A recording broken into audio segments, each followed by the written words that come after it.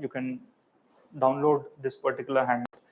And I won't recommend reading this handout at this point of time if you're reading it for the first time. So we'll be doing the basics of geography, advances of geography, nuances of geography, everything in the next few hours.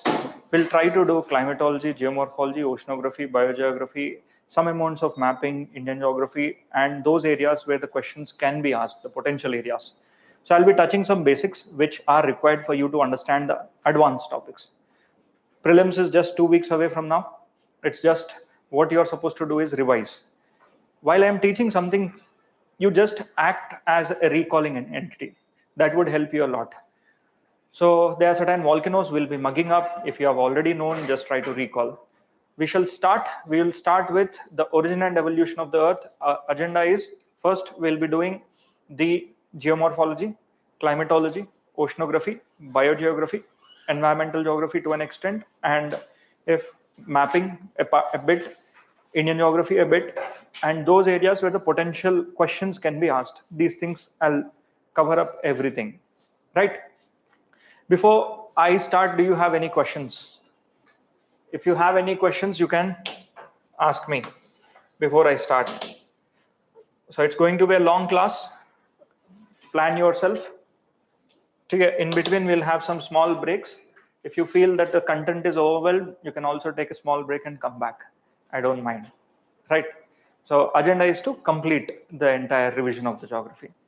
You can also take a plain paper or whatever the notes that you have. You can add on information. You can also correct the information. You can do all the aspects, whatever you're comfortable. Yes, so we shall start with we'll go back to 13.6 billion years. And we'll start with the Big Bang. This is UPSC's most favorite question, Big Bang theory. In prelims also, in mains also, right? For you to understand the concept of Big Bang theory, first you need to know what is singularity. Singularity is a point or something which has, if this point has infinite density, infinite temperature, and a very tiny volume, right? We call this particular point as the singularity. This singularity is also used as a concept in science, in space technologies, right? A Big Bang theory also uses, plus the radiation of the sun, if you wanted to study, that is also it is used. And it was not a concept which was earlier accepted, but later we believe in. A singularity is something which is infinite density, temperature, and tiny volume. So for reasons that we do not know, this singularity got busted out. What are the reasons? Even the scientific community do not know as of now what are the reasons. It's a hypothetical thing, but this is a theory.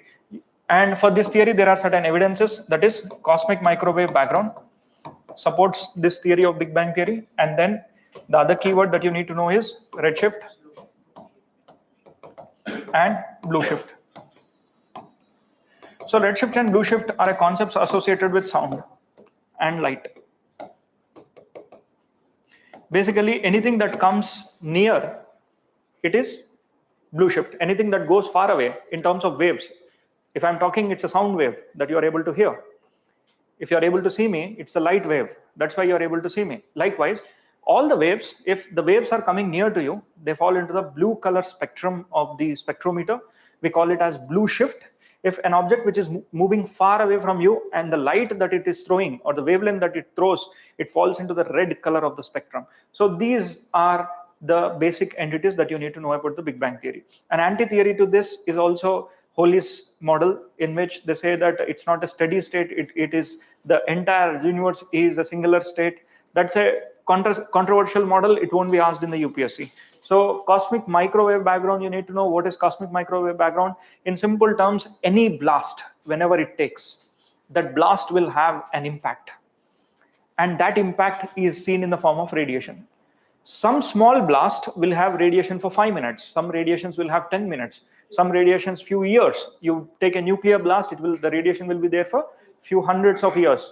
Let's say the Hiroshima and Nagasaki, they said that once this blast took place, at least for 100 years or so, the growth of plants is not possible. Even when you go to this Hiroshima today, the growth of plants is artificial. Even they do not survive. They need to be given special nutrients. Let's say the Fukushima nuclear reactor got blasted. In that particular place, for the next 250 years, around the radius of 3 kilometers, not even a single plant can grow there. Now, if a small nuclear blast can have an impact of 250 years, now imagine there was a blast that took place few billions of years ago, and this blast has the potential to create an impact in the form of radiation for a few billions of years. And that radiation, when you go into the space today, falls into the cosmic microwave background. And a cosmic microwave, to have that kind of background, only and only an impact of such large scale might have happened. So that's why if we go into the deep space, that deep space will have radiations of cosmic microwave background, and scientists consider that cosmic microwave background as one of the examples of, or the one of the evidences for the Big Bang theory. Now, let me tell you the singularity in a simplest concepts. I always give this example in a class. Today we have 50 people sitting here. In the same classroom, I wanted to put in some 5,000 students in the classroom. Is it possible? Practically may not be, but theoretically, if I break the bones and turn and twist and make them sit here, I can make it. Or else, if I burn all the material here, it will turn into ashes, right? That ash has changed the form. So the matter that you see, the matter can change the form, right? Today, we are humans with blood and flesh. Tomorrow, when we are burnt, we are just nothing but ashes. Like that, every body changes its form. It is said that there was a time period, 13.6 billion years ago, the entire universe was not in the form in which we are there. That means the concept of matter, time, energy, space, four things, they existed only after the Big Bang theory came into picture. Until then, the Big Bang theory did not. Until the Big Bang theory, there is no concept of time, energy, space, and matter. So the concept of origin of, in the prelims, this can come. Time, energy, space, and matter, four things evolved only after the Big Bang theory came into picture. Until then, the concepts of these four were not existent, right? So apart from that, if you look into this Big Bang theory, here the evidences play a vital role. Three things I already told you: redshift, blue shift, and cosmic microwave background. Now, where else these applications of redshift, blue shift, and cosmic microwave background can help us? Which other industries are these utilized? Where else? Which other industries can this cosmic microwave backgrounds can be utilized? Nuclear reactors. Yeah, nuclear reactors. Even in understanding the movement of the thermohaline circulations of water, which is moving at the lower depths of the ocean, these waters, while they move, it is we find out those radiations. It is nothing but if it is a kind of evidence which is left behind for a blast that happened few billions of years ago. So now, when all the form is changed and put at one single place, imagine the entire universe is condensed, conserved, and put into a tiny ball. That tiny ball is your singularity, right? Who gave this concept? Edwin Hubble gave the Big Bang theory, but evidences were found out by using the James Webb Hubble telescope. See, all these evidences have to be shown right to the public. That is done by Hubble. So on the name of Hubble, you'll have Hubble telescope. And this telescope is placed in the space until 1990 se lekar until recent time, 2014 to 18. This was the telescope that was used. After this telescope, every telescope will have a life. I mean, every satellite will have a life when it goes into the space. Why? Because a satellite will have fuel. The time of the fuel will be gone, so that the satellite will fall back. So again, in the year 2019, another satellite which is sent, which is 10 times bigger than the previous one, and this telescope, which is almost 10 to 15 times bigger than the one. So this is called as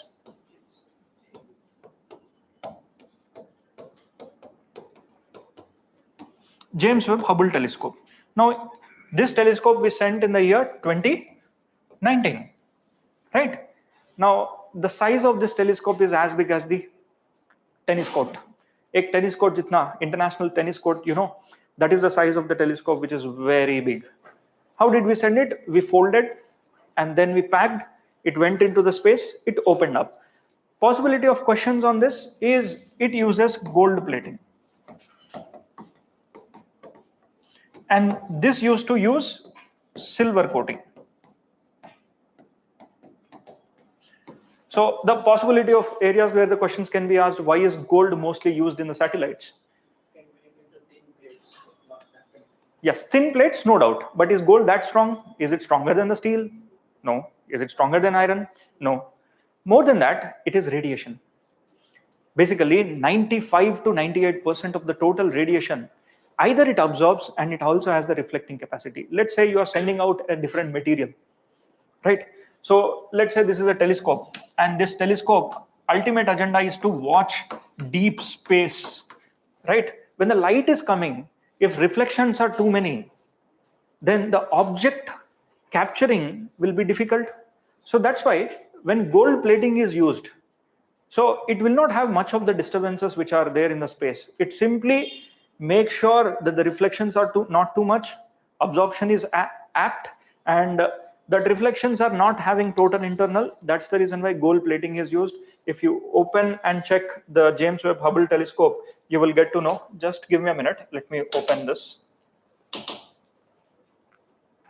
So this James Webb Hubble telescope is currently the Hubble telescope, which is now seeing the space and sending the images. Only in the last year, we got to see the true images of the black hole, right? Until now, what are the images that we saw till last year? They were images of imaginary in nature. How does a black hole look? How does the deep space look? But now, the James Webb Hubble telescope, which took images which are there in the deep space and sent. It's not a single image. What does it do is it does take few thousands and lakhs of images. All that lakhs of images will be processed, and finally you will get an image, and that image we have it today, and that is a true black hole image and the true deep space supernova image, right? So in the space, what kind of questions can be asked? The questions can be, in the Big Bang Theory, questions can be asked on the concept of light. See, light is always a memory. Remember this, light is a memory. If you go outside and see each other, you are able to see because there is a wavelength which is present between 400 to 700 nanometers. That light is sent by the sun. Now, how old is that light? Roughly 8 minutes. That means that memory which is sent by the sun, it is 8 minutes old. So always the light which is coming from the deep space, is it carrying a memory? Yes. So a single line statement which can say that light is a memory. Yes, light is a memory. Light can carry memory. Light can transfer the energy, right? Light comes in the form of waves, right? The oldest light that we know as of now and the strongest light that we receive is coming in the form of sun, right? Sun, what is the outer layer temperature of the sun? It is 1 lakh plus degrees Celsius. What is the inner temperature of the core? And so the core temperature is comparatively lower as compared to the outer, that is coronosphere. So sun looks like corona. Corona is nothing but the coronavirus is named after the sun because the shape of this coronavirus and these two are more or less the same. So that's why we say the COVID as the coronavirus because we have taken it from the sun itself. So here I wanted to show you the James Webb Hubble telescope. Just a minute. This is the James Webb Hubble telescope. Look at the parameters here.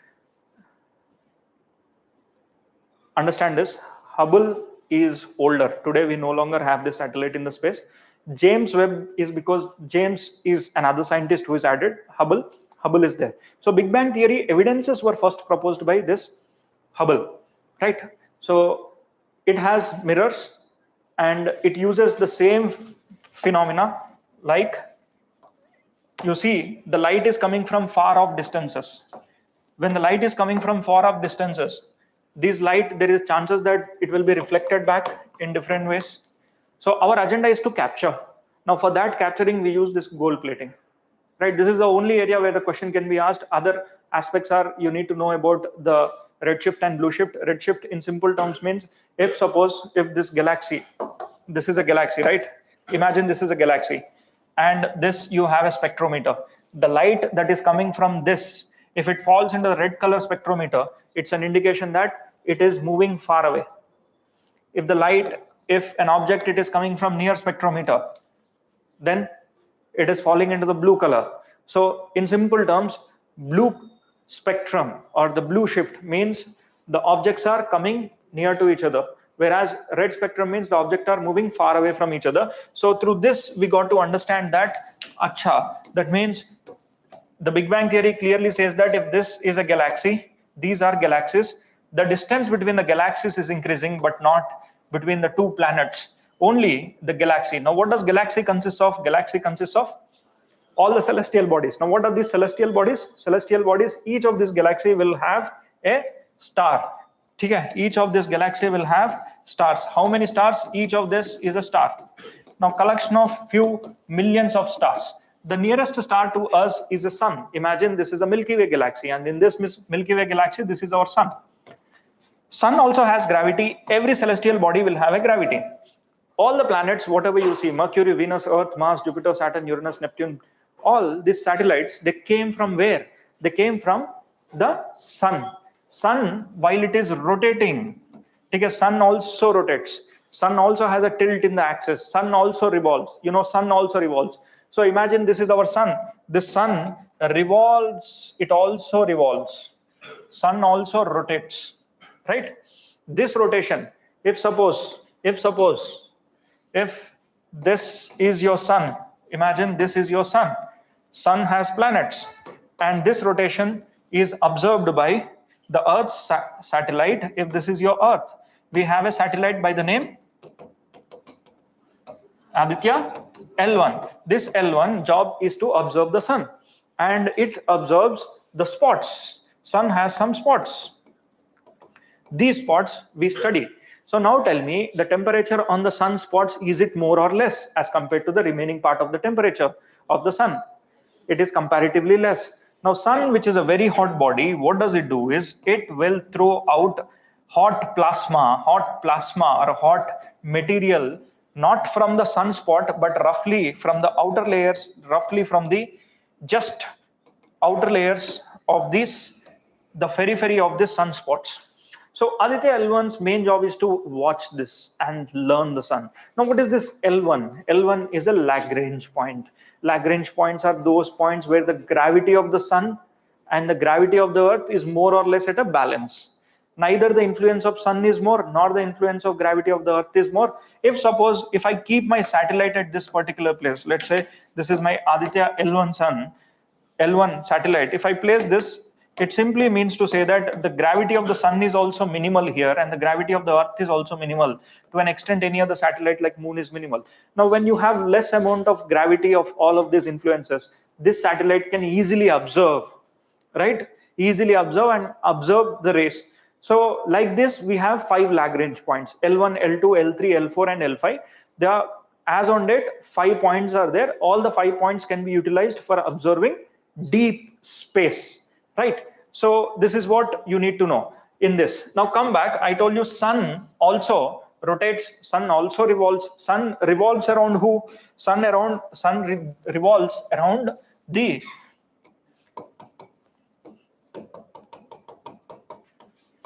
Milky Way galaxy. Now what do you have at the center of this galaxy? Black holes. Right. Now what is a black hole? Black hole is nothing but an infinite gravity, okay? Which is another example for singularity is black hole, right? I told you what is singularity.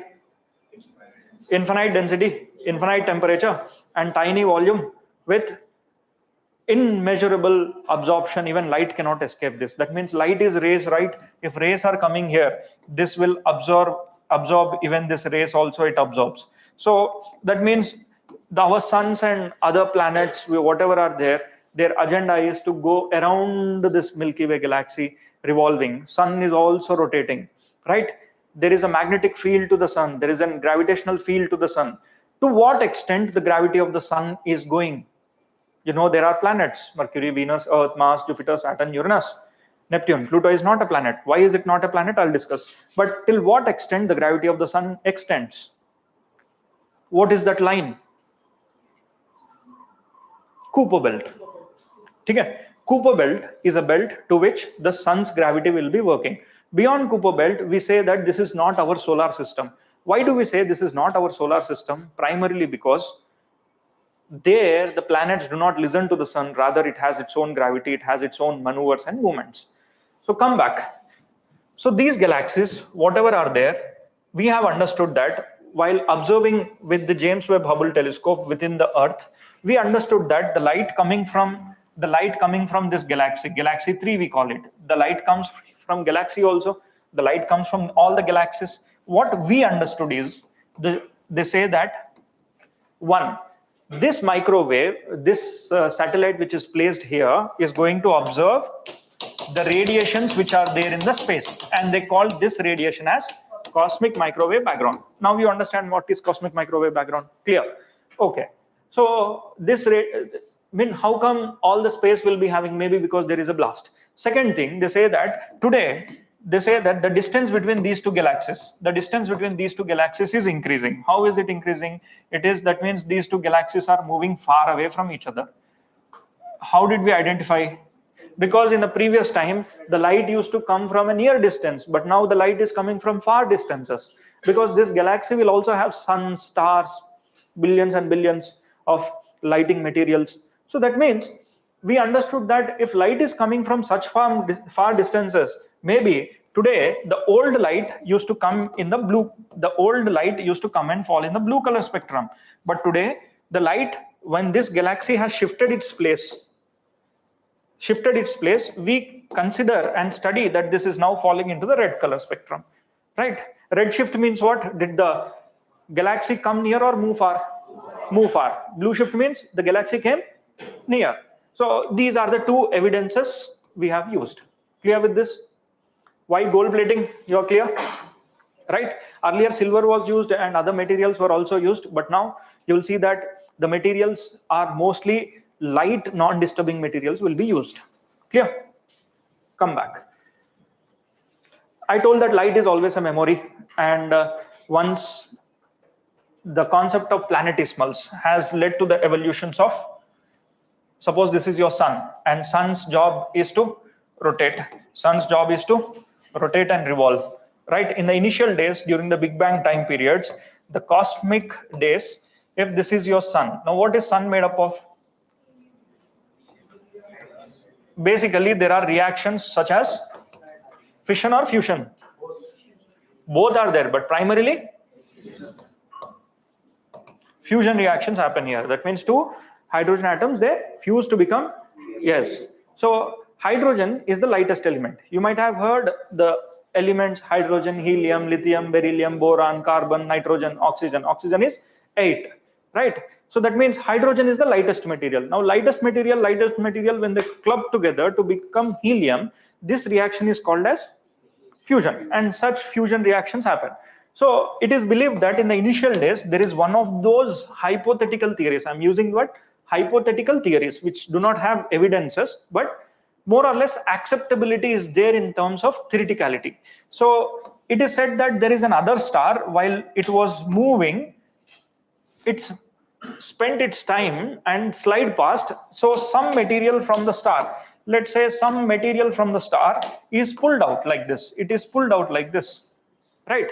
So when it is pulled out, the heavier and denser materials were near to the sun, and the lighter materials, which are made up of gases, they were thrown far away. So these materials which are thrown far away, like this, all these materials were thrown away. So these materials, when they are thrown out, there are gases in that, there are rocky materials in that. So all those materials which were heavier, they were present near to the sun, and those which are made up of gases, they were far away. That means, can I say that those planets or those materials which are present near to the sun, they are made up of comparatively higher concentration of rocks? They are called as rocky planets, right? and those which are there, they are made up of gases, right?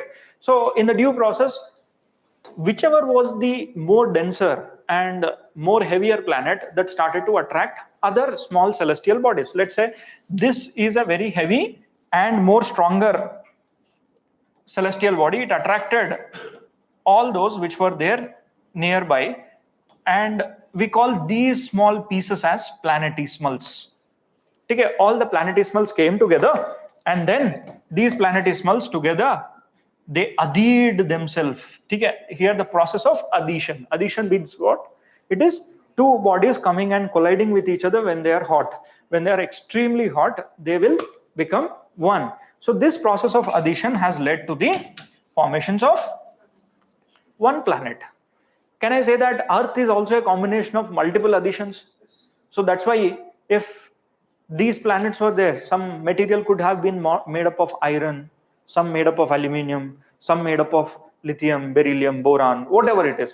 So today our Earth is made up of majorly 8 major minerals, right? Our Earth crust is made up of 8 major minerals. So even there is a thumb rule in the space, that the thumb rule is any body which is there in the space, it will rotate and it do not have friction. Absence of friction and rotation are two common things. Now whenever any body which is rotating, in that density differentiation will be there. Density differentiation means, like the one it is rotating, the heavier materials came near to the sun, lighter materials are far away, and slowly they started to make their own orbit like this. So it took few billions of years for this orbit to be cleared, right? And every planet will rotate, okay, and absence of friction is there. In the due process, density differentiation. Density differentiation means, let us go little more inside and check into these planets. So these planets, what happened is, while they were forming, the center of the planet will always have heavier materials, and the layers which are present little on the exterior layers will be made up of lighter materials, right? Even the Earth was rotating.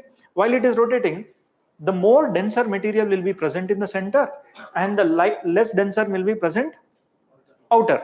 So can I say that if I go back and check my entire solar system, all my solar system will be rotating? While it is rotating, the heavier material is always present in the center and the lighter material is present over the crust. So that means the place where we are standing, are they denser or lighter? Lighter as compared to the material inside. So this is the thumb rule which is present across. Same thumb rule also applies to the sun today. Even in the center of the sun, the material is more denser, right? And one more thing, all these bodies were hot. Over a period of time, they cooled. In the cooling process, some materials formed its change of nature. It happened. So cumulatively, the modern day rocks are fully metamorphized, except the rocks that are coming from the volcano are igneous. Rest of them are metamorphized, right? So igneous rocks, again, we'll study in the concept of rocks. They are basaltic and granitic. Okay? Intrusive and extrusive. Intrusive rocks are PGDG, pegmatite, gabbro, dorolite, and PGDG, granite.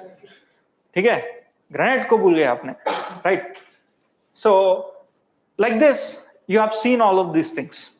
The formation of the planets. Planets formed with the theory of planetesimals. Small planetesimals become a planet. Density differentiation is there in everything.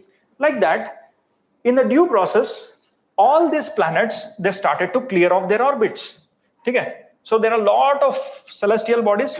These celestial bodies, what happened is, they together became planets. Whoever is heavier, it charged.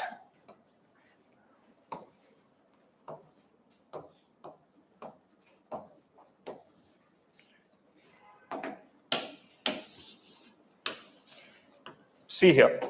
Now these planets, they started to have their own orbit. This is one orbit. This is another orbit. Like that, we have some orbits, right? Now, to be called a celestial body as a planet, it has to do certain things. Number one, if suppose if there are any celestial bodies in its orbit, what should the planet do?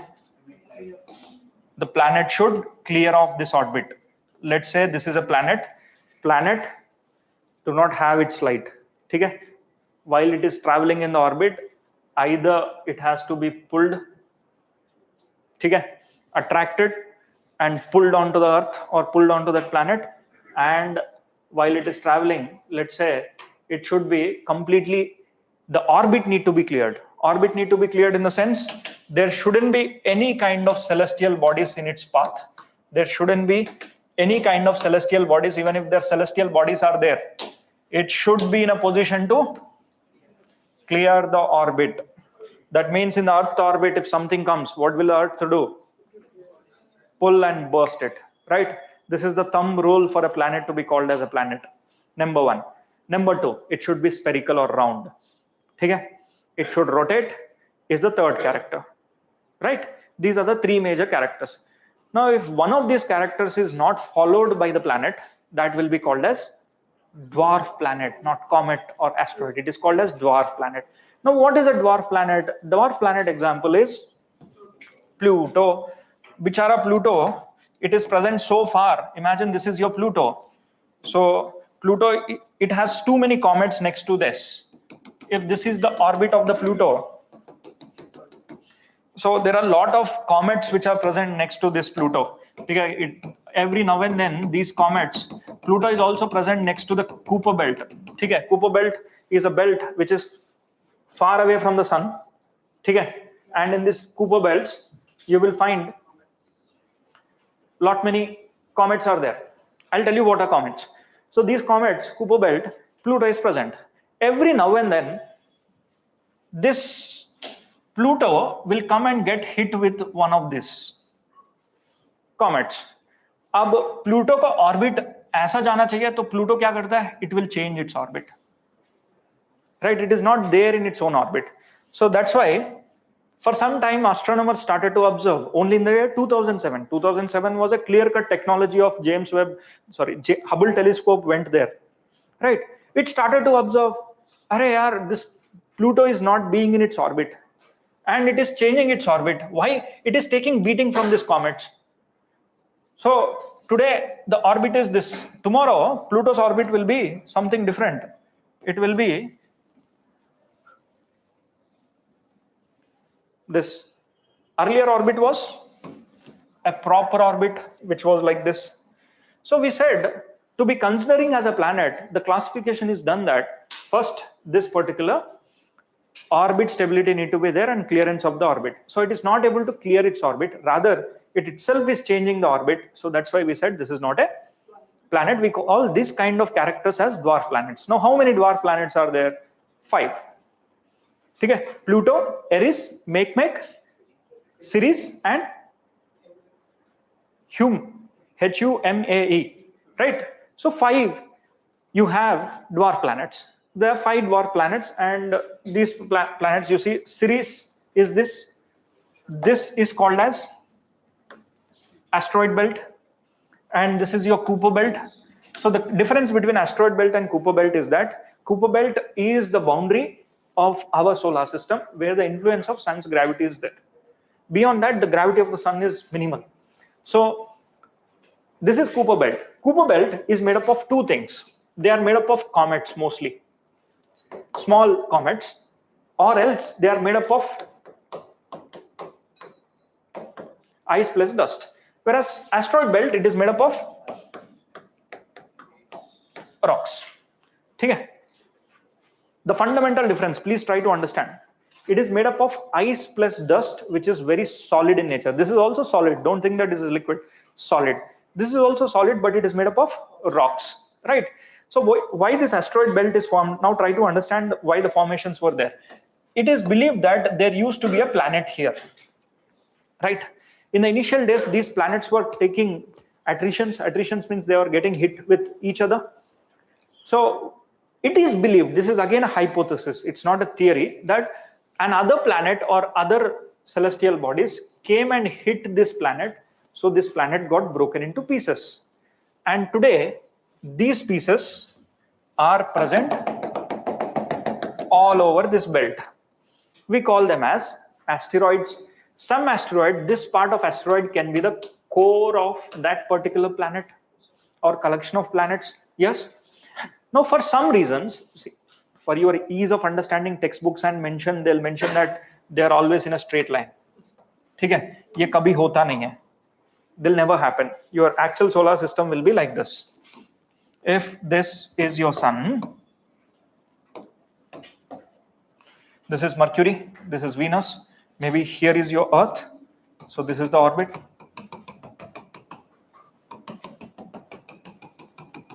This is how the planets are. Mercury, Venus, Earth, then you have Mars. So let's consider this as Mars, and Jupiter is a little bigger, so we'll consider this as Jupiter. So this is the orbit of Mars, and this is the orbit of Jupiter, right? So the alignment is not always in a straight line. So Earth is a blue planet.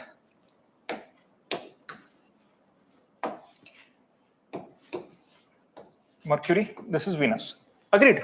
So you have asteroid belt which is present in, this is asteroid belt.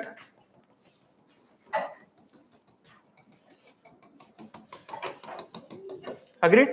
It is present between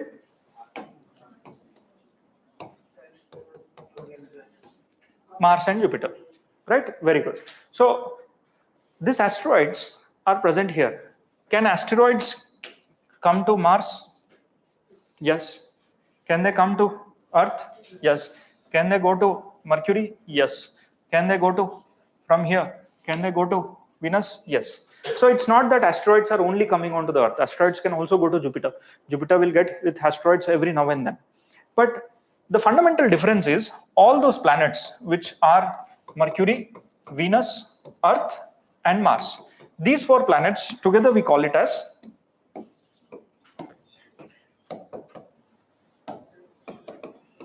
terrestrial, rocky planets. We call them as terrestrial or rocky planets. So terrestrial and rocky planets, why? Because they are made up of rocks. And these planets, they are made up of gases. Why they are made up of gases? They are made up of gases because the solar flares from the sun, which comes in the name of coronal mass ejections, could not wash away the radiations and the gases of these particular planets. And coronal mass ejections have washed away the radiations of and the gases of this particular planet. So finally, this asteroid belt is present between terrestrial planets and Jovian planets. So Jupiter looks very big. Now remember, the bigger the size of the body, the more will be the gravity. Remember this. The bigger the size of the gravity, the more will be the, the bigger the size of the body, the more will be the gravity. So this body's gravity is higher. But when it comes to density, Venus has high density of gases, right? Venus has one of the highest density. The density of the Venus is very high because there are too many heavy gases, not the lighter gases. When it comes to the gravity, Jupiter's gravity can be more. Why? Because it is bigger. But remember, Jupiter is not solid. Jupiter is gas. But the core of the Jupiter is solid. Okay, core of all these planets are solid. Around this, they are made up of gases. So this is also dust plus gases, right? So in this, what is the most unique planet that you are supposed to know? Earth, life is possible. Apart from that, when it comes to rotation, which planet will have inverted or tilted rotation? Venus, and Uranus is completely 90, right? So ours is 23.5 degrees tilted. From where? Our Earth axis is 23.5 degrees tilted, but from where? Huh?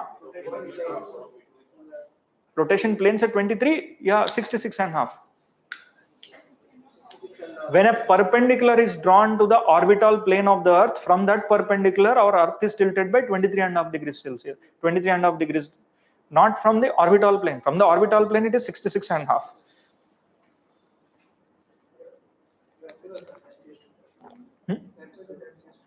No, not the Earth. Look here. If examiner goes mad, he'll enter into this domain.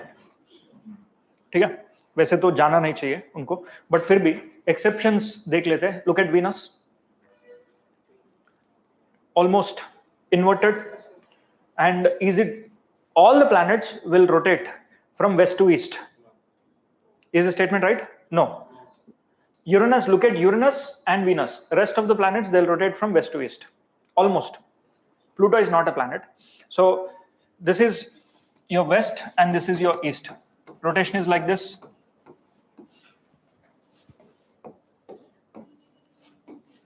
So exceptions are Uranus and Venus. हमेशा thumb rule पे रखो. That is Uranus and Venus are the exceptions. Now, why are all of these bodies are not in a straight line? They are tilted. Why? Because for many millions of years, these Earth in the starting days of formation, it is taken beating from asteroids, right? So they have tilted their axis, right? So our Earth is tilted by 23.5 degrees, right? Likewise, look at Uranus. It is completely almost 90 plus degrees it is tilted. So here, please remember, exceptions will always be there in your options. Exceptions will always be there in your options. And likewise, in polity, if an exception question need to be asked, they'll always use the word constitution. Okay? According to constitution, it is mentioned in the constitution. अगर कोई सवाल line आया ना, आंख बंद करके wrong mark करो. ठीक है? I am telling you openly. Why? Because 9 out of 10 times this is mentioned in the constitution. If it is written, 99% wrong. From my experiences, which I am telling you, you will get the 2 marks. If you know it, fine, mark it right. If you don't know it, then आंख बंद करके जय बोलो. ठीक है? Yes. Exceptions here are Venus, Uranus. So if a question is made, these two will be there in the options. Rest. Now coming to the tilt of the Earth. So ये जो tilt of the Earth है, it is, let's say, if this is your Earth. In the initial days, we thought that the Earth was like this.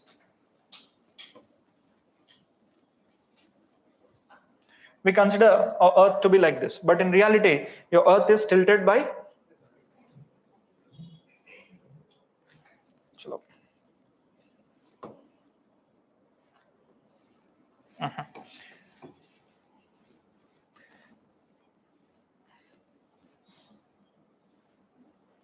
This is how the Earth is tilted. Now, why the Earth is tilted? Because Earth got hit with celestial bodies, so it is tilted. But tilted from where? Your Earth is tilted by 23.5 degrees. Suppose this is the rotational plane of the Earth. It is the rotational plane of the Earth. Or else, if this is your Sun, now you draw all the lines from the Sun to its plane. Imagine this is the plane of the Sun. You consider this is the plane of the Sun. From the plane of the Sun, if you draw a perpendicular line, okay, remember, see this. This is your plane of the Sun. From here, you draw a perpendicular line. Are these perpendicular lines to the plane of the Sun? Now bring the Earth and check.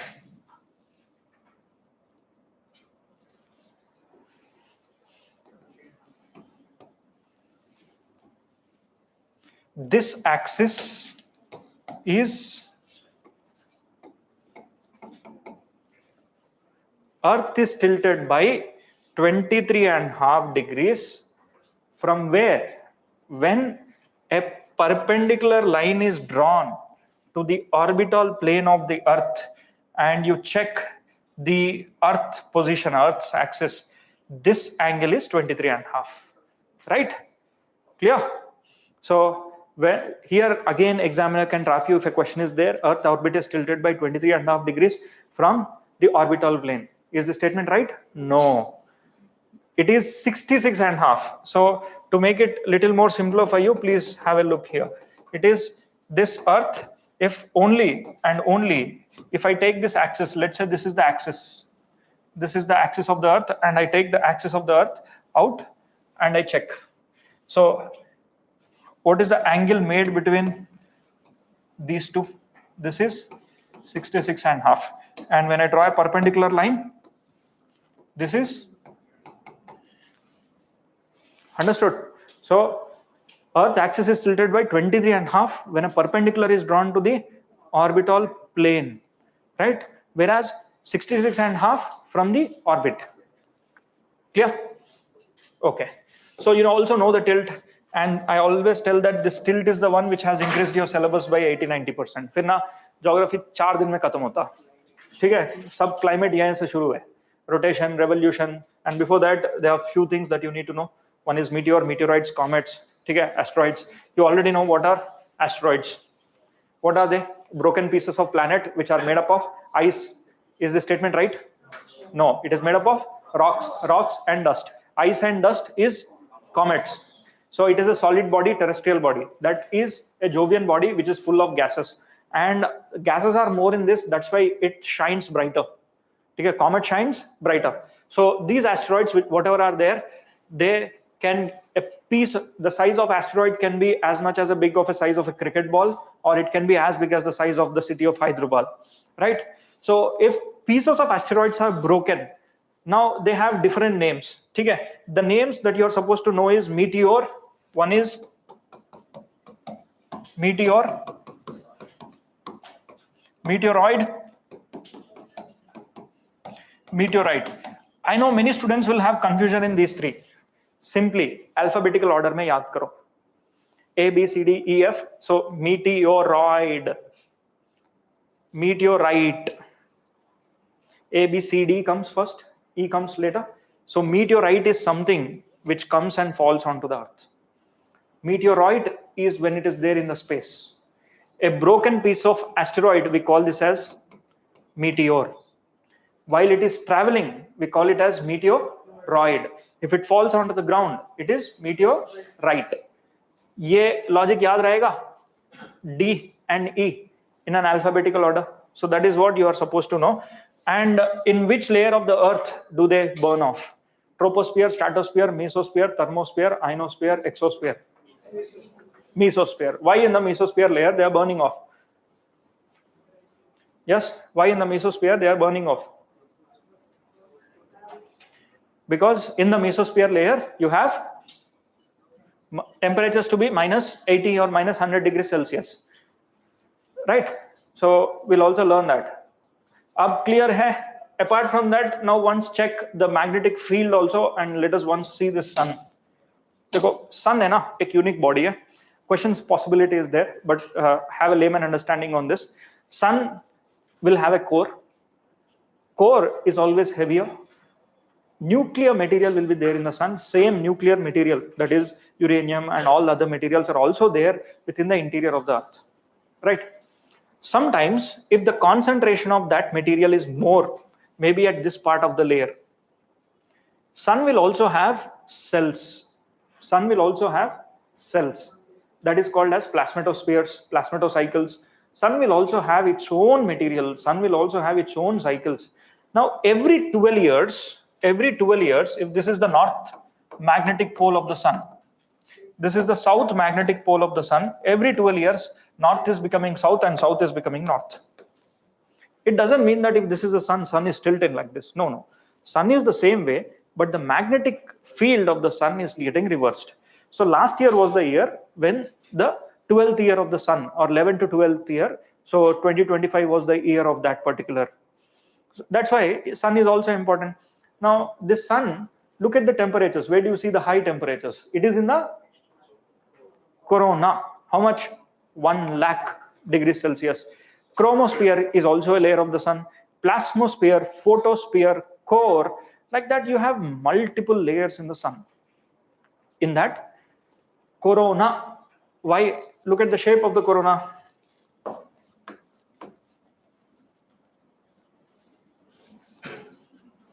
So the shape of the corona, even your COVID virus also looks like this. So that's why we said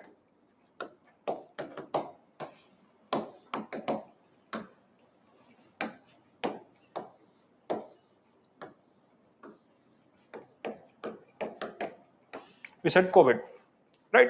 Because coronal virus looks like the corona. Now corona is temperature having of 1 lakh degrees Celsius.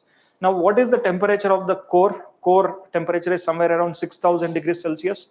So the temperature of the core is roughly the temperature of the photosphere. In the photosphere, the temperature is 6,000 odd degrees Celsius. When you go to the core of the Earth, you'll have this kind of temperatures, whatever the temperature which is there on the sun, right? So here the cycles are there. You'll also have this rising cells, diverging cells, sinking cells. So these cells are also there in the, we call them on the Earth as mantle. Hadley, Ferrell, they are in the air. These are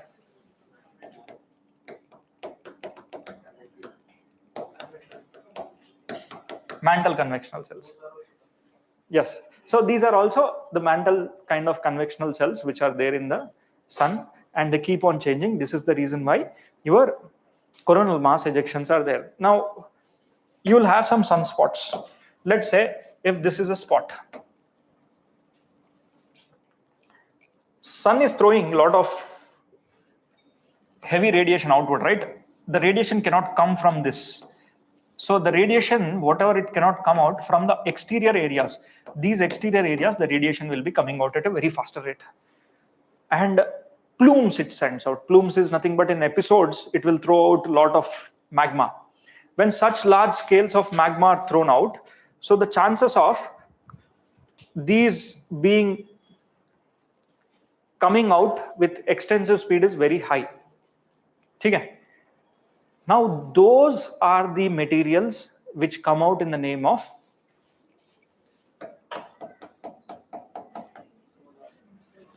coronal mass ejection. Where is it coming from? Corona. CME means what? So that means from the coronal layer they are going to come out. In the coronal layer, this mass ejection is going to come. This mass ejections, while they come out, they come with extreme speed and extreme variation. These are hotspots which are there in the coronal layer. So from the exterior layers, when these are thrown out, they come with all the rays. Now these rays will have X-rays, UV rays, ultraviolet rays. Okay? All the rays will be there.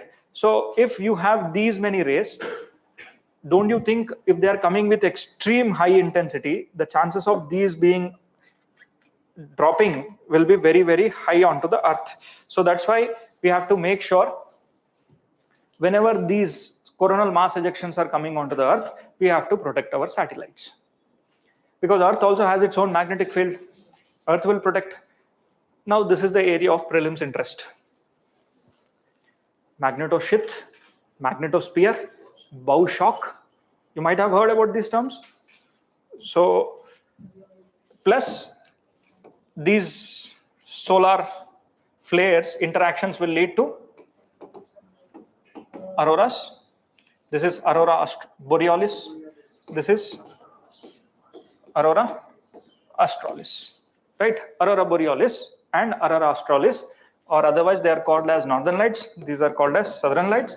So the prelims area of interest will be why these colors are different in different, okay, in which layer they are formed, and plus what is this called? The shape of this radiation. What is this called?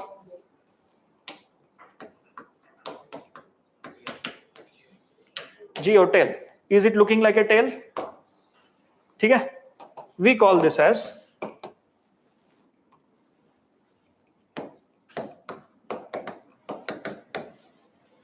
is geotail found towards the sun side or opposite of the sun side? Opposite. So here there will be, and these kind of lights will be seen in the mesosphere or ionosphere. Ionosphere, they are seen in the ionosphere. Okay, so they are always seen in the ionosphere. Why in the ionosphere?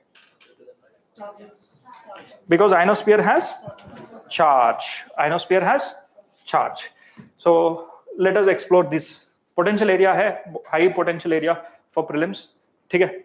So look here. One, you're clear with coronal mass ejections. They come from corona. Why? Sunspots are there. Sunspots are blocking the sun's rays. From the exteriors of the sunspots, you get to see. Who is watching the sunspots? Aditya L1, right? So it studies the sun. Now, fusion reaction is happening, right? Majorly fusion. Fusion is also very minimal reactions are there. Nuclear materials. Highest temperature is in corona. While they come out, these are nothing but rays. These are electromagnetic radiations. Now, when these radiations, while they come up, they'll have all the rays. Sun will send you every rays. Now, remember, the rays that are coming from the sun, what are they? Short wave or long wave? Majority of it is short wave. Majority of it is short wave. It will also have some kind of long waves. Short wave radiations are nothing but, is X-ray short wave, long wave? Is infrared long wave or short wave? Gamma long wave, short wave? Chalo, I'll give you an option. Which of the following rays are considered to be short wave? Infrared, visible, gamma, microwave. Gamma, agreed. Next, microwave.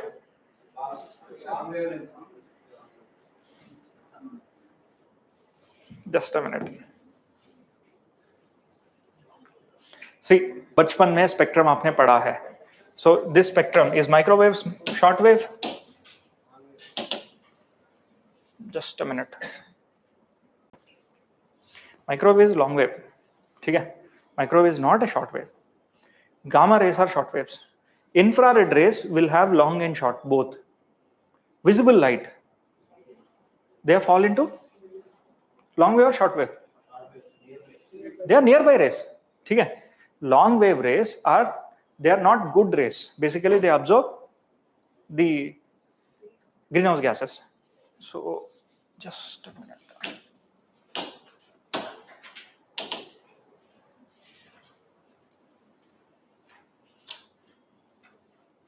Questions ab पूछ सकता है. There's a lot of possibility in this. So, yeah, what do you mean by polarized? You have heard about polarized light, right? Scattering of light is, but light comes in how many different kind of waves? VIBGYOR is visible. Beyond VIBGYOR also you have rays, kada? Huh? See, basically light always travels in 3 planes. Light travels here also. Light travels here also. While it is traveling, light will also move. It's like this, right? So light travels in all the waves. So whatever the light that you are seeing, you are actually seeing the 3 different planes the light travels. So one plane is this, one plane is this. Now, while the light which is moving in this manner, it is also moving forward, right? If you want to block this, you will see less visible. If you also block this, possibility is there that I can cut this.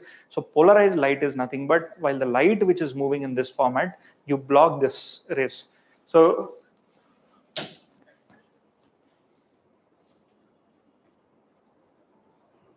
just a minute.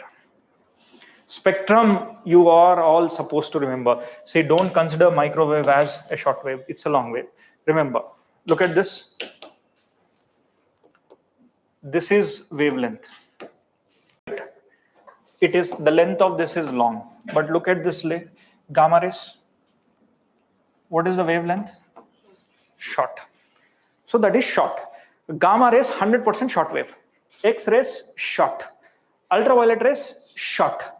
Visible light, short. Infrared, it has 2 components. You have, this is short and this is long, right? Infrared rays will have 2 components, long wave side also, short wave. So short wave infrared and long wave infrared.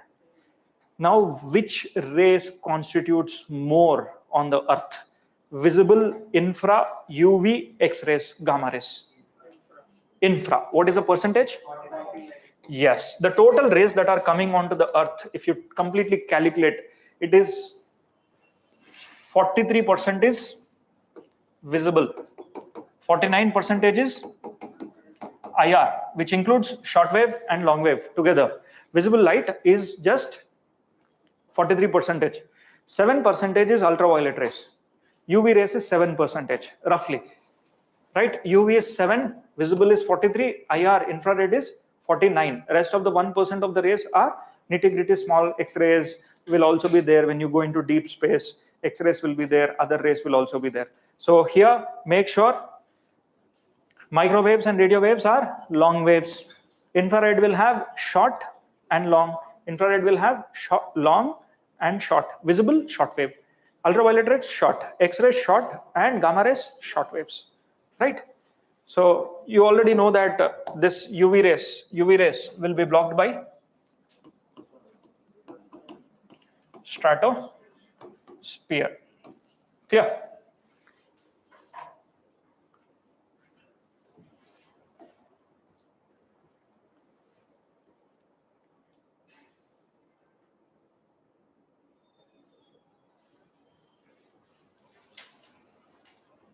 Come back.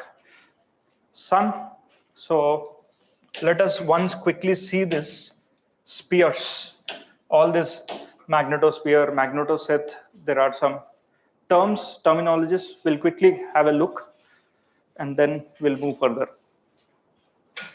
Well, it's better to have a visual outlook that will give you a better understanding about.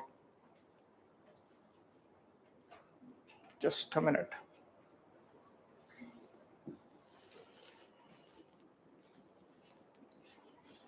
See this diagram. When solar flares are coming, coronal mass ejections are thrown out. Earth is also having magnetic field, right? Electromagnetic field. Now, Earth will also try to protect its regions. So this is inner planet radiation belt and this is outer radiation belt, right? So if suppose you see these solar flares are coming in, there should be a safe area for our satellites to be placed. Damn sure, if you're placing your satellites near to the polar region, they'll get destroyed. At least their communication will be temporarily interrupted. So I already told many a number of times that in 1980s, US thought it was done by Russia. Russia thought it was done by USA. All the communication satellites were blocked and they were scrambling their engines to launch some kind of missile attacks. By then, the polar satellites launching stations which are there, they confirmed that it is not done by any country. It was actually an incident of solar flares. So that is when we started to study these solar flares in detail. So in the due process, what you need to know is a bow shock, the term magnetosphere, magnetopause, magnetosphere, geomagnetotail.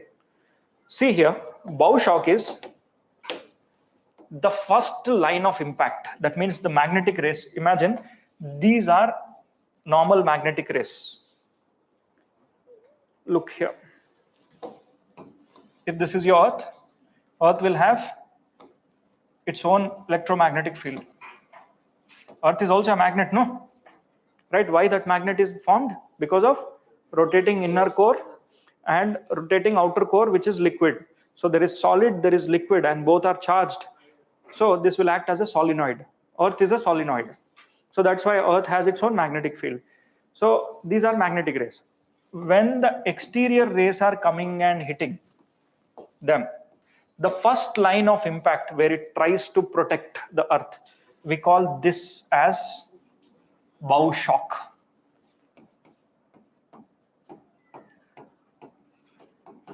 Shock. Okay? Bow shock. Look here. Understood? This is your bow shock. Now, you need to have a Van Allen radiation belt. What is this Van Allen radiation belt? Van Allen radiation belt is a belt where you can actually place your satellites, which we feel that they are safe. Right? Suppose if you are placing your satellite in this belt, that means your satellite is safe, especially in the inner region. But if you're placing your satellite here, can the CME come and hit you? What rays is being thrown by the sun? Short waves means what are they? Ranging from infrared, visible light, gamma rays, X-rays, UV rays. For what rays we use in communication? Radio waves, right? Only radio waves. Microwaves also. We use electromagnetic waves. If suppose today we wanted to have a communication with a satellite which is sent onto the Mars, right? How are we communicating with them? Deep space communication, electromagnetic waves only, right? So that means if I snap, this sound will take 14 minutes to travel onto the moon, right? Mars. Today you are giving a command now on your system. It will take little time for the command to get executed there. It takes time. Roughly 14 minutes is the time when they were doing this Mangalyaan launching. So that means everything is delayed. The communication that is sent from there, it will take 10 to 14 minutes. So the delayed process is needing the accuracy. So likewise, here also it is same. It will destroy the communication systems, number one. So we make sure that these Van-Allen radiation belt, this is where we place our satellites. So in these terms, try to look into these bow shock, magnetosheath, magnetopause, magnetotail. That magnetotail is also called as geomagnetotail. That means it looks like a tail. Look at this. This is a better diagram. You can always put your satellites in the neutral set. Neutral set is on the non-sunny side. Geomagnetic tail is on the non-sunny side. Bow shock is on the sunny side. Magnetosheath is also not a good area where satellites have to be placed. You cannot place there also. It's not a good area. You need to put them in the Van Allen radiation belt, right? So that they are comparatively safer. Terms you need to know. So these are continuous charge particles which are thrown.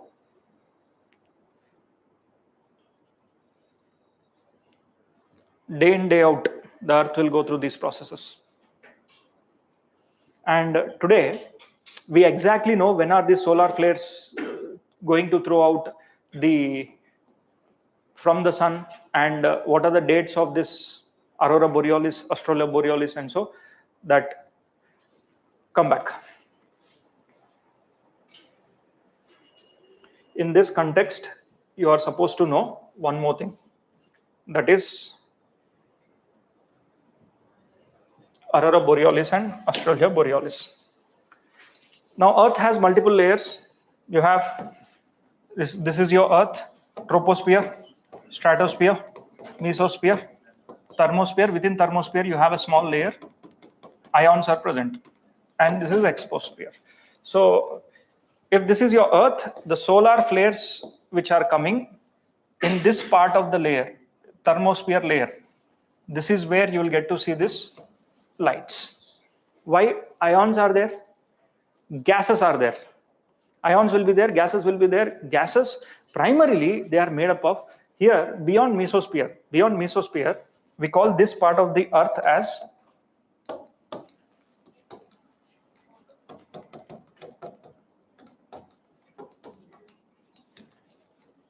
until mesosphere, we call them as homosphere in terms of gases.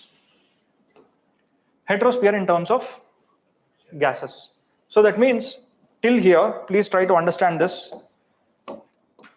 Up to 80 kilometers. This is 80 kilometers. So troposphere, stratosphere, mesosphere, we call this as homosphere, and beyond that we call it as heterosphere. Homosphere, I always tell that if I take up this bottle and I close this lid of the bottle, the gases in the homosphere will be in the combination of, you have nitrogen, oxygen, carbon dioxide, argon. Nitrogen is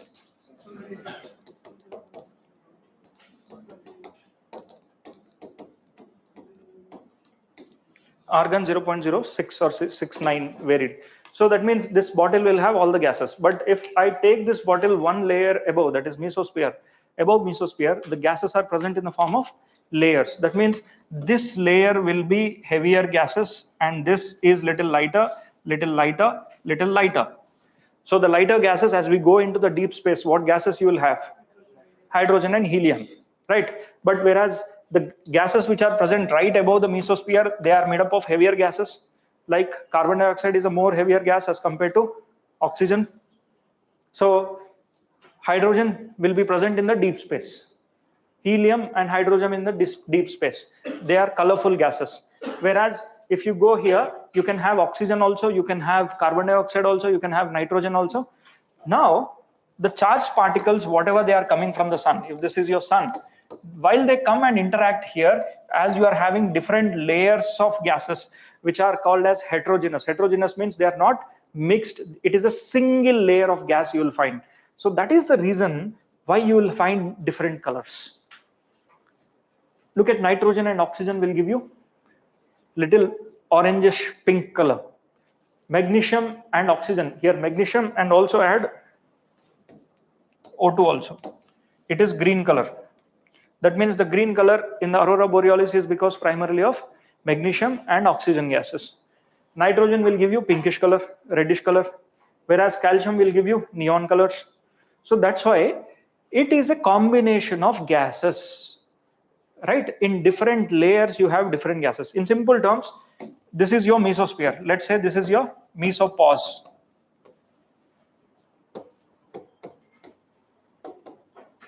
Now tell me, with respect to carbon dioxide, oxygen, nitrogen, if these gases are to be present in a layer wise above mesosphere, this is 80 kilometers height, and this is your Earth. From here, this is 80. I told you this is homo, and this is hetero. So which gas will be present in lower height and which gas will be present in the higher height? Oxygen present at lower height. Till what height?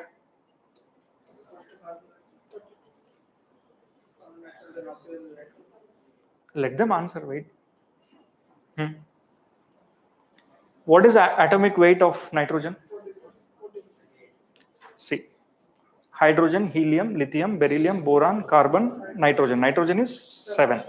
N2 are there, right? How much? 14. 14 into 2 is the atomic weight, that is 28. Now tell me for oxygen. O molecule is 8. 16 into 2. What about carbon dioxide? 40. That means carbon dioxide is heavier. So your gas of carbon dioxide will be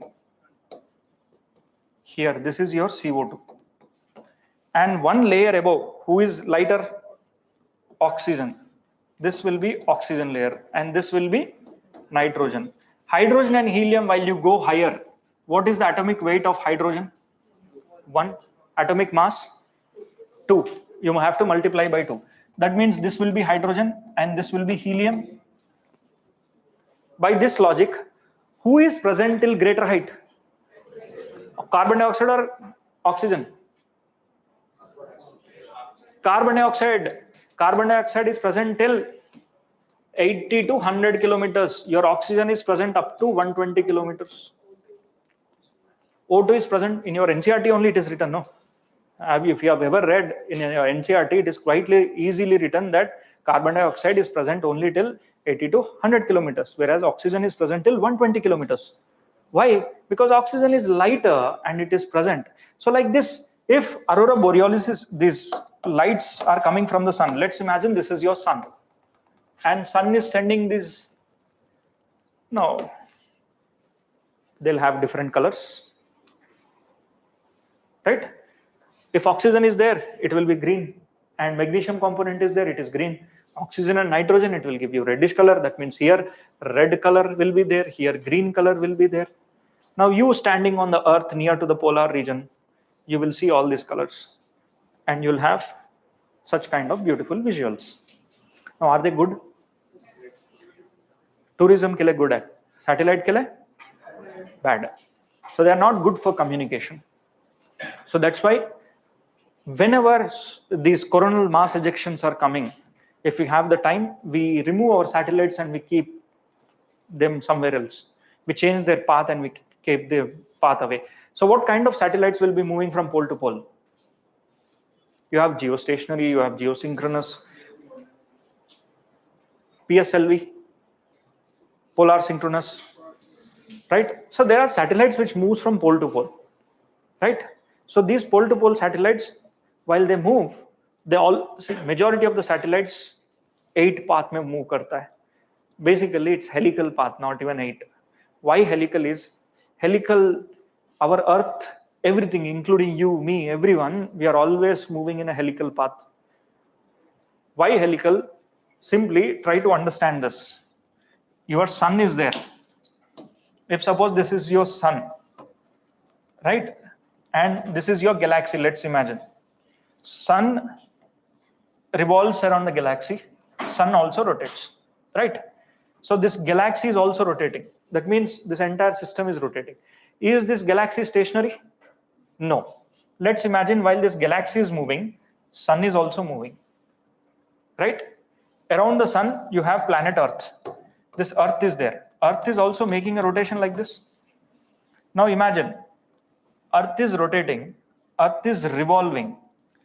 So this galaxy, while it is moving, within the galaxy, your sun will also move. But while it is rotating and moving, right, it will move here. Now it is rotating and revolving and moving. So basically, if you try to imagine all of this, you are also moving, I am also moving, everything else is moving. We always move in a helical path like this. We move like this. This is the path. So we say helical structures whenever you hear in the space. Why? Just imagine your Earth. Your Earth was here. Why is it moving forward? Your sun is moving forward. Your galaxy is moving forward.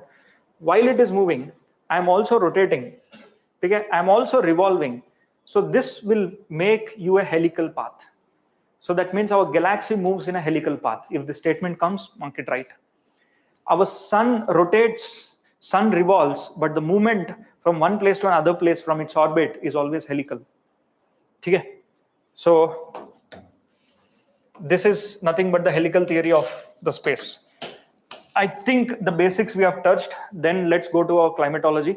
In that, some of the basics we'll touch, and then one by one we'll clear.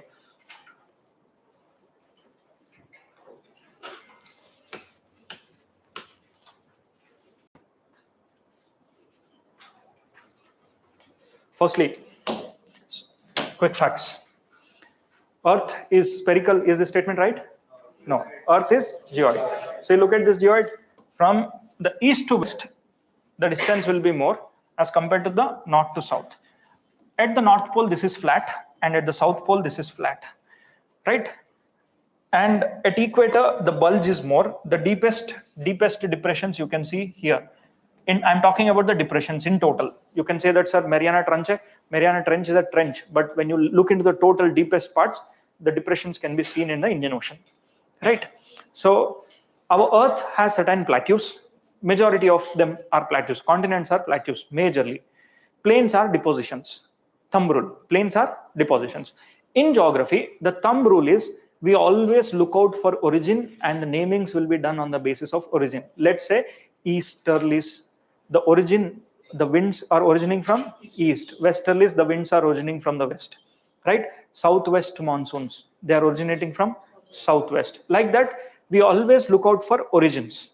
And geography is 90% of the time studied with reference to north hemisphere. Southern hemisphere, we take less significance. Why? Because population is less. Books written for geography are also less, right? So in totality, we study always geography with respect to northern hemisphere. Here in the climatology, our fundamental role is to understand the atmosphere. That means it is about understanding the layers. This is troposphere, stratosphere, mesosphere, thermosphere, like that. So you please look, this is a flat area, and this is also a flat area. The atmosphere here is 8 kilometers height. Only up till 8 kilometers you will have. Even in the polar region also, the atmosphere thickness is only 8 kilometers. Right, but when you go to the South Pole, the height of the Arctic region is somewhere around 3.5 to 4 kilometers is the average height. That means if this is your Arctic and this is the South Pole, 4 kilometers length, and the atmospheric width will only be to 5 kilometers max, right? So look at the South Pole. In the South Pole, it is like this. It is having, this is your Antarctic region, and already tropopause will be present at 8 kilometers. So this is 4 kilometers height, roughly 3 to 4. That means the atmosphere thickness is less in the South Pole. Can I say the atmospheric thickness as compared to the North Pole is less in the South Pole and it is more in the North Pole? Yes, remember this. So the major changes on the Earth which are primarily caused will be caused because of these, right? And at the equator, the sunlight is received more, and at the polar region, the sunlight received is less. So these are some of the basics before we venture in. And Those of you who do not know what is east, west, north, south, let's quickly recall. This is very basics. Whenever the sun rises, you stand in front of the sun, that is your east. On the back side, it is your west. On the right side, it is your south, and the left side, it is your north, right? So east, west, north, south. Now, prelims area, I'll tell you where the questions can come. Earth has a spherical orbit, elliptical orbit, circular orbit, elliptical, right? Because of this elliptical orbit, you will see certain changes that are happening to the Earth's behavior. Now, two terms that you need to know. One is obliquity and the axial precession. Obliquity is the tilt in the axis of the Earth. So look at this. There is always a tilt in the axis of the Earth. How many years it happens? Roughly, this happens few 25,000 years once, or like that. The tilt varies from 22 to 24.5. As on date, we always say that the Earth tilt is 23.5, but in reality, it is today not 23.5. It is little on the higher side, right? So the tilt, which is changing from 23.5 to 22, 23.5 to 24.5, this is called as obliquity.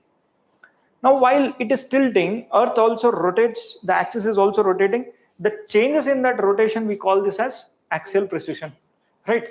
Rotation, if you look into, that is axial precession, it is obliquity. There is another term called eccentricity. Eccentricity is nothing but if today is the current elliptical orbit, but Earth, when it changes its position, a bit of its position from the current orbit, where slight changes will be there. If tomorrow this can be the orbit, the change in this is called as, every 1 lakh years it will happen. Okay? This is because of the gravitational forces from the other planets. This is quite a common phenomena. So it keeps on changing. This change is called as eccentricity. Obliquity means tilt. Axial precession means only with respect to axis, while the tilt is changed, right? Now, if I make a statement saying that if too much of climate change happens, will it impact the axial precession? Yes. Obliquity? Yes. Eccentricity? Yes. It can have impact. Why? Look at the North Pole. Is it full of ice?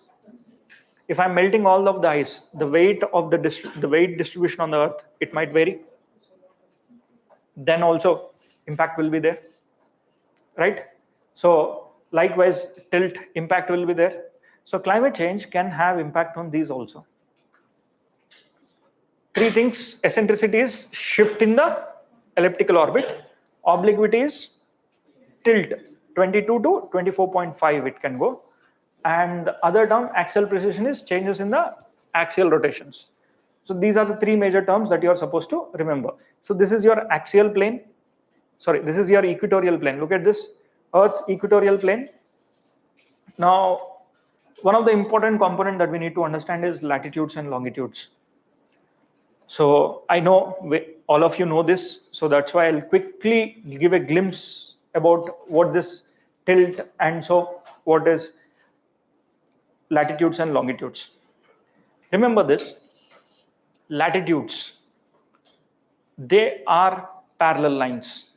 Okay? All the latitudes are parallel to each other. They are drawn from east to west or north to south. Latitudes are drawn from north, south or east to west. They measure the distance between north and south, but they are drawn from east to west. They are circular in nature.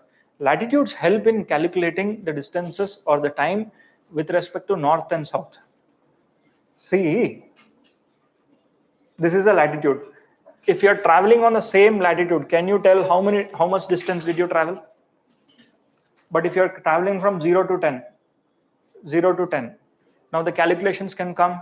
The distance between two latitudes is how much? 111 kilometers, roughly. That means 0 to 10 degrees. How much distance does it travel? 1100 kilometers, roughly. right? So that means latitudes help us in calculating the distance between north and south, right? Longitudes help us in calculations from east to west, right? Time calculation we use longitudes, okay? Distance calculation we use latitudes. Even this latitudes, when you look into, only till 30 to 40 only calculations of distance will be used. Beyond that, the distance calculation is not used. Why and all, leave it, but consider this as a fact. Okay? 40 के बाद use नहीं करते. Now, look here, the distance between two particular latitudes at equator is same, 111. But when you go to the polar region, don't you think it's a flat area? Right? The latitudinal distance will vary. Slight variation will be there. It is 110 and 500, sorry, 110 and 500 meters. It is 500 meters. Variation is there between equator and the poles. Right? So, look, they are always drawn from the center of the earth. We have taken, while drawing the latitudes and longitudes, we took the center of the earth. Center of the earth means not which is there on the surface, but which is there at the center. And we have drawn these lines. Those lines which go from east to west, we call them as latitudes, and those lines which join the north and south, we call them as longitudes. So some of the characteristics, they are known as parallels to each other. Each latitude is parallel to each other. Now tell me how many latitudes are there? 179, 180, 181, 192. 181. How? 90 in the north, 90 in the south, and the prime meridian. Right? 181 latitudes are there. First, one by one, they are known as parallels to each other. Yes, each latitude is parallel. Right? They run in the east-west direction. Right? They measure the distance north and south. You understand? North and south distance is measured north and south. If this is your prime meridian, can I say they cut at right angles to each other? This is also a fact. They cut at right angles to each other.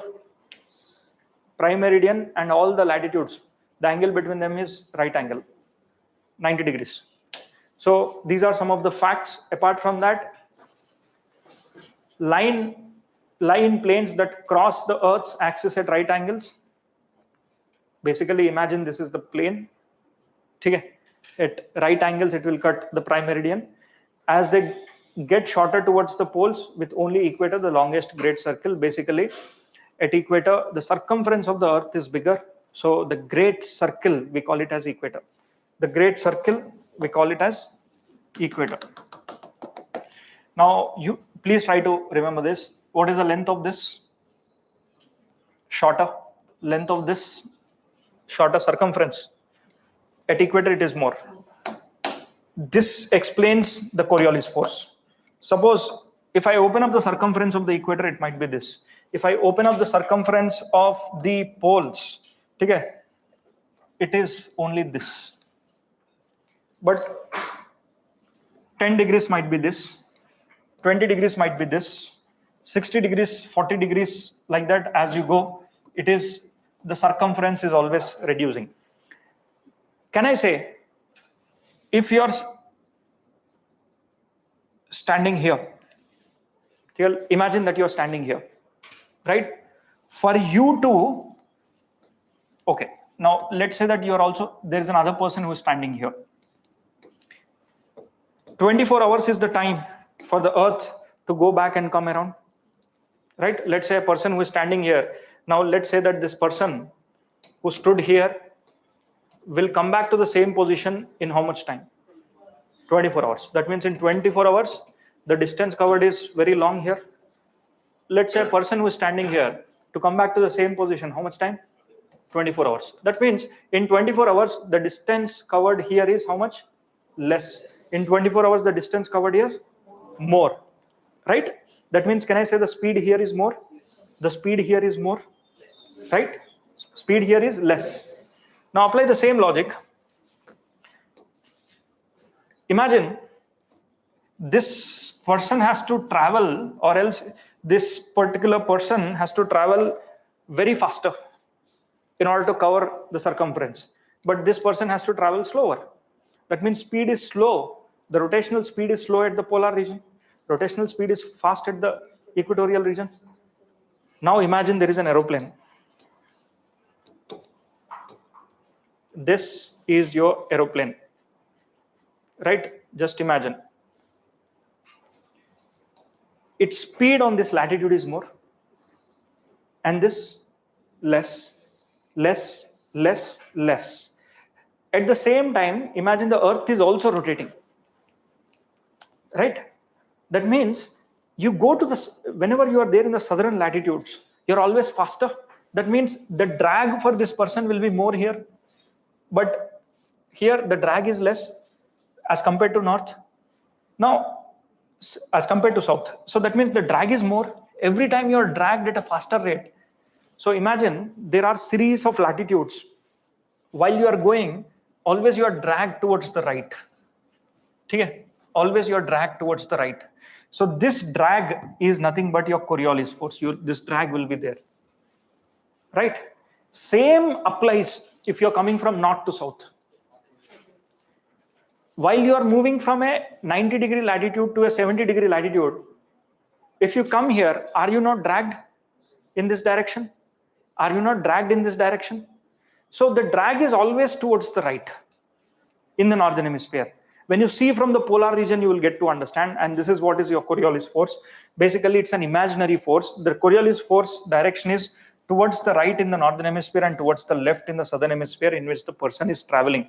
And this Coriolis force is applicable anything that is moving on the water, anything that is flying in the air, anything, birds, rockets, kites, wind, even ocean currents, it is applicable to everything. Anything that is floating and flying on the air, this Coriolis force is applicable.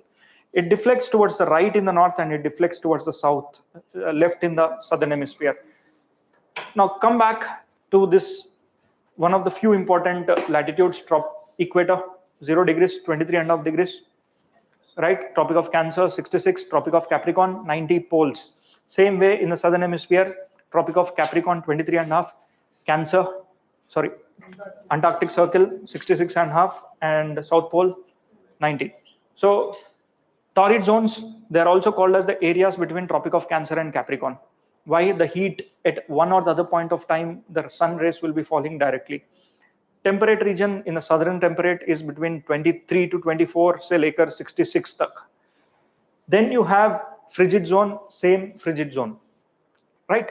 Now there are different nomenclatures which we'll generally use: tropics, subtropics, doldrums, and so. So what are doldrums? Doldrums are a term which is used with respect to wind. Torrid zone, frigid zone, temperate zone, these are names which are used with respect to heat. Subtropics, we use it with respect to wind, right? Wind terminology and heat terminology don't get confused. Heat terminologies are these. Wind terminologies, if the same equator, 0 to 5, this is 0, 5, this is called as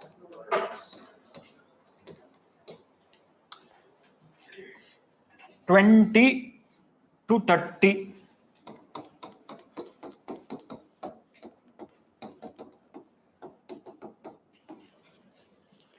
Next, temperate region, if I divide into two, this is 45, this is 66, this is 30. This is warm temperate, and this is cold temperate, right? You have a warm temperate and you have a cold temperate. So this is frigid zone with respect to the heat, and this is Arctic Circle with respect to the latitudes as well as the wind, right? Polar easterlies we call it. You know, there are easterlies, there are westerlies, right? Doldrum. Doldrum is the region where the wind is absent. More or less continuous convection will be there, right? Continuous convections. In simple terms, if I have to show this to you, how does a doldrum looks? Your doldrum always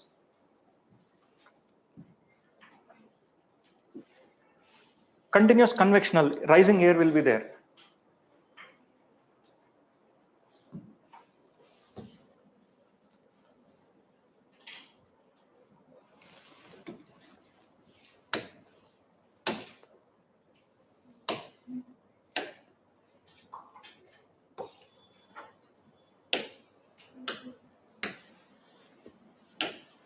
Look here.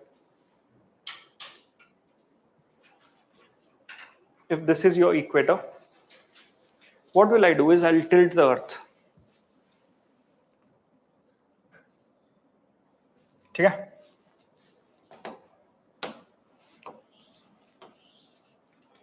This is your doldrum. This is your doldrum. In the doldrum, the wind is mostly rising. Okay? And this is your tropics, subtropics. The wind is always sinking. Right? So here, whatever the wind here will move like this. Understood? So in the doldrum, do you have wind? No.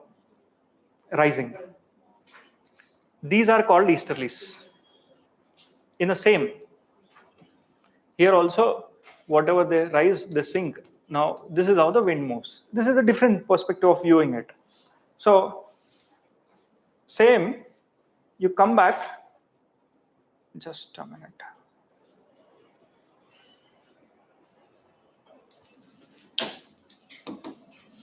We generally draw like this.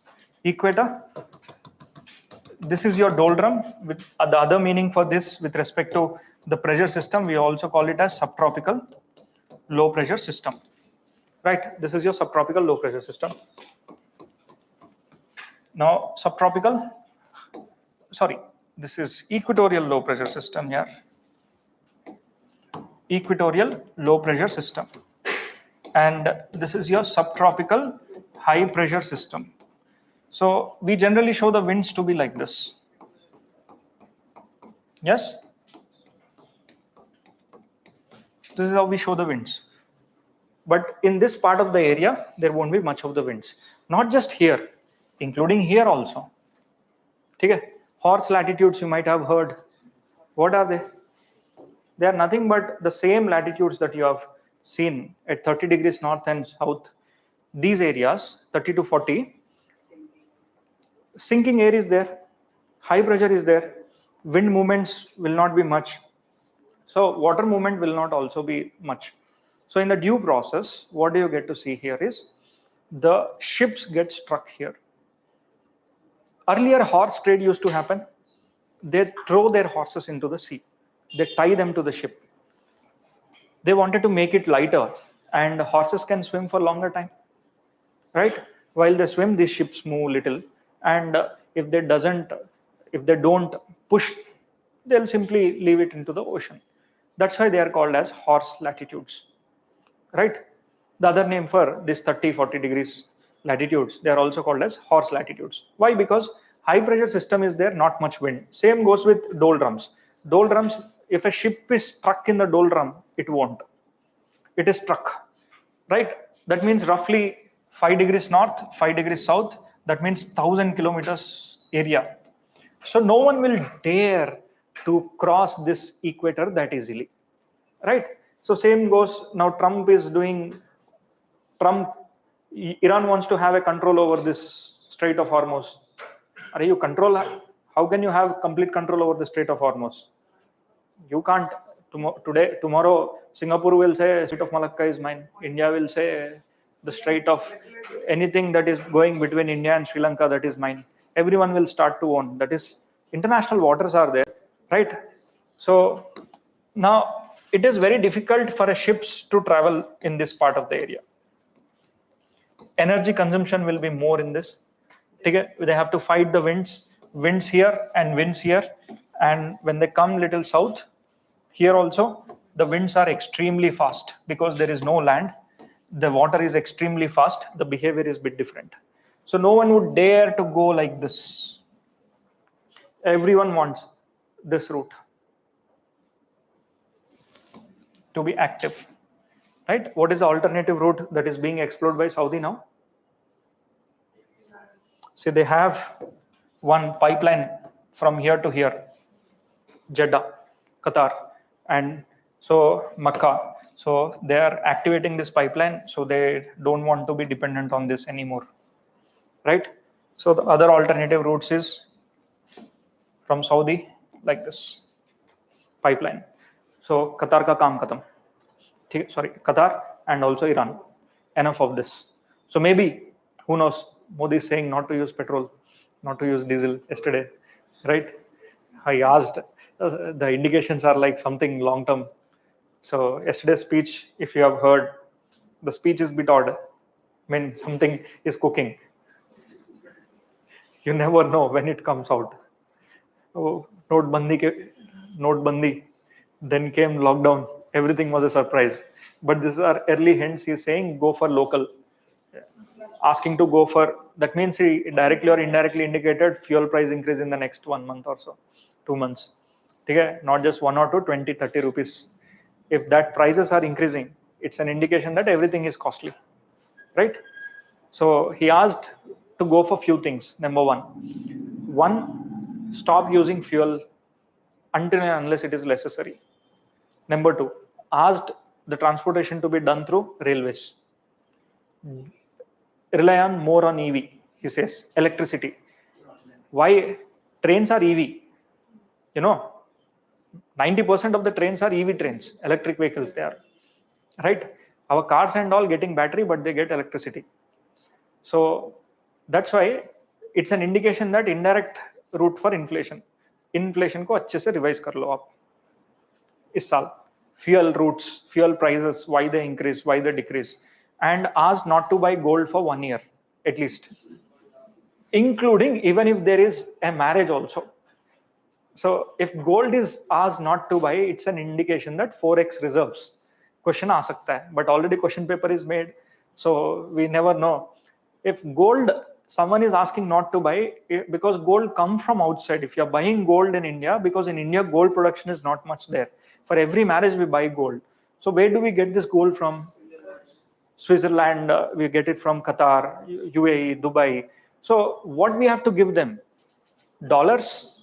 That means dollars are going out from India, gold is coming to India.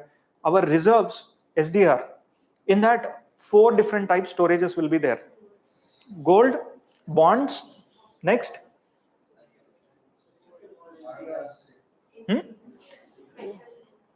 Yeah, what are the things? 4 things.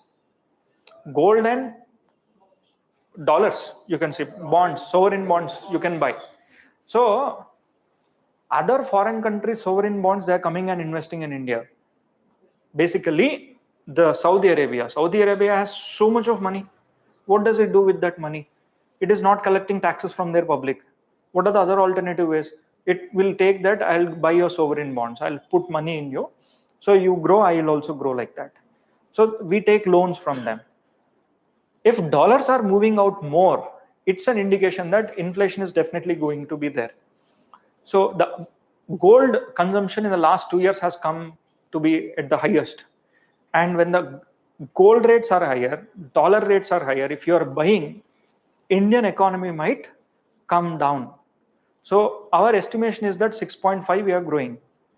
In order to grow at 6.5 and sustain this war, and so it will become difficult for India in the 3rd quarter or 4th quarter. So that's why these are all early indications.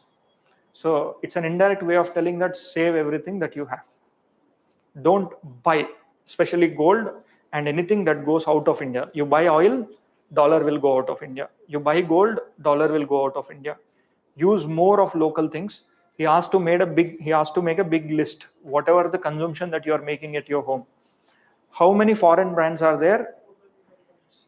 Try to replace it with Indian brands so that the rupee will stay in rupee. Atmanirbhar Bharat, local. Yes, come back. Latitudes, longitudes. The concept of longitudes and time. Quickly, I'll drive through. See, the first longitude that is drawn is prime meridian. From where? London, in Greenwich. So longitudes are semicircles. They are not circles. What are they? Semicircles. That means each longitude is a semicircle. Those which are present east of the prime meridian, we call them as east longitudes. Those which are longitudes which are present west of the prime meridian, we call them as western longitudes. So if suppose this is your 0, okay, this is your 0, and exactly opposite side, this is 180 when you look from the North Pole. All these are called as anti-meridians. So these are called as meridians. The prime meridian is 0. 10 meridian, 20 meridian, 30 meridian. Opposite of 40 meridian will be maybe exactly the opposite longitude, right?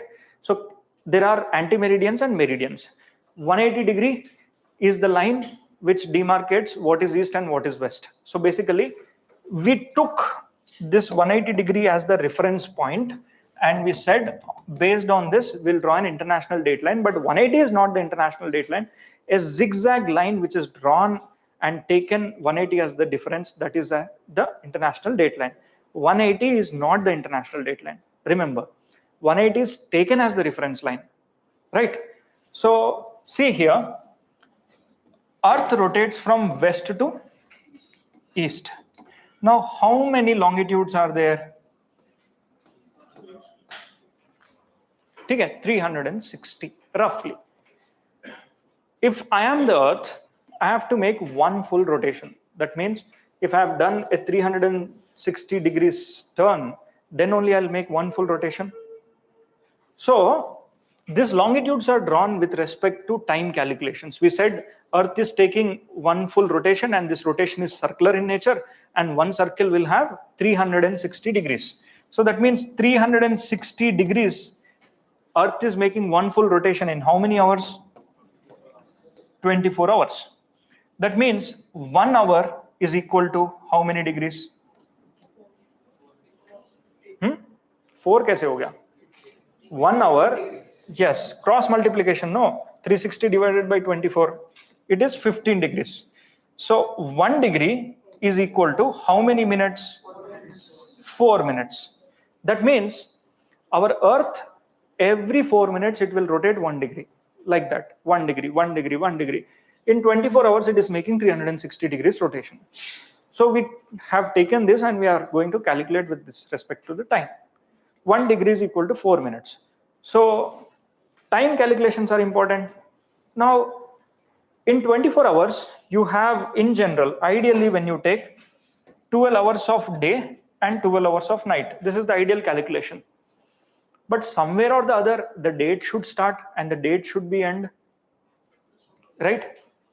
So where is that place? We said, let us take that place where the date changes, or the reference point for the change of the date, in an area where there is no people living. Now, where is that place?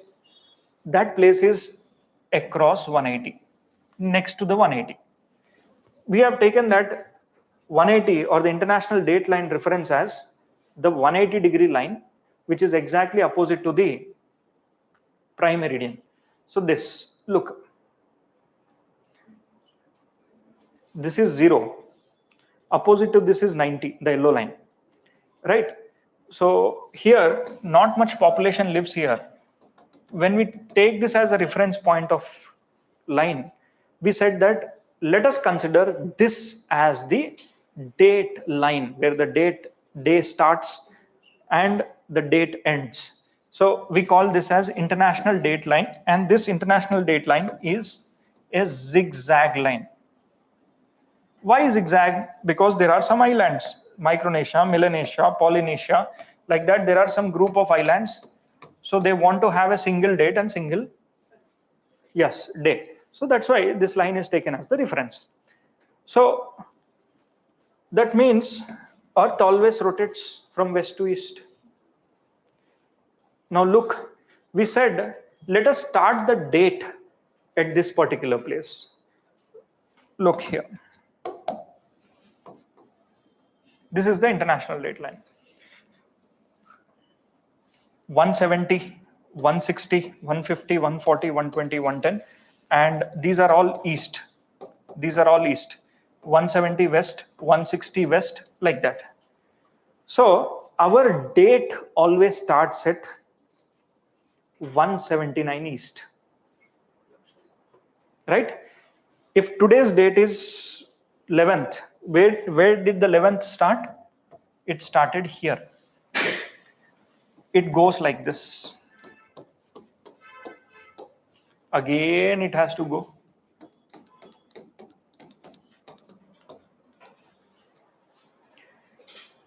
The last point of the date is always 179 west. The first point of a date is always 179 east. Remember, right? So if suppose time here is, today we are at 11th. If this is the 11th, the day here will be 10th. Okay? 11th will go around and then come back. It will be 11th, right? So next, if it is 12th here, it will be 11th, right? So today it is 12th. Let's consider that today's date is 11th, right? 11th of May. 11th May. Today is Monday. What will be the day and date here?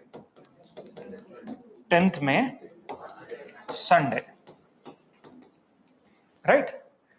Now, let me repeat this question for you.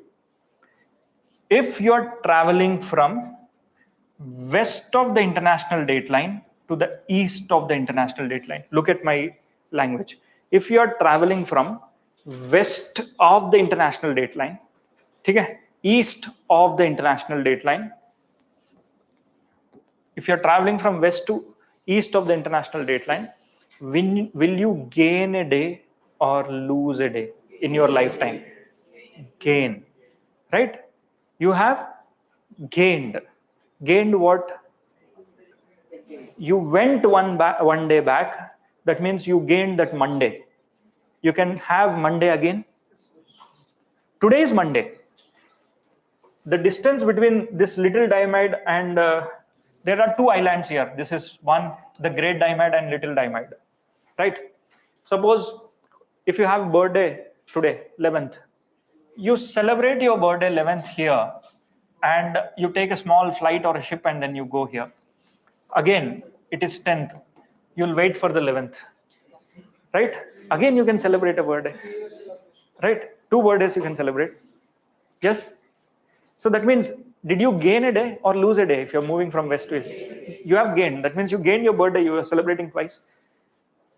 If you are moving from east of the, remember my language, if I'm using the language like this, east of the international dateline, west of the international dateline. So if you're moving from east of the international dateline to the west of the international dateline, did you gain a day or lose a day? Lose a day, right? So if a person is standing here, what is east for him? This is east. West for him is this. So here, if examiner is making a question, they'll trap you with the language, right? The language is, they'll use that west of the international dateline, east of the international dateline, or else you're traveling from Australia to an island in the eastern part of the Pacific Ocean. While you're traveling from Australia to the eastern part of the Pacific Ocean, will you gain a day or lose a day? Gain a day. Okay?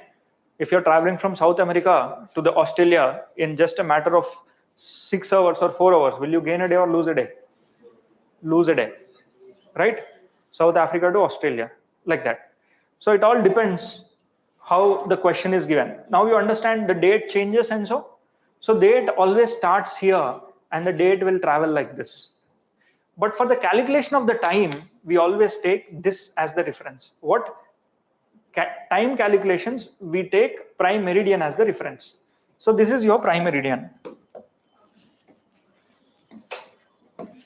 This is your prime meridian. And India's time, standard time is, what is the longitude? 82.5 degrees east is the Indian standard. So 1 degree is, this is 0, right? 1 degree is equal to 4 minutes. So what about 82.5 degrees? This is going to be roughly 5.5 hours, which is 5 hours 30 minutes, which is, we call this as Greenwich Meridian time. Greenwich Meridian plus 5:30. Kolkata time, Hyderabad time, Delhi time, we say GMT plus 5:30. You might have set at one or the other point of time in your phone, watch or so. So that is how we use GMT plus 5:30. But here, which other countries follow the same timeline of India? Sri Lanka. The same timeline of India, time zone, what are the time zone we follow? Sri Lanka is also following the same time zone. It is not Pakistan, it is not Nepal, it is not Bangladesh, or it is not Myanmar, or it is not Bhutan. Same time zone is Sri Lanka. Why? Because this 82.5 degrees line is also near to the Sri Lanka. Indian time and Sri Lankan time is same. But Pakistan time and Indian time is not same. They are 30 minutes ahead of us. Okay? 30 minutes. See, we are GMT plus 5:30. 5:30, right? They are GMT plus 5. Right? GMT plus 5. So GMT plus 5:30 and GMT plus 5. Whereas if you take Nepal, GMT plus 5:45 line they have taken. GMT plus 15 minutes. Farak hai. So that's why time zones are important. India has only one time zone, and the easternmost point and the westernmost point, when you take as a reference, this is 97 degrees. Okay? Roughly. This is 68. What is the difference of longitudes?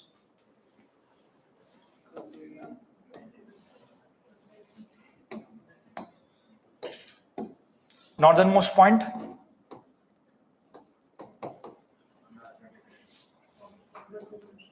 This 8 degrees. What is the difference? Roughly. So more or less 29 degrees north and 29 degrees south. Approximately I'm talking about. So 29 degrees variation is there between the mainland of India. Right? Andaman Nicobar, if you take 6. So here, time calculations, we have taken a central line between 97 and 68. What is the center point? 97 minus the midpoint between 97 and 68. What is it? Yes.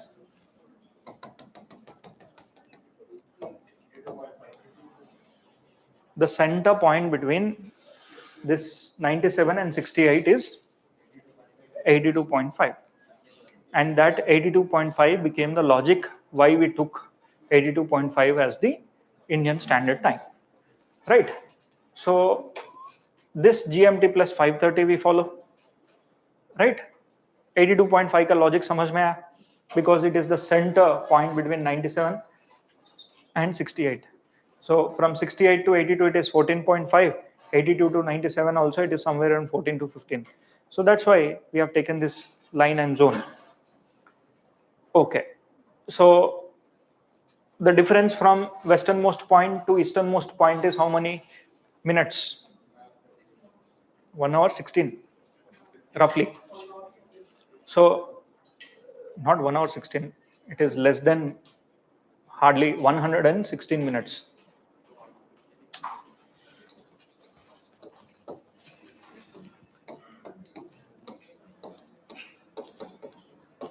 How much?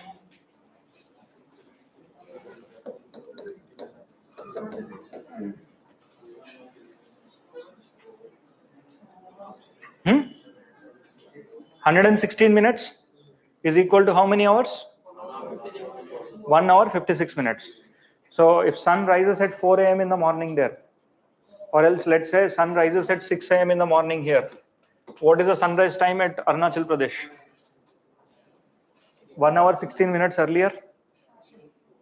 If sun is rising at 6 a.m. in the morning at Gujarat, what is the sunrise time? 4. सुबह 4 बजे sunrise होगा. Or the hen says kukuruku at 3:30, 3:20 only, right? That means your little kids will wake up at 9 morning, 3:30 somewhere around, right? The regular time for the birds, animals to move around is 3 a.m. in the morning. So school timings and all, you cannot ask them to start at 9 a.m. like the way we have. You cannot ask them to start the government office at 10, 11 a.m. and close at 6 p.m. If 6 p.m. is the sunset time, what will be the sunset time there? 4 p.m. Right? In winters, sometimes at 5:45 and 5:50 itself sunsets. That means at 3:30 only or 3:40 only you'll have sunset there. What about the women's safety and all? These things are for means. You have to think.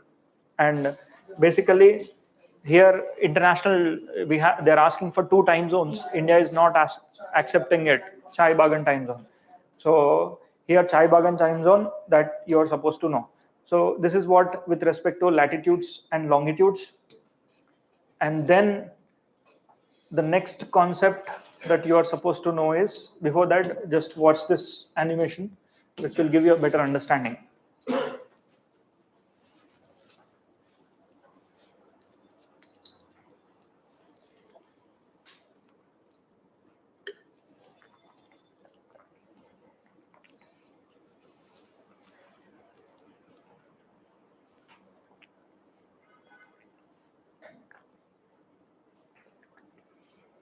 These are longitudes, semicircles. Longitudes are semicircles.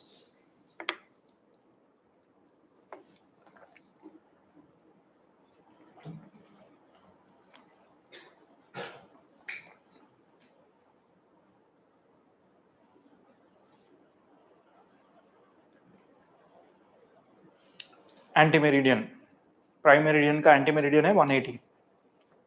International date line will be taken as the reference. So these are eastern longitudes, 1 degree to 179 east. Again, 1 degree to 179 east. West is western longitudes.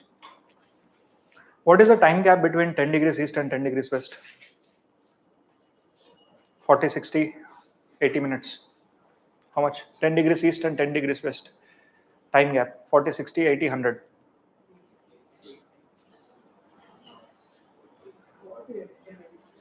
10 degrees east and 10 degrees west.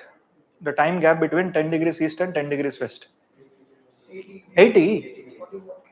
40 in the east and 40 in the west. Okay. So the question that I asked is,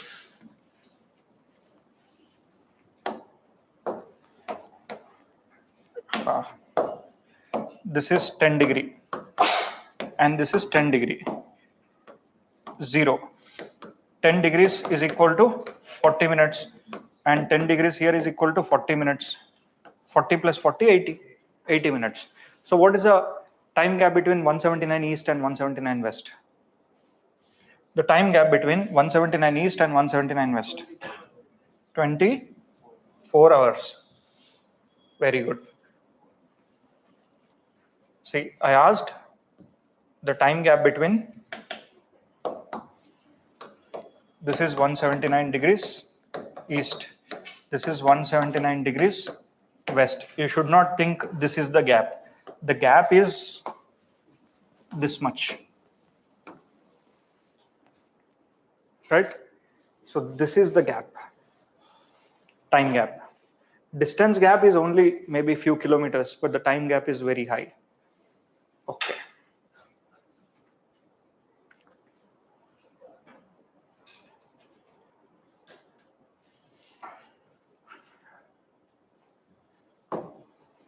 Rotation, revolution, you are clear with? Next, we'll go to the heat, high pressure, low pressure concepts. Very quickly, I know most of you know these concepts, but a basic concept that you are supposed to remember is heat. Heat on the earth is a surface phenomena. Okay? Heat on the earth is a surface phenomena. Imagine there are rays that are coming from the sun. So whatever you see here, these are the sun's rays. Imagine this is your sun. Sun is sending 3 rays, and if it is falling on a smaller surface area, the heat received will be more. Again, if the sun is sending 3 rays, but the rays are in a slanting way, and if it is falling on a larger surface area, will it have the same amount of heat? No. That means less heat will be here more heat will be here.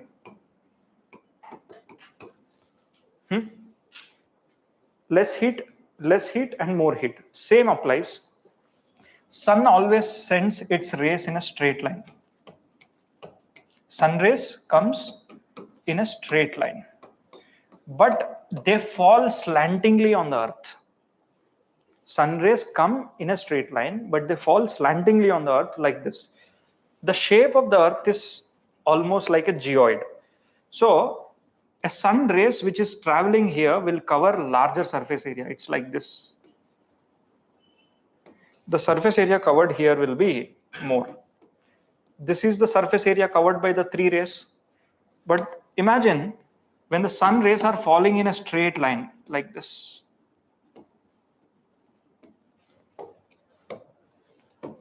The surface area covered will be. Now tell me, who will receive more heat? Poles, equator. Equator. Right? Why? Because sun rays are falling in a straight and at right angles. Sun rays are falling at a greater angle, slanting angle. That's why the heat received is less. It is the same reason why, in spite of in the North Pole area, you will have 6 months of daylight. 6 months of sunlight is there. Still, you will have snow present here and the temperatures are 0 minus only. In spite of sunlight present for 6 months, you have low temperature. Why? Because it is not just the sunlight, it is the intensity of the light that will decide the temperature and the surface phenomena. So it is covering larger surface area. The sun rays are covering up larger surface area. That is the reason why you have less amount of heat received. So this heat is not sufficient for the photosynthetic process to happen. So that's why no growth of plants will be there. And this heat is very much sufficient for the photosynthesis and all the weather phenomena processes like conduction, convection, radiation, cloud formation, right? All the principles that you think about the weather processes, they are possible at the equator. And heat is more. So when the heat is more, evaporation will be more. Moisture, when it comes to water vapor, 4% of the total water vapor will be present at equator. When it comes to the poles, it is 1 to 2% of the total water vapor. So the water vapor concentration will be more at the equator because evaporation is more. Water vapor will be less at the polar region, right? Clear? So heat received is more, and this area will have surplus amount of heat. Surplus amount of heat. Now, I already told you the rays that are coming, majority of them are what? Short wave. These are also called as short wave incoming solar radiation, which we otherwise call as incoming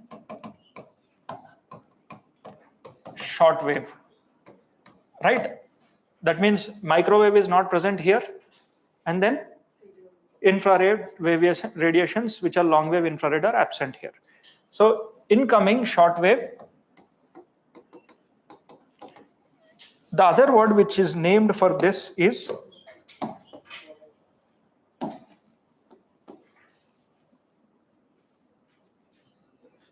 solar. Incoming short wave, it is solar. Insolation. Incoming short wave solar radiation, which is otherwise called as insolation. So from now on, I'll be using the word insolation. Insolation means nothing but the sun rays. Incoming solar short wave radiation is insolation, which always comes in the form of, majority of it is short wave. So once we go into this particular aspect, we need to learn the layers of the atmosphere very quickly. Earth has major layers by the name troposphere, stratosphere, mesosphere, thermosphere, and ionosphere. So within the troposphere, what happens is your Earth is made up of gases. Okay? Your Earth atmosphere is made up of gases. What are the gases? These gases are nitrogen, oxygen, carbon dioxide, argon, and other inert gases which are there. So these gases are homogeneous, right? So here, gases such as carbon dioxide, it is a greenhouse gas. What does this greenhouse gas do is, if suppose this is a carbon dioxide gas, this carbon dioxide gases, it is transparent to the incoming solar radiation. If this is your sun, it is transferring to the incoming solar radiation and the Earth gets heated. Once the Earth gets heated, Earth will start to radiate. It is also a hot body. See, any hot body will radiate. The older the hot body, the stronger the hot body, the radiation will be strong and very big. Which is the oldest lamp known to us? Sun. Did it ever shut off? Think, 13, almost 6 billion year old. This light never shut itself. Continuously it is burning. And that means it is an old light. It is an old power. That power is continuously sending in with a gap of 8 minutes we are able to receive. The memory gap is 8 minutes. So here, Sun is the oldest body. Earth is also a hot body. Earth will also radiate waves. It will also give out short waves. It will also give out long waves. But long waves are more as compared to short waves. So these long waves, once they are generated, they get trapped by the carbon dioxide. This is CO2. CO2, it will trap the outgoing terrestrial radiation. Like that, not just carbon dioxide, carbon monoxide, nitrous oxide, okay? SF6, HF6. So like that, all the greenhouse gases, their primary role is to trap the outgoing terrestrial radiation. If the outgoing terrestrial radiation is blocked by default, the people who are living on the Earth will experience more amount of the heat. Right? This is the role of the gases. Do you have water vapor? Yes. Is water vapor a greenhouse gas? Yes. 4% of the water vapor at equator and 1 to 2% at polar region. That means water vapor is also a greenhouse gas. What else do you have? Dust particles are there in the atmosphere. Gases are there. These dust particles always act as a charged particles. In the atmosphere, you have gases, you have dust, you have clouds. Your atmosphere is a mixture of these three: gases, dust, and clouds. Right? Dust acts as the hygroscopic nuclei. Where do you see more dust? Equator, subtropical, polar. Subtropics. You have subtropics. Why the subtropics has more dust? Because less rain is there and sinking air is there. Disturbances are much. Deserts are there. That's why you find seasonals are comparatively higher. So pollen is very much present there.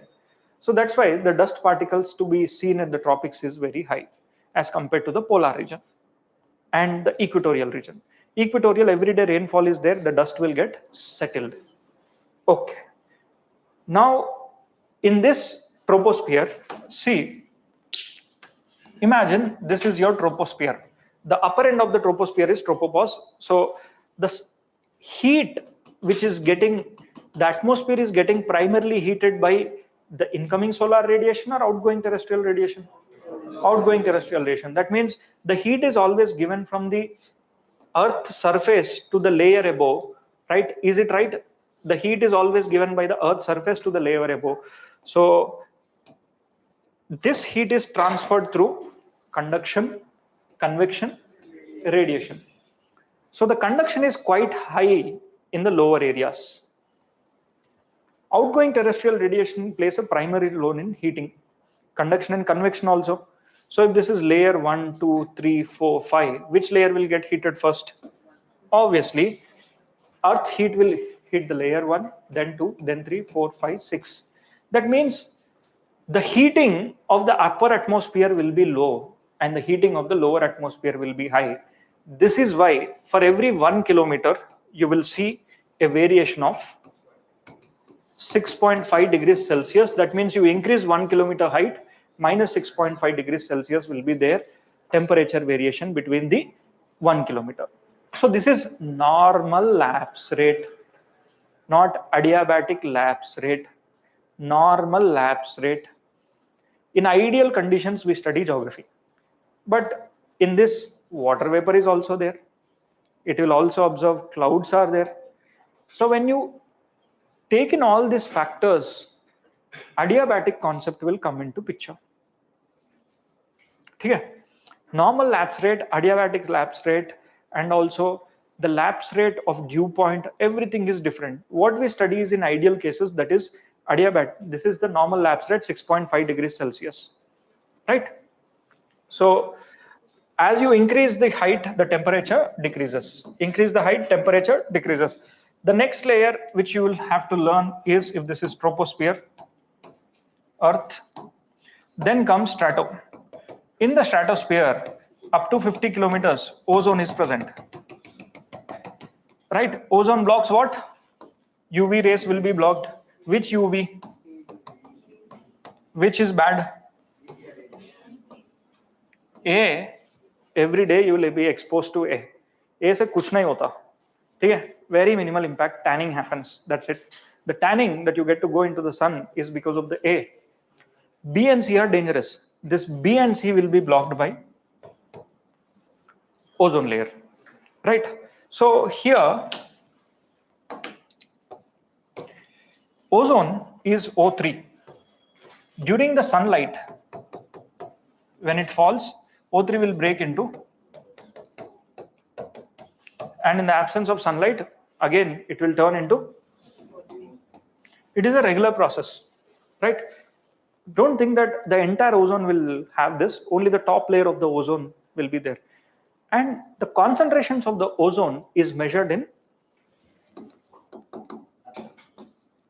Dipson units, right? So this is the units that is measured.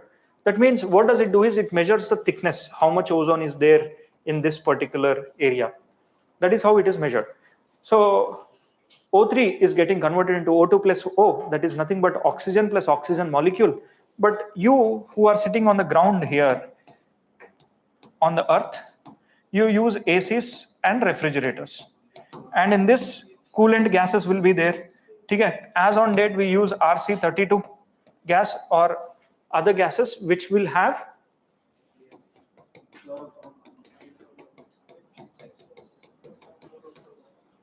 either chlorine, fluorine or bromine, right? CFC we banned through which convention? CFC Montreal, Canada. कहाँ से BRS? Tell me what is BRS? Basel, Rotterdam, Stockholm. Tell me, POP is for what? Basel, Rotterdam, Stockholm. Stockholm, POP. Next, Basel.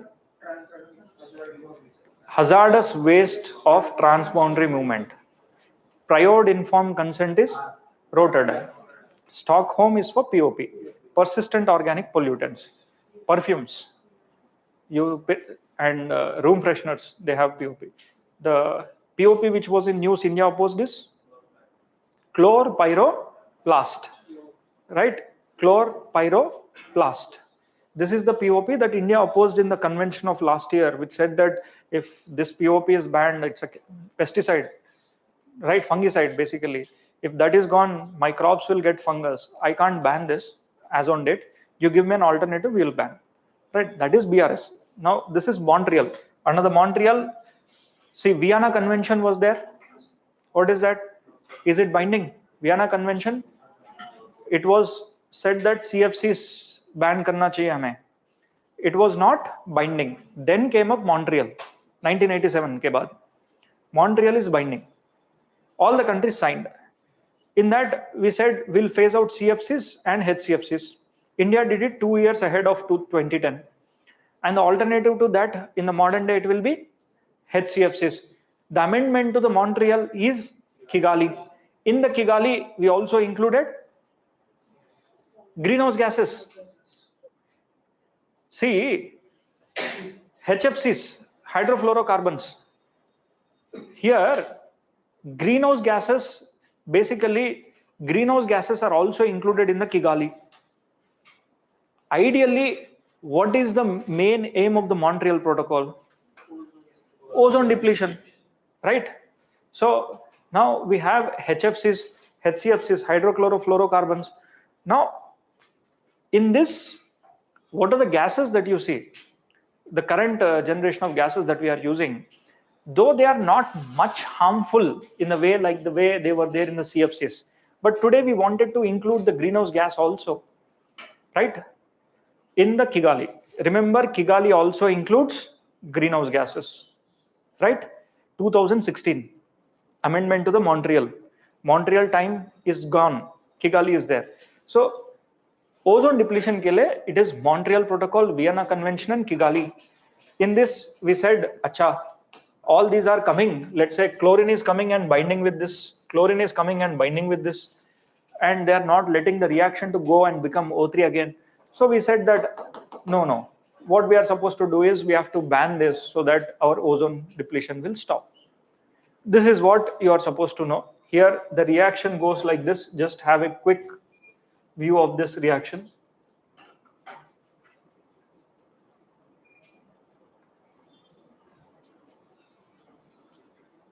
Just a minute.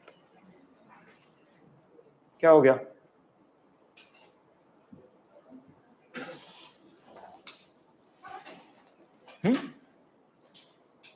We'll take break. What's your lunch time? 1 o'clock. We'll take. So this is the reaction. Chlorine molecule, when it binds, if chlorine, once it is sent into the space, it will stay for long, persistence, it will be there. It will go and bind with one of the oxygen molecule, and that is oxygen. And the next, it will start to disintegrate. Finally, the concentration of oxygen will be increasing in the poles. So that's why it is very, very difficult to deal with once the ozone is depleted. And the ozone, B and C, once they penetrate, they can literally get mutations done to your DNA. Skin cancers can happen. So Australia and the South Pole area is the area where you have high amount of skin cancers. Come back. That is with respect to your stratosphere. The next layer will be your mesosphere. See, in the stratosphere, ozone is there. That's why the temperatures are warmer. In the troposphere, the temperatures are low. Okay? It can go up to -50, -40 degrees Celsius. In the troposphere, the temperature is going to, in the stratosphere, the temperature is going to get increased. In the troposphere, the temperatures can go up to -30.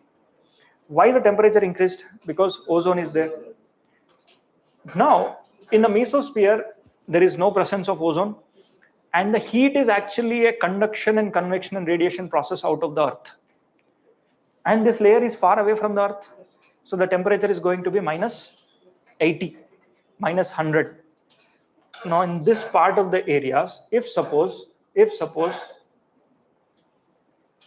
you get to see any kind of meteor that is coming, asteroid broken, we call it as meteor. If that enters into this layer at -80 degrees Celsius, friction is there. Already it experienced friction in the thermosphere where ions are there. Okay? Now air is there, proper air. It will experience friction and then it will burn off. This is called as shooting star. Okay? Meteors, meteor shower. If it survives and falls onto the Earth, meteorite, ITE. Okay?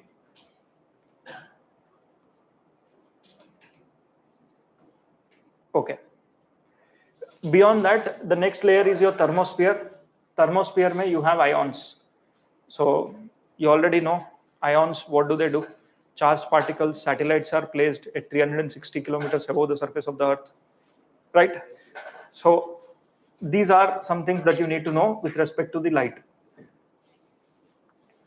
Different colors and different gases. Yeah. Now let's go one step ahead. Quickly have a glimpse.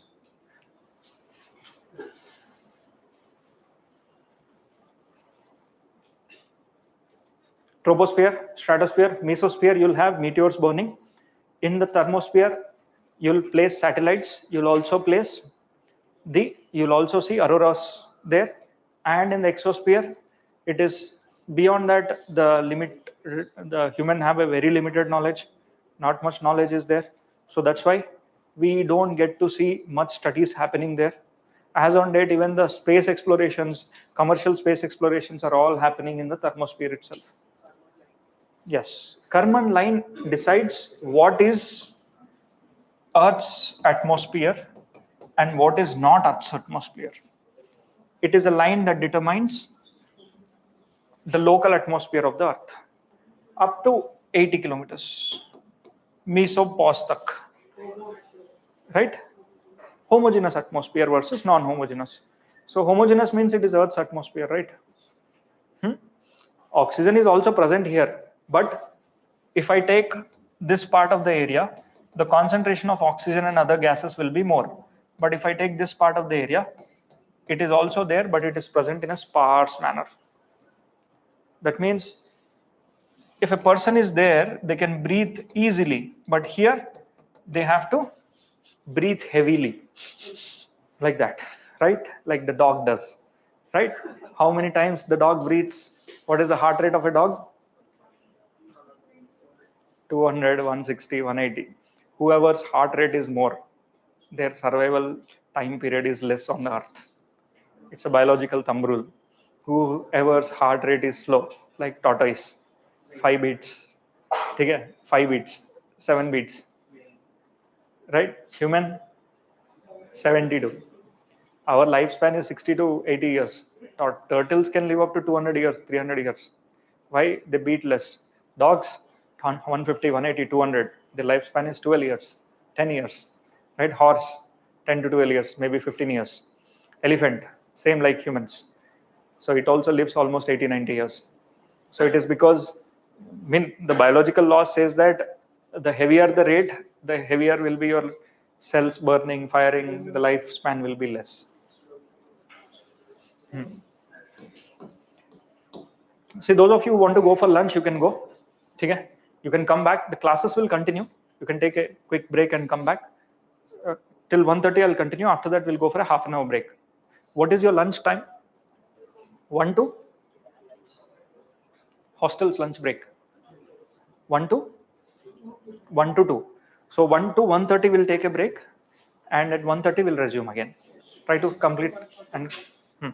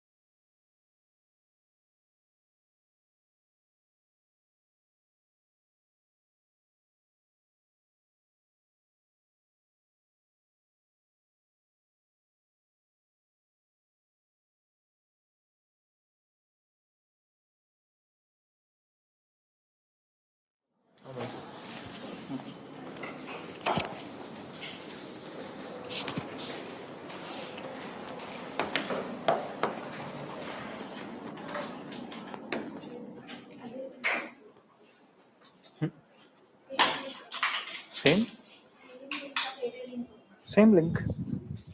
Online. Same link.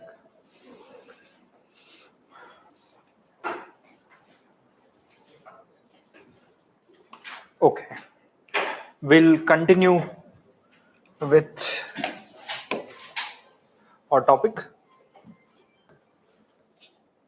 Before we go further, first you need to know the equinox, solstice, tilt,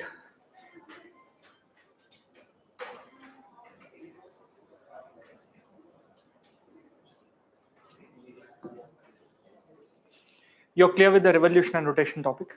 Yes? Just a minute.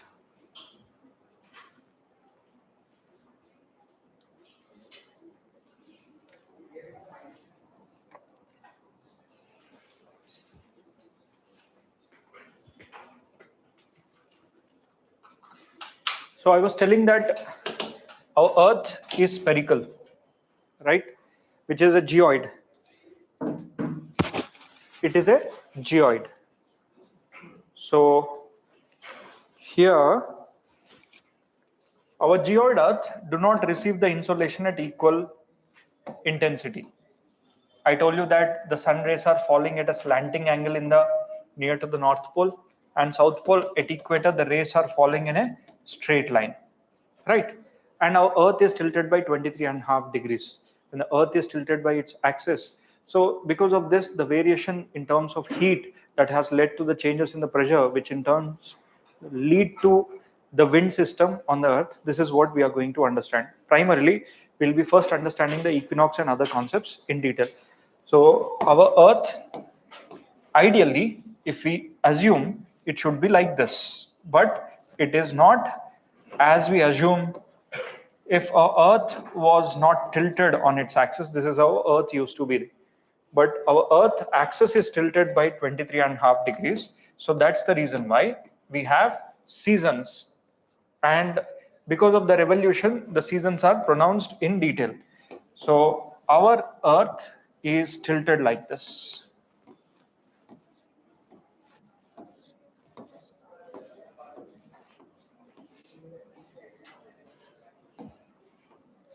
Agreed? So this is our real Earth, but most of the times we assume the Earth to be like this. So try to understand this. On this tilted Earth, at any given point of time, minimum 50% of the total Earth will be covered by the sunlight and 50% will be covered with darkness.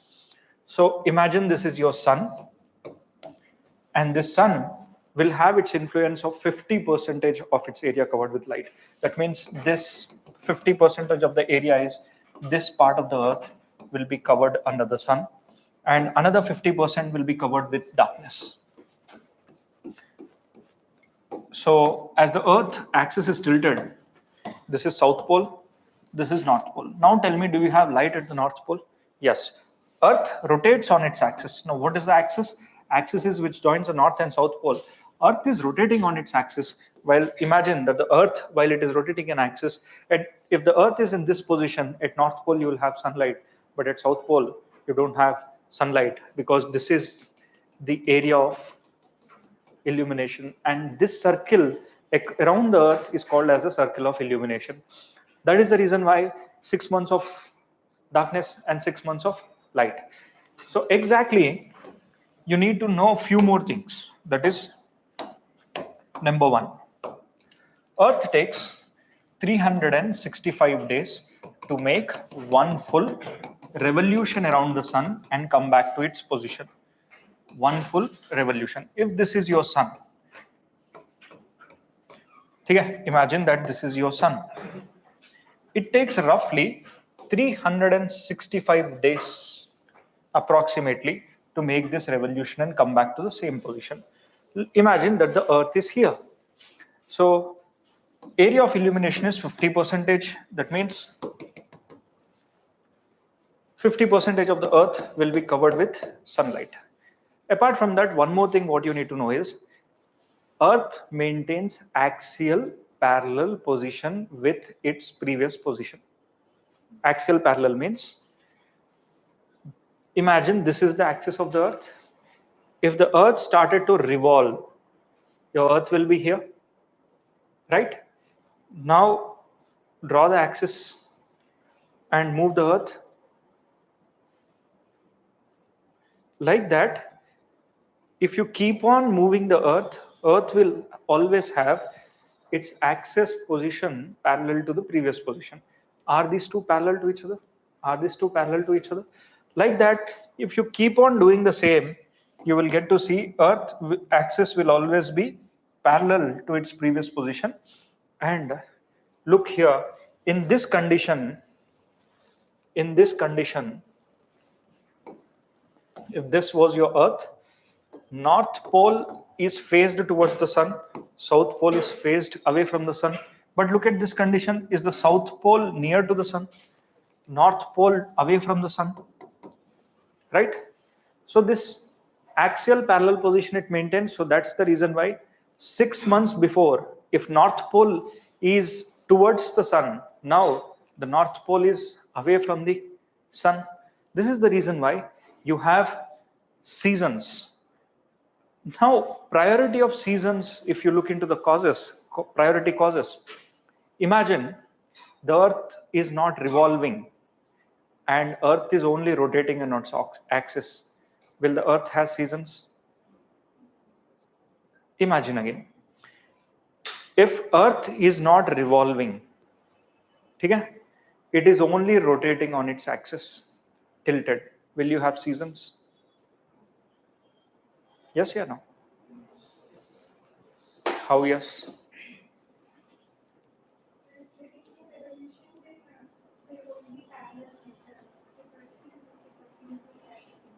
So I said the Earth is not revolving and it is present only at its place and rotating. Will the Earth have seasons? Yes or no? Why yes? Why will the Earth have its seasons? Earth is not revolution. There is no revolution. Only rotation is there. Now imagine I'm talking about this particular position. Will the Earth have seasons?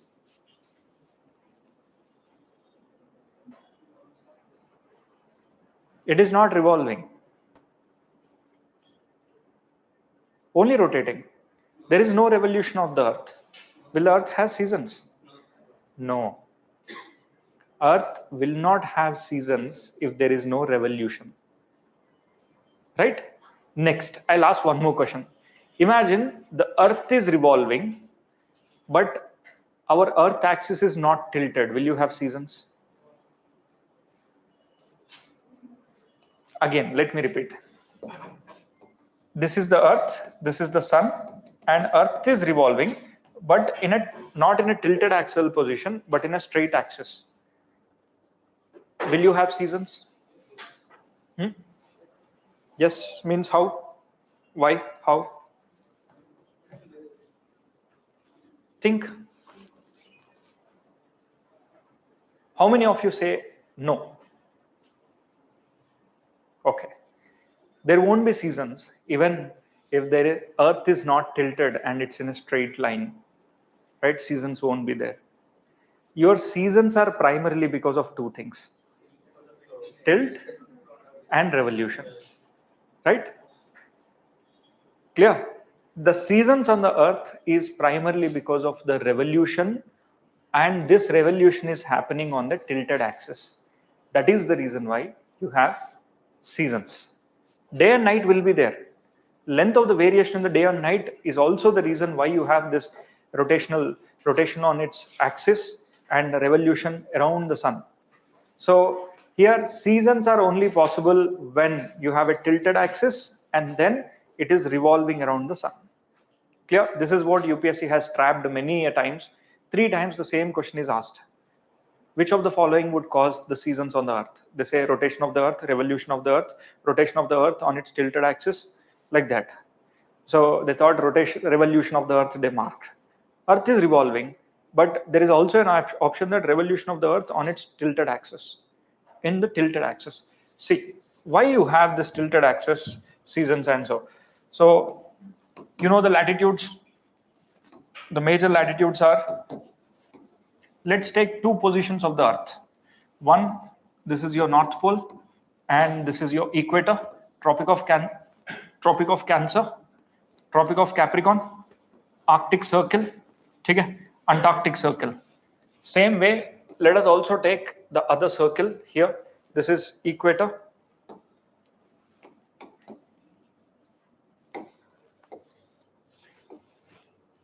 tropic of Cancer, tropic of Capricorn, sorry, Arctic Circle, Capricorn, Antarctic Circle. So first,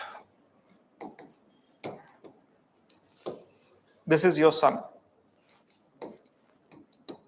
Area of illumination is always 50%.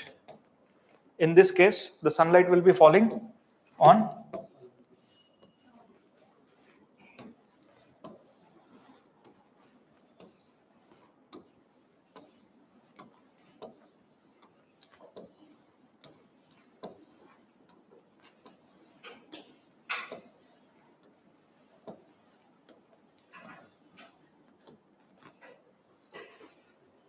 can I say the sunlight is falling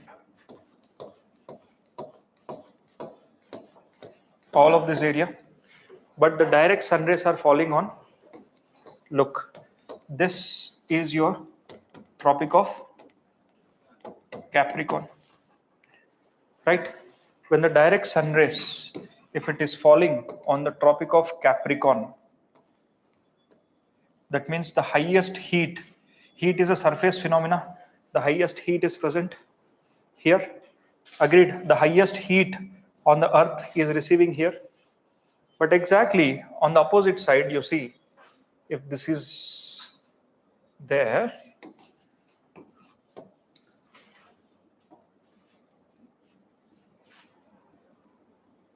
I'll take the same earth, okay?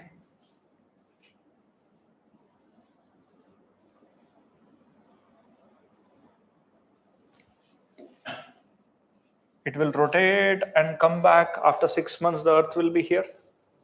Yes. After 6 months, when the earth is here, you see the direct sun rays are falling where?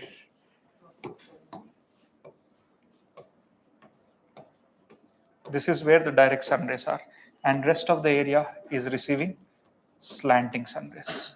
So the area of illumination is 50%. That means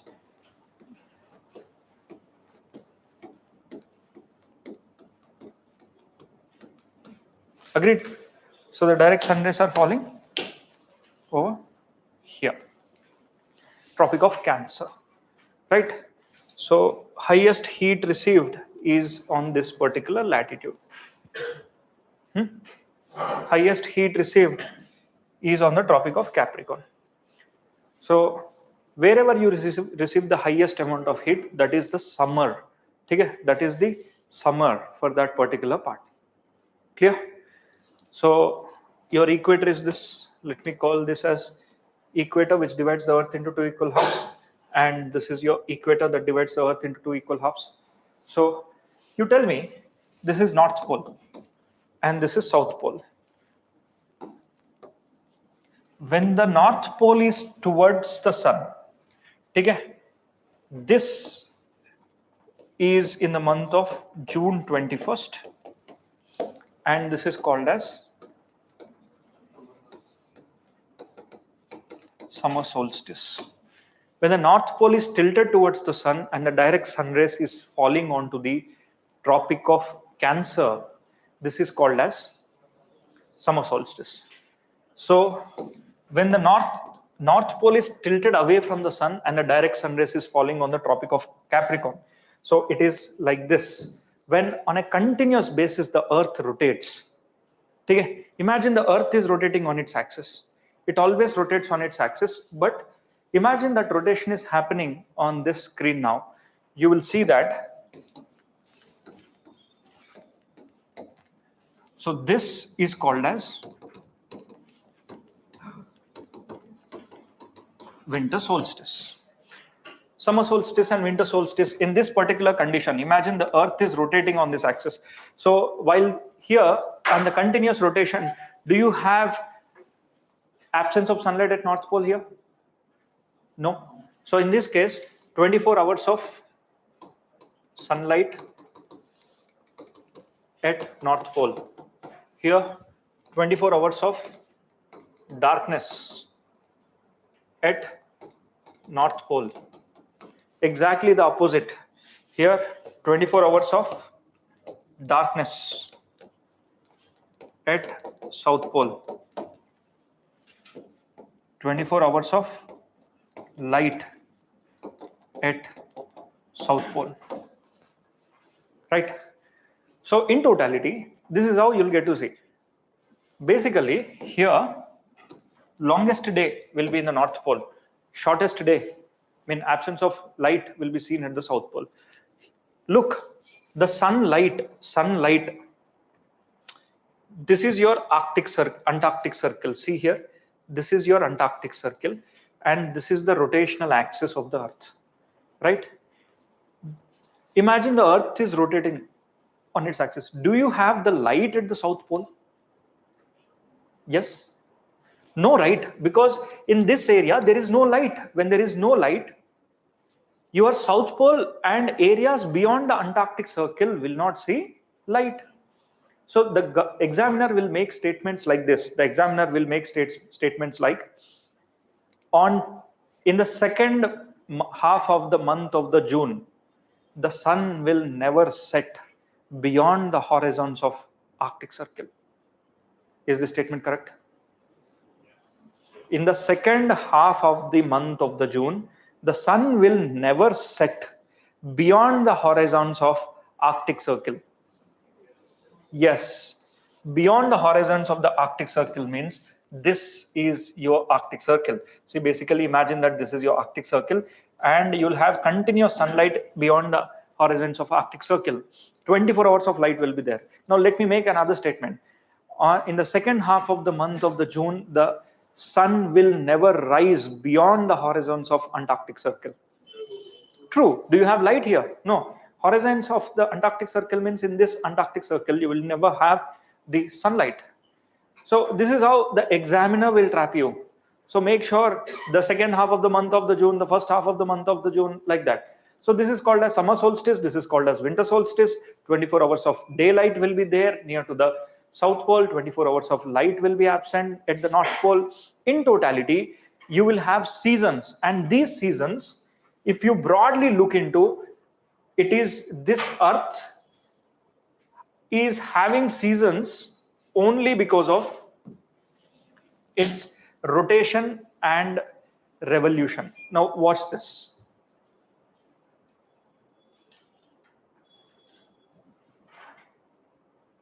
This is your equatorial plane. Imagine the Earth is tilted.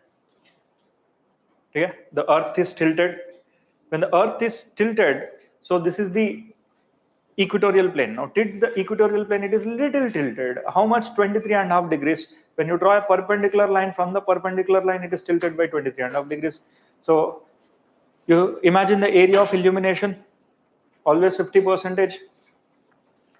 Now the North Pole.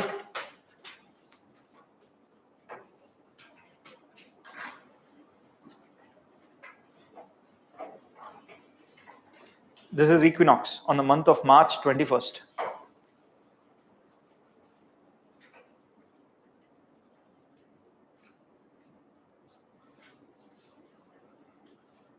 June.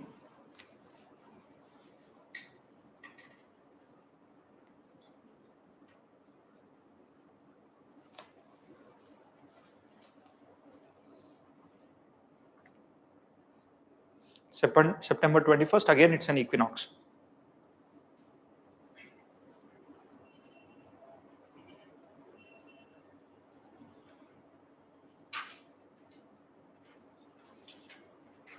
So this will give you a good glimpse, but now come back. Conditions you need to know. Now imagine this is your axis and this is the sun. Always axis is tilted only on one side. Okay?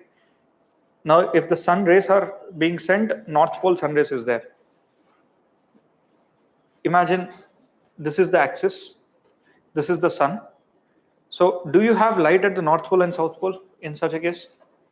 Imagine this is the sun. See, I'll project these sun rays like this, and I'll take out the axis from here.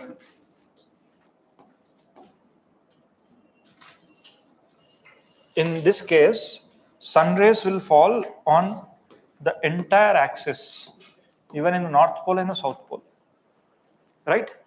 So there will be daylight here also, daylight here also, night here also, night here also. And this Earth will receive 12 hours of light and 12 hours of day. Equal length of day and equal length of night will be there at the North Pole and the South Pole. So this is during the month of March 21st, and in the month of September 21st or September 22nd, this is also an equinox, right? There are two equinox, that means equal length of day and night. The longest length of day here would be 12 hours. The longest length of the night will be of 12 hours, right? 12 hours and 12 hours. There, 24 hours of daylight at the north, South Pole, here at north. So axis of the Earth is always tilted in one direction itself. If you know this, everything you will understand, right? 21st of June, the direct sun rays is on Tropic of Cancer. That means the highest heat will be there on the Tropic of Cancer. Now let us go and check on 21st of June how the Earth looks. This is Tropic of Cancer, 21st of June.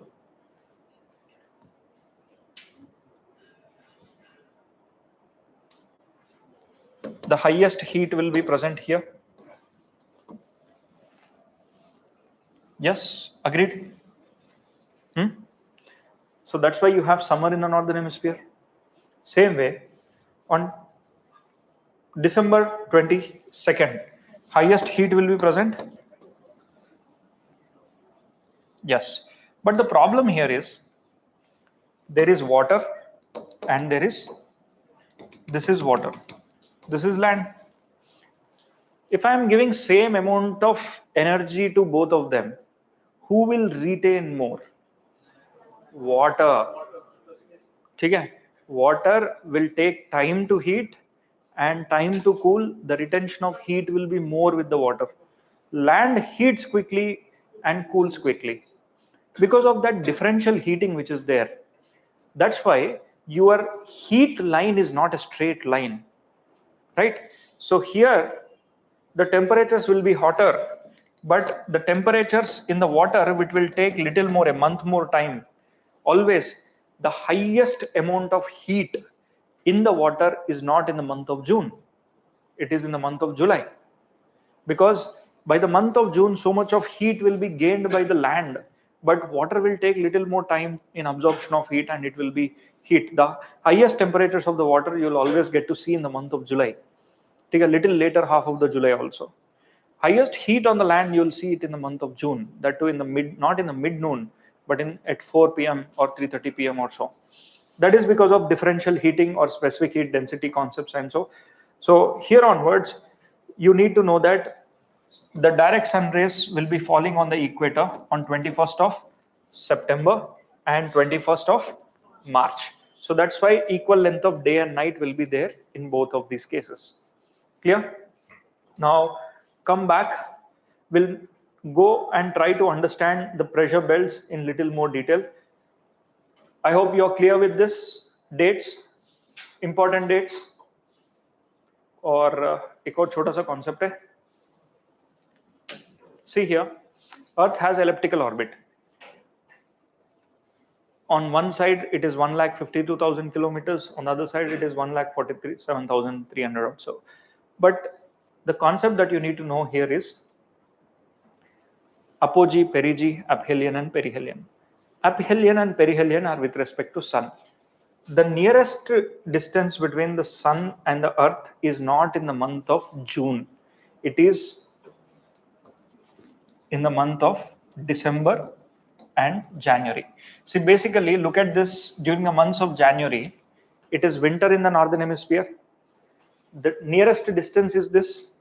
It should be summer, no? If suppose the distance between the sun and the earth is very near, it should be summer, but it is not like that. It's not the distance that will decide, but it is the tilt and the revolution that will decide. So the nearest distance is usually seen in the months of December to January. This is called as perihelion. The farthest distance you will see in the month of July, aphelion. But in the June, July itself, you have summer in the northern hemisphere. So aphelion and perihelion positions will not decide whether you'll have summer or winter, right? A very minimal impact will be there. It is the short wave radiations and the long wave terrestrial radiations which are sent by the earth that will decide the amount of heat that is received, right? Apogee perigee is with respect to moon. So this is how the earth behaves. Now come back to the concepts of pressures, high pressure, low pressure, and other concepts. We'll go to the pressure belt in detail.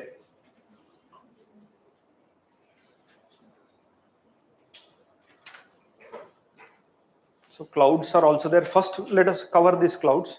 Easy topic, it doesn't take much time. Clouds. For the formation of the clouds, you need to know first what is a hygroscopic nuclei. A hygroscopic nuclei is a dust particle which is there. It can be pollen, it can be a dust, it can be salt, anything which goes into the space, and that acts as a nuclei. Around this nucleus, small moisture will start to form. It is like this. So around the hygroscopic nuclei, imagine this is a hygroscopic nuclei which is dust. Around this, you will start to see moisture. This moisture is nothing but water vapor which has charge. Dust particle will have charge, negative and positive charge. They bind with each other and they will turn out to be a water droplet. A water droplet is nothing but dust particles plus water vapor. Now collection of water droplets will become a cloud droplet. Collection of cloud droplet will become a cloud, right? Not all clouds will rain, only few clouds will rain. Raining capacity of the clouds is purely dependent upon the saturation levels it has. Suppose this is defined as humidity.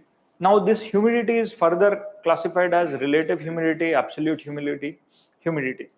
Humidity means the total amount of moisture or water vapor present in the atmosphere.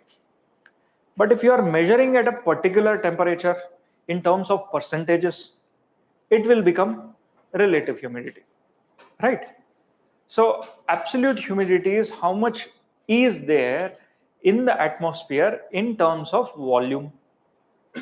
One you measure in terms of volume, other you measure in terms of percentage. Relative is always percentage, right? Suppose this classroom can hold a percentage of, let's say 100 people it can accommodate. If there are only 40 people are accommodated in this class, how much more potential this classroom has? 60%, right? 60% is still relatively, it is there. Now, absolute, suppose if I say there are no ACs in this classroom, only windows, and if I close all the windows, even with 40 students, this room will get suffocated, right? And if I put 60 students in this classroom, the suffocation becomes more and the fainting starts. Ho sakta hai. I'm adding more and more parameters. So in geography, whatever we are studying this is in an ideal condition. But when you keep on adding multiple parameters, the lapse rate will change into adiabatic lapse rate, and going further, all the parameters will change. So here, you need to know the concept of humidity. Absolute humidity and relative humidity are three different things. Relative humidity is inversely proportional to temperature. Remember this. Relative humidity is inversely proportional to temperature, not directly proportional to temperature. So it is always taken with respect to percentages, right? Now, in the clouds or in the atmosphere, there are few processes that are found. Number one, if solid is converting into a gas, what is it called?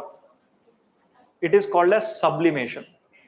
If gas is getting converted into solid, it is eitherwise called as desublimation or deposition, right? Desublimation or deposition. Now give me an example to this solid getting converted into gas. Camphor in the atmosphere. Glaciers, they'll directly get converted into gas. Okay? Gas getting converted into solid. Example. Oxides, agreed. But a layman example.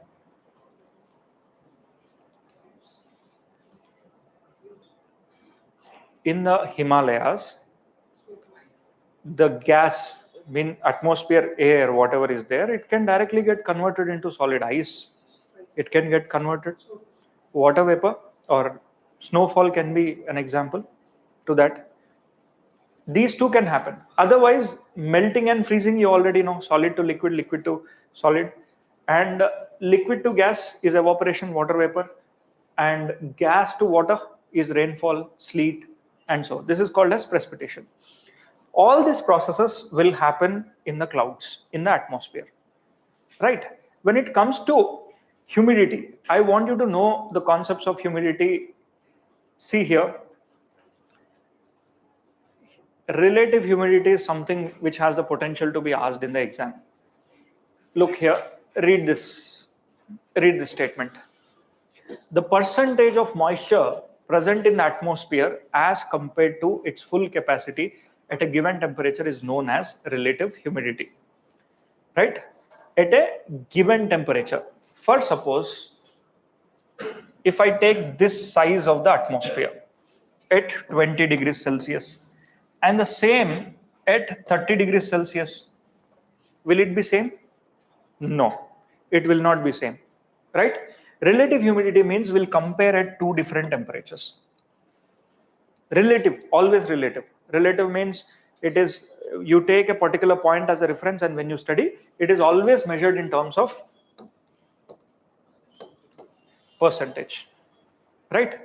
So see here, when does a rainfall happen with a cloud? If suppose this is a cloud, it has the potential to carry some 500 crowd droplets. And now it is carrying only 300 crowd droplets. Will it rain? No. Only when another 200 are being put into this, that is when the temperature the temperature of this cloud will be called as dew point, and this cloud is called as saturated cloud, and this saturated cloud will now rain, right? This is one condition for rainfall. The second condition for rainfall will be, let's say this is the cloud, and let's call, in the previous conditions the dew point is 30 degrees Celsius. Let's imagine like that. Now in this only 300 molecules of cloud droplets are there, but you wanted to rain it. You wanted to make rainfall happen. What will you do? Decrease, not increase. Instead of 30 degrees, you reduce the temperature to 20 degrees. It might rain. Possibility is it might rain. So one, relatively, it still has the potential to carry 200 more. But what did I do? I decreased the temperature and I have reduced the potential of this cloud. Right? In simple terms, the relative humidity I have reduced. Temperature and relative humidity are always inversely proportional to each other. Right? So here, rainfall happens at saturation. The other alternative way, what did we do in Delhi? We took an aeroplane and then we dropped iodide. Which iodide? Silver iodide, where salt is being thrown onto this. It will make them heavy, right? And then it will rain. So, is it done on particular clouds? Only cloud where the rainfall can happen in the silver iodide is cumulonimbus cloud. Okay? You cannot do on a cirrus cloud. You cannot do cloud seeding on a cirrus cloud. Only cumulonimbus cloud is required. We have to wait for that to form. Yeah, we have to wait for that to form. That is one of the methodologies. Or else there are other ways. You send rockets and make the first cirrus clouds and then get converted into a different cloud. So that's a long process. India uses, as on date, the silver iodide throwing mechanisms. It will wait for the cumulonimbus cloud to form and on the cumulonimbus it will throw.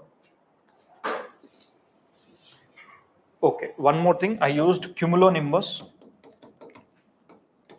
It is also cumulus. Cumulus plus cumulonimbus, both the clouds.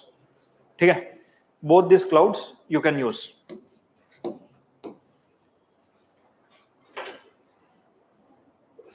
Just a minute.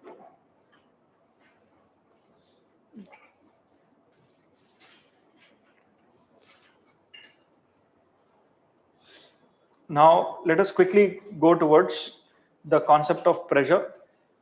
Okay, clouds पहले complete कर लेते हैं. Different types of clouds and their characteristics. See, clouds are basically 4 different types. Cirrus on the top, next cumulus, stratus, nimbus. 4 different types. So let's say that this is cirrus, cumulus, stratus, and nimbus. Cirrus, which has a shape of cumulus, it is called as cirrocumulus. Cirrostratus it can be, cumulonimbus it can be, nimbostratus it can be, their combinations can be there. But with respect to height, cirrus on the top, cumulus, then stratus, then nimbus. So this is a cloud which is called as cirrus, which has feather type, right? It is present at a greater height, so temperatures will be comparatively low. The moisture content will be low in this. This is cumulus. A cumulus looks like a wool, and then it has a base, and this base,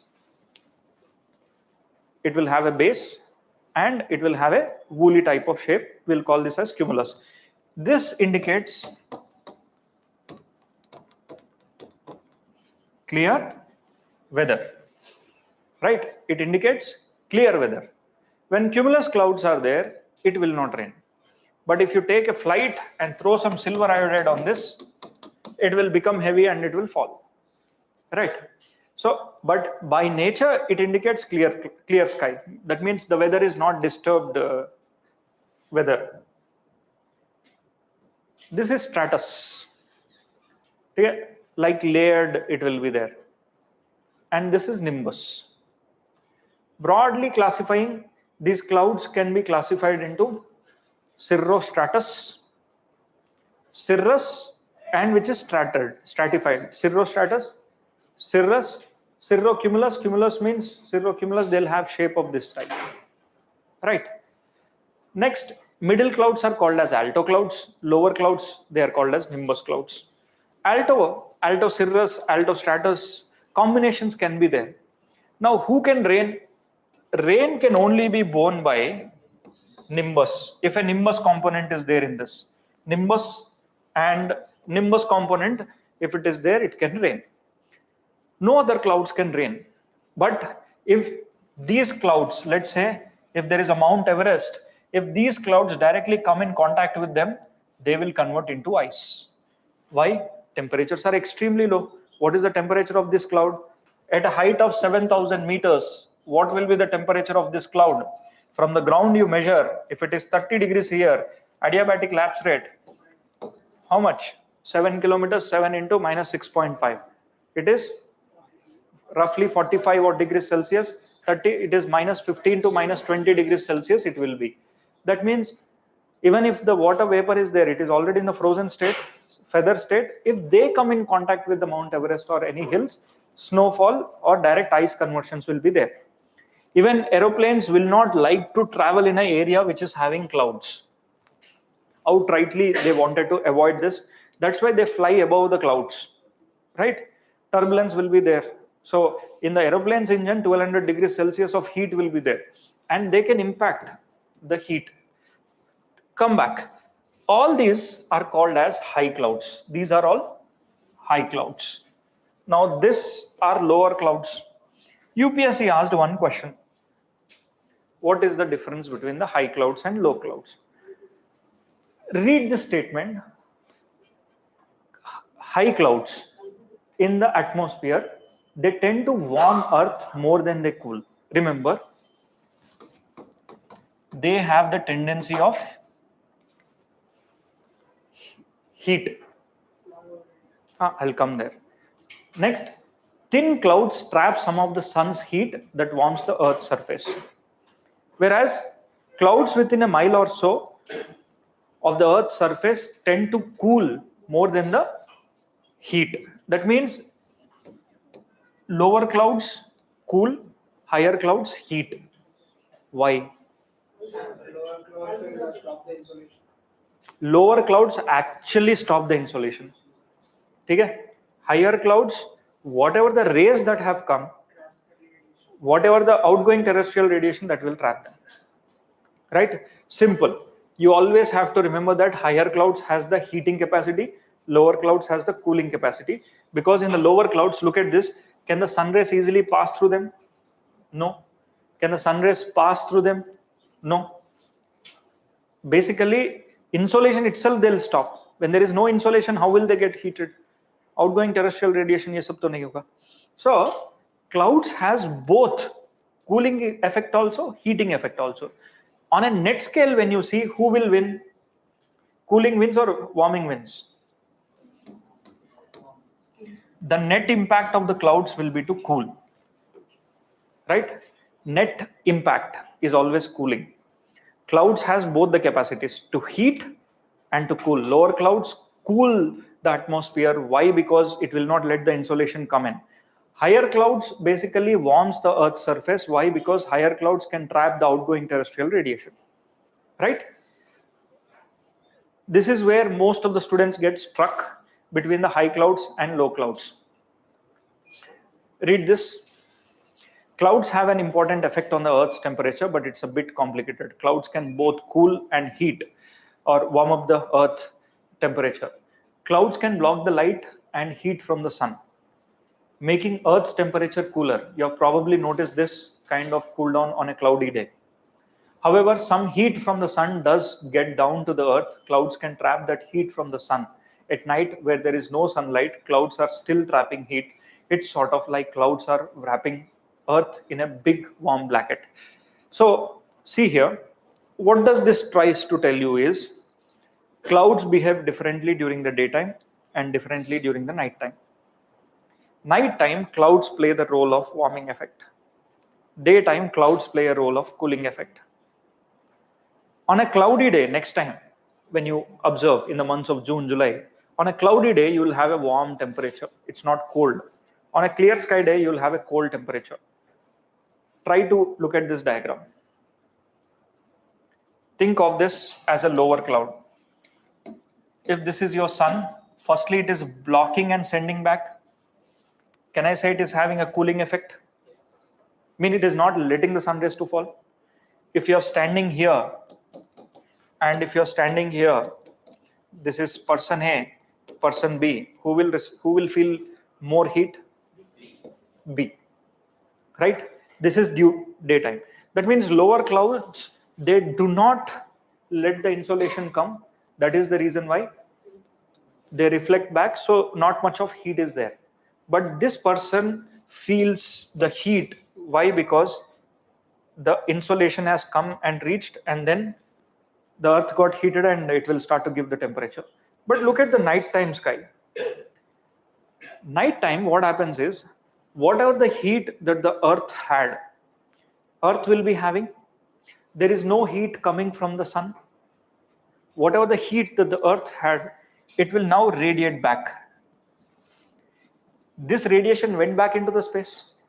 But this radiation, clouds has the tendency to absorb the heat also. Re-radiation will be there. So that means if you're standing here, you will actually feel little warmer. So look here. During the daytime, clouds have the cooling effect, lower clouds. During the night time, same cloud, warming effect. But the net impact when you take, net impact is cool. Right? Clear? Clouds, first we have studied high clouds and low clouds. High clouds has the heating impact, low clouds have the cooling impact. Now we have come to the lower clouds. Within the lower clouds, during the daytime, they have cooling impact. During the night time, they have warming impact. Right? So now go and check what are these low clouds. Stratus, stratonimbus, that is stratocumulus. Stratonimbus will also be there. Nimbostratus, cumulus, and that is a unique cloud. That is cumulonimbus cloud. Cumulonimbus cloud is the one which will give you lightning thunderstorm. Okay? You have updraft and lower drafts. Both the drafts will be there, and the charge will be blocked and dissipated at one single point of time. It will burst, and each bursting of this cumulonimbus is one lightning and one thunderstorm. So that means on a good monsoon day, sometimes when cumulonimbus clouds are fully developed, 300 to 500 cumulonimbus clouds can burst. Okay? In Bihar, Uttar Pradesh also, this is the area where the low pressure systems are intensely strong because of the continuous landmass, and so ITCZ zone will be there. That is where you will have highest number of deaths caused because of this lightning and thunderstorm. जब thunderstorm हो रहा है या lightning हो रहा है, what should you do? You should stay close to the ground. Close to the ground. Your surface area should be small. Okay? Because your body has water, there is salt, there is also sugar, the best combination for electricity, right? It loves that. Salt and sugar jahan par hai, electricity loves. If you are exposed more through your surface area, then you're calling that. So that's why you should always stay near to the ground, and you have to dug yourself, right? Wear your chappal and make sure the static electricity is not passed to the ground. Don't stay under the tree, because tree also has certain kinds of tendencies it can attract. So during the times of, if cumulonimbus clouds are there, it's better to stay inside rather than going into the farm fields, right? Even see, electricity can easily pass through your body. Sometimes my car, if I keep long distance far away, if it's not working, okay, you put that car key next to your brain or next to your body and press it, it will function. Why? We are nothing but electricity. So if I wanted to unlock my car, which is far little more distance, so if I wanted to increase that static charge to pass through, simply I use my car keys to put next to my brain or my chin, and then I press it, so that opens. Why? Because your body is acting as electric charge. I am just using that, right? So this fluid in it, right? You try it, next time it will work, but there should be no one between you and your car. So our body is just charge, complete charge. Even when there is an electrocution that is there, let's say water electrocution, you should make sure that your surface area is not too big. Your surface area is always small. So electricity also follows the principle of surface area, and charge can pass through your body. Let's say that I'm standing at one single place. For me, the electrocution from the ground is very minimal, but the time when I lift one of my leg, electricity pass through my body, and through other body I'm making the discharge happen. So I became a cycle. That is when I'll get electrocuted, right? So in terms of whenever June is going to come, a lot of rainfall will be there, some electric wires here and there. Make sure, if such a kind of scenario should never happen, if at all so, you should make sure to walk both the feet kept on the ground and drag yourself. Okay? Or else small steps, because your electricity on the ground will always function like this. It will have circles like this. Charge always has circles. Suppose this is an individual who is standing here, no issues. But an individual 1 feet here, 1 feet here, you're gone. Right? So make sure charge is circulatory path. So if you're standing here, stand in this. But make sure when you're standing here, one leg here, you're gone. So that's why small fits to escape that, because your body can cycle the electricity, right? So our first innovation of the bulb also happened through these thunderstorms and lightnings. Okay, whatever, you understood, right? The role of the upper clouds is to heat, lower clouds is to cool. But these lower clouds during the daytime, they have cooling effect. During the night time, warming effect. That's it. Hot topic hai. Matlab, it is a very favorite topic for UPSC. Read this. Higher clouds primarily reflect solar radiation and cool the Earth's surface of the Earth. Do they reflect? They let them pass through. Statement 1 is wrong. Low clouds have a high absorption of infrared radiation emitting from the Earth's surface and thus cause warming effect. They cause cooling effect, right? So neither one nor two. वैसे बहुत सारा questions इन्होंने पूछा था already. Now come back to the concept of pressure. Okay, इससे पहले ये भी है. What are these? Noctilucent clouds. The other name for noctilucent clouds is polar stratospheric clouds. These are the clouds that are actually disrupting the ozone. So look here, you are on the night side. You are actually on the night side or the dark side of this earth. The sun is here. Sun reflects. Sun rays always travels in a straight line. These sun rays, basically these clouds are present in the stratosphere. Why, you know? What is the height? 8 kilometers, right? These clouds, during the times of winters, they can actually push themselves into little higher because clouds, thick clouds can be formed. And these are called as noctilucent clouds, which are usually there in the upper part or near to the stratosphere. Once they enter into the stratosphere, their temperatures are extremely cold. How cold? -50, -60, right? Ice kind of.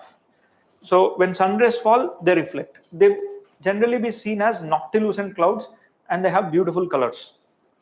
But in fact, these are the clouds, if chlorine or bromine is present there, that will disrupt the ozone. And this ozone depletion is more in the South Pole than as compared to the North Pole. Thunderstorm, see, thunderstorm has updraft bhi hoga, downdraft bhi hoga. Because of this up and downdraft, there is a charge that will be there. And finally, this charge gets bursted out, right? That is why this thunderstorms. Clear? Cumulonimbus cloud, only the cloud of cumulonimbus can form this thunderstorm. No other cloud can form. The height of this cloud can be ranging from 0 to 10 to 12 kilometers also, right? Okay. Now come to the concept of high pressures and low pressure. See here. Very quickly, I'll deal with this. If this is your Earth at equator, you have good amount of heat all throughout the year as compared to the temperatures when you take the average temperatures of the Earth at other layers. So that's why you call this as equatorial low pressure belt. And at tropics, you have little less temperature as compared to equator. This is called as subtropical high pressure belt. And this is subpolar low pressure belt, and this is polar high pressure belt. So there are two kinds of belts. One is dynamic pressure belt and other one is thermal pressure belt. Thermal pressure belt means which is having temperature as the primary reason for the formation of that particular belt. So this is a thermal belt because it is formed because of the temperature and it is one of the strongest belt. Rest of the three are dynamic, and a factor of thermal is there in the polar region because all throughout the year the temperatures are low. So that means in this part of the area the temperatures are extremely cold, and in this part of the area the temperatures on an average are extremely warm. So these two are strong belts. Rest of the two belts are forcefully formed because they are strong, right? So that's why we call it as pure dynamic belts. Dynamism means it's not just the temperature which plays the vital role, it is pressure and other local conditions plays a vital role in the formation of this pressure belt. Ideally, we study it as these belt, all the entire earth will have this kind of belt, I mean this kind of pressure. In reality, these pressure belts are present like this. The pressure belts will have unique pressure systems. They are not present as a same belt. Same pressure won't be there. They'll have different set of pressures with a gap, small gaps will be there. So those gaps you are supposed to understand in just to have a practical understanding. See here.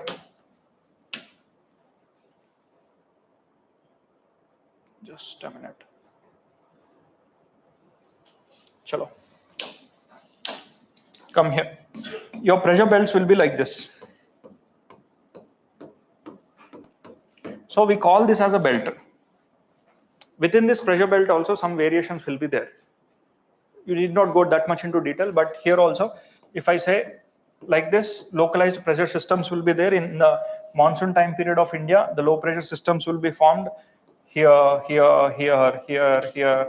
Strong low pressure systems together, they'll form a bigger low pressure system like that. So more often you will see these are the pressure belts. So this is high pressure belt, low pressure belt, low pressure belt, high pressure belt. This low is in comparison to the polar, and this high is in comparison to the equator. And I told you these two are dynamic belts. Dynamic belts means they do not follow the normal path, right? There is high pressure and there is low pressure. So how does a high pressure system works and how does a low pressure system works? So imagine this is a column. In this column, there are 100 units of air. Okay? In the 100 units of air, if I start, let's say all of this will have air. If I start to heat this, column of air, what happens to my molecules? They'll rise. So much of the molecules will now go higher. Only few molecules will be there at the lower end. So can I say that 30 molecules will be present here and 70 molecules will go up, right? In a high pressure column, exactly the opposite happens. If this is a column of high pressure, you will see the opposite. In this, let's say this column also has 100 units. 100 units of air molecules air is there. And in this, majorly, you will see that much of the air will now be present here because air is sinking and less air will be present in the upper atmosphere. So this is how a high pressure column and the low pressure column behaves. That means most of the air molecules will be present in the upper atmosphere, upper part of the region. So look here, a low pressure region will always tries to rise. A high pressure region will always tries to sink. This sinking will cause much of the air molecules. Let's say you are standing here, this person will feel more pressure. Okay, this particular person will feel more pressure, right? And here little less pressure comparatively. So a low pressure column will have rising air, and whatever that is rising, it will go and diverge in all the directions, right? Now look here, what are the total number? 100, total here 100. So but 30, 70, whenever you are comparing high pressure columns with low pressure columns, do not get confused between vertical high pressure and horizontal high pressure. Okay? Whatever the wind system that we are studying, wind system, we always compare pressure at same height between two columns. See, if you take a column, this is the earth. This is the column above the earth. If you are standing here, the weight experienced by you will be the total air present in this column. But if I take you little more upper, what is the weight experienced by you? Less, right? So can I say that the pressure is always high at surface and the pressure is always low in the upper atmosphere? Yes. The average atmospheric pressure is 1013 millibars at sea level. The average atmospheric here, it is somewhere around 270 millibars at 10 kilometers height. So this is what is vertical atmospheric pressure. In the vertical atmospheric pressure, always at the surface, the high pressure will be there. At the upper atmosphere, it will be low pressure. But if I take another column, on the earth, this is another column on the earth. So if this column, when I'm comparing at equal heights, I have to compare at equal heights. There 270 millibars is there. Here it is 260 millibars. Where do you have high pressure? This is high pressure. and this is, so this is what we will be looking in the wind. So wind will start to move from high to low. If I am taking these two areas, here it is 1013 millibars, here it is 1000 millibars. Where is high pressure? Here. So the wind will move from here to here, right? Wind always move from high to low. So this is how the systems will be there. You always should understand the concept in a way. In this area, wind always moves at equal heights. Wind ऐसा नहीं जाएगा, ठीक है? Wind will not go in that way. Wind also will not come in this way.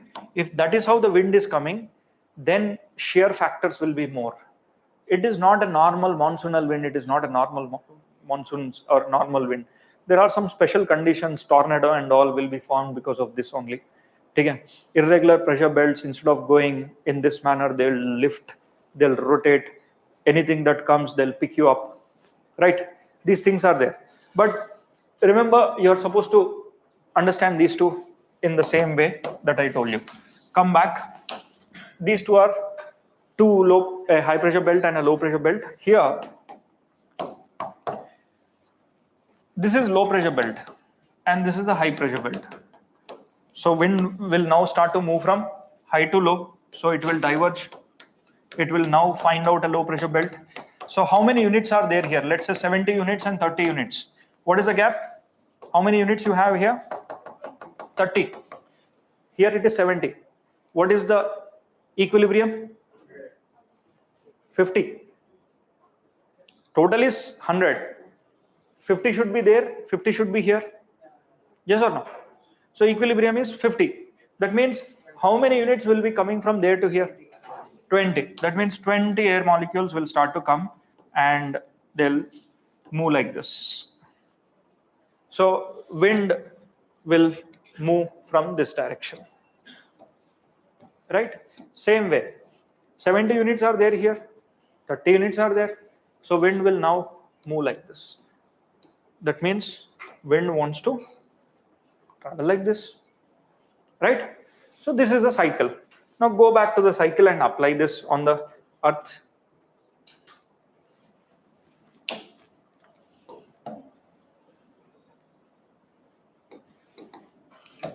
Look here. Low pressure, so air rises, rose, and it diverges. Right?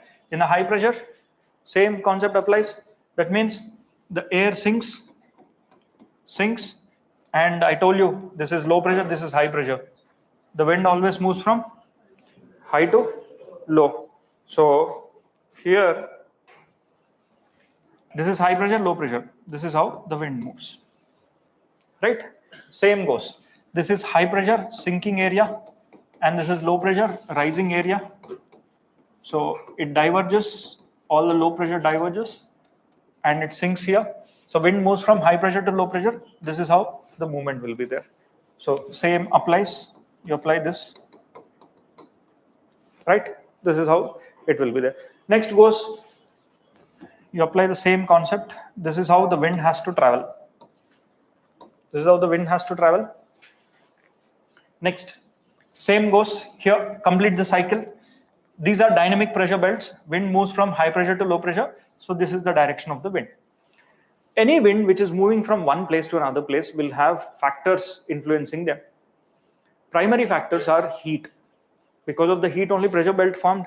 Because of that heat only these pressures are formed, and pressure is the primary factor which is moving the wind.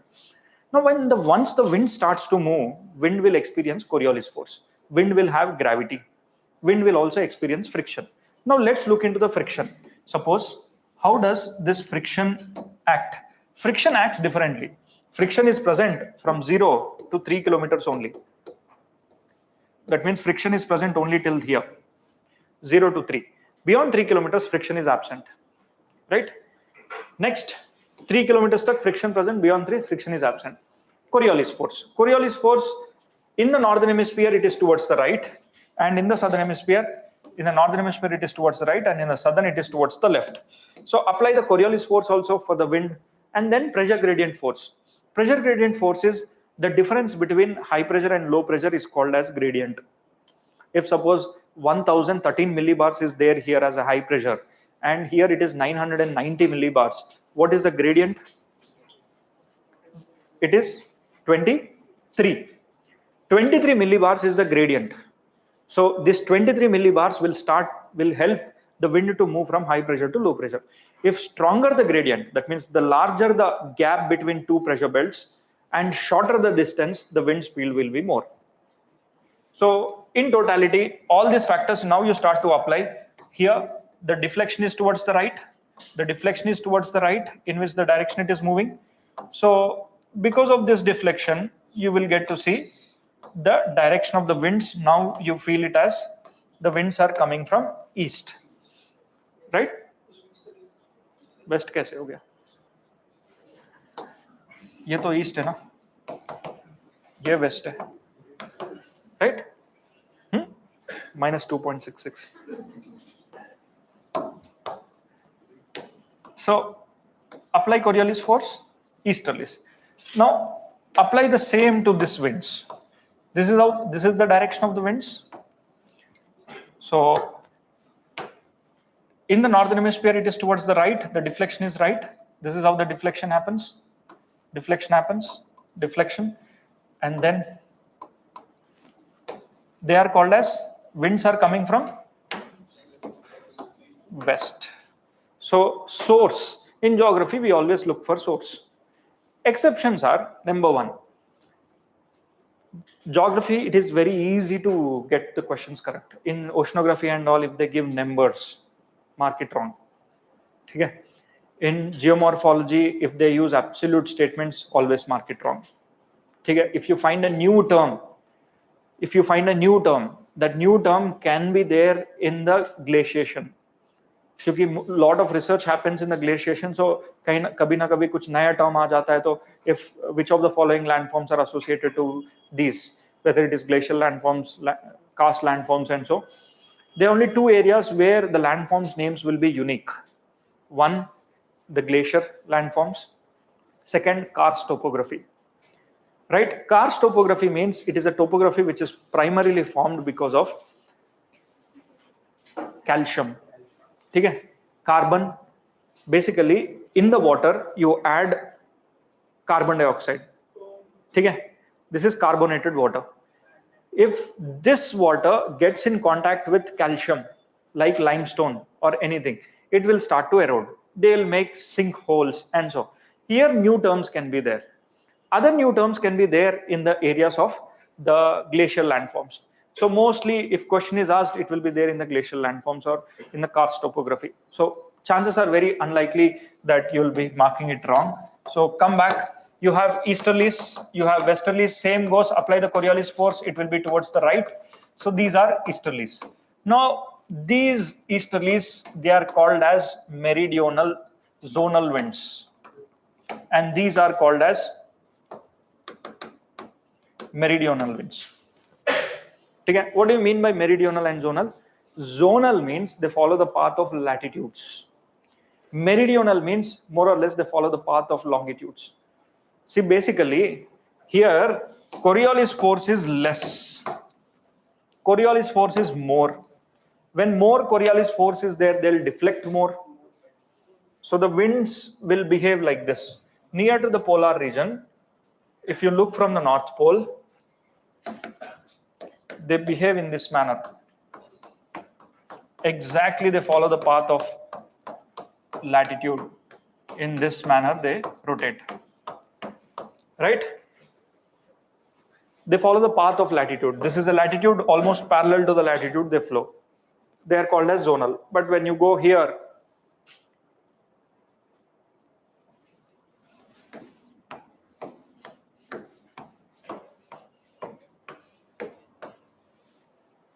they do not follow the path of a latitude. So that's why we call them as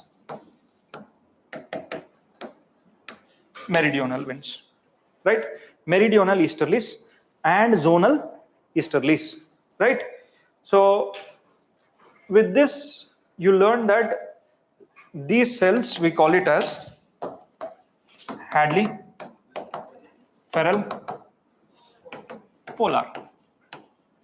And between these three cells, you have a jet stream here, you have a jet stream here, and this jet stream,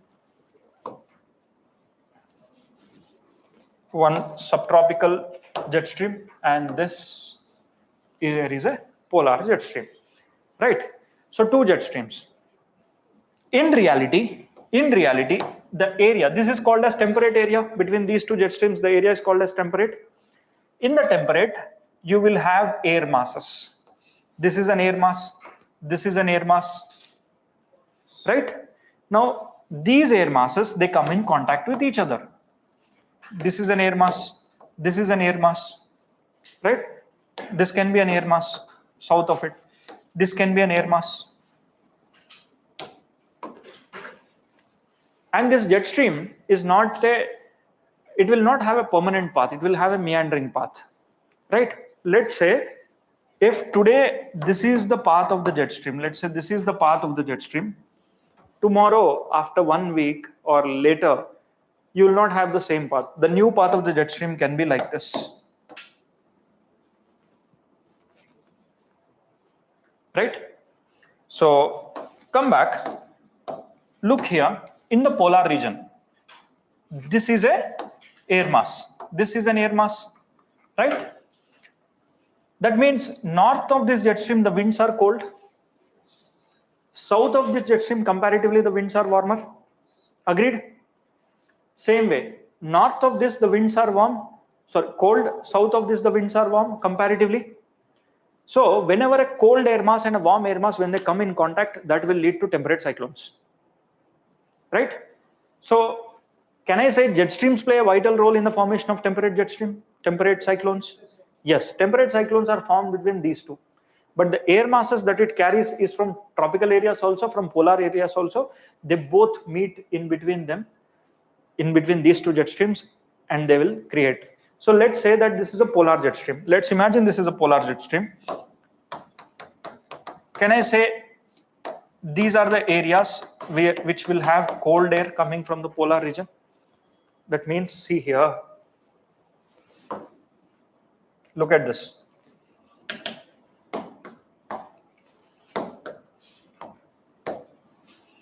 This is your polar jet stream. Yes? The wind which is present here will be cold.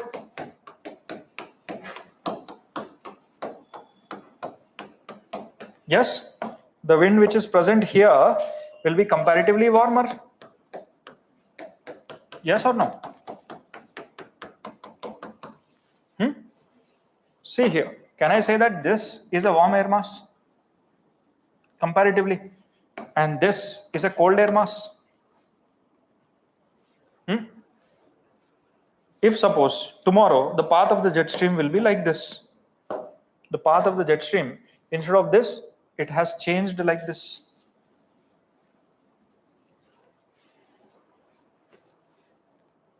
Earlier it was warm, now it will become, ho gaya na interaction? Earlier this was, now it will be, it is entering into a warm area, right? So this warm air mass and cold air mass, when they come in contact with each other, this is where the temperate jet stream, the temperate cyclones come in contact, right? So the tricellular model will try to explain the easterlies westerlies concept, but in reality, the heat exchange is happening through temperate cyclones. On an average, the total temperate cyclones are roughly 300 plus in a year. The tropical cyclones in this area is hardly 100 to 120. Okay. So 300 plus tropical temperate cyclones can be seen in the temperate areas. So that means these jet streams will change its path. Today, this jet stream, whatever the direction it had, tomorrow this can be the path of the direction, and the old jet stream path can be gone. So this north-south distribution of air is going to get the temperate cyclones. Got it. This is the tricellular circulation, and these easterlies, westerlies, these are called as primary circulation. There is a secondary circulation, tropical cyclone and temperate cyclone. Tropical cyclones conditions for the formation 27 degrees Celsius. Next,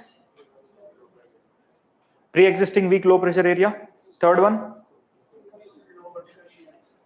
vertical wind shear should not be there. It should be very low. Next, upper air divergence should be there. Next, Coriolis force. 5 factors are required. The 5 factors are required. That is the reason why the tropical cyclones are absent near to the equator. Right? So tropical cyclone, it is actually a mains component. The formations and conditions you need to know. Rest will quickly have a glimpse into this.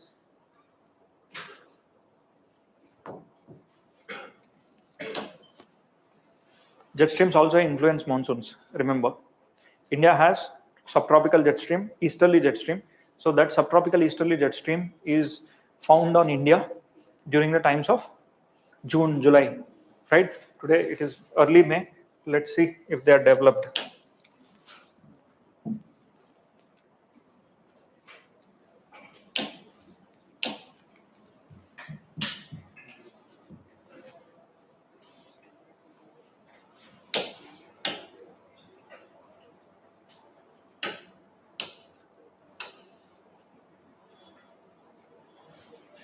Calm weather है.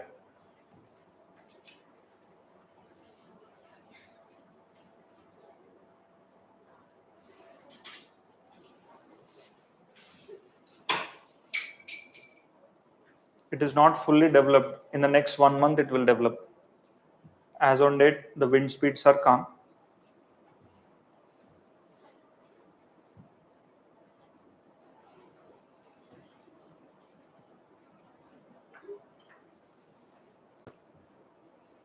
'80. See, look here. Look at this. The wind is going.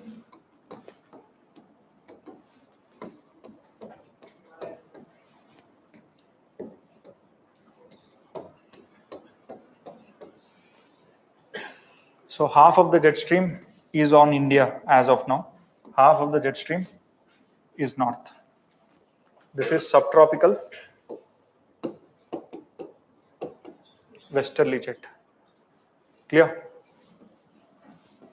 Both are going and joining here. So can I say the jet stream diverges and the jet stream converges? At the zone of convergence, the speed will be more.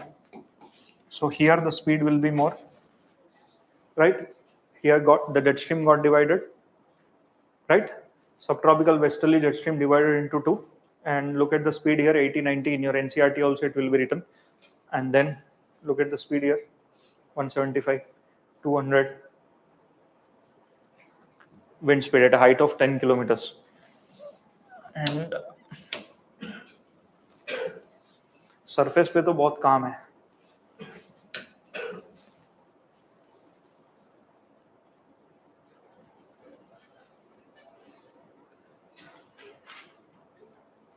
It's still in the forming. Next 1 month, you check the same figures.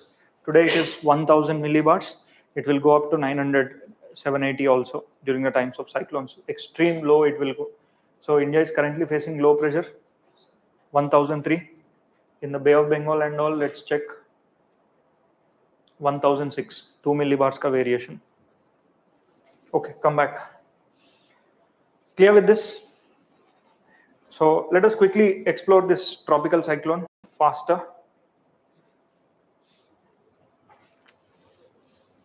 5 conditions I told you. You need 5 conditions for the formation. Number 1, there should be a pre-existing weak low pressure area and then 27 degrees Celsius.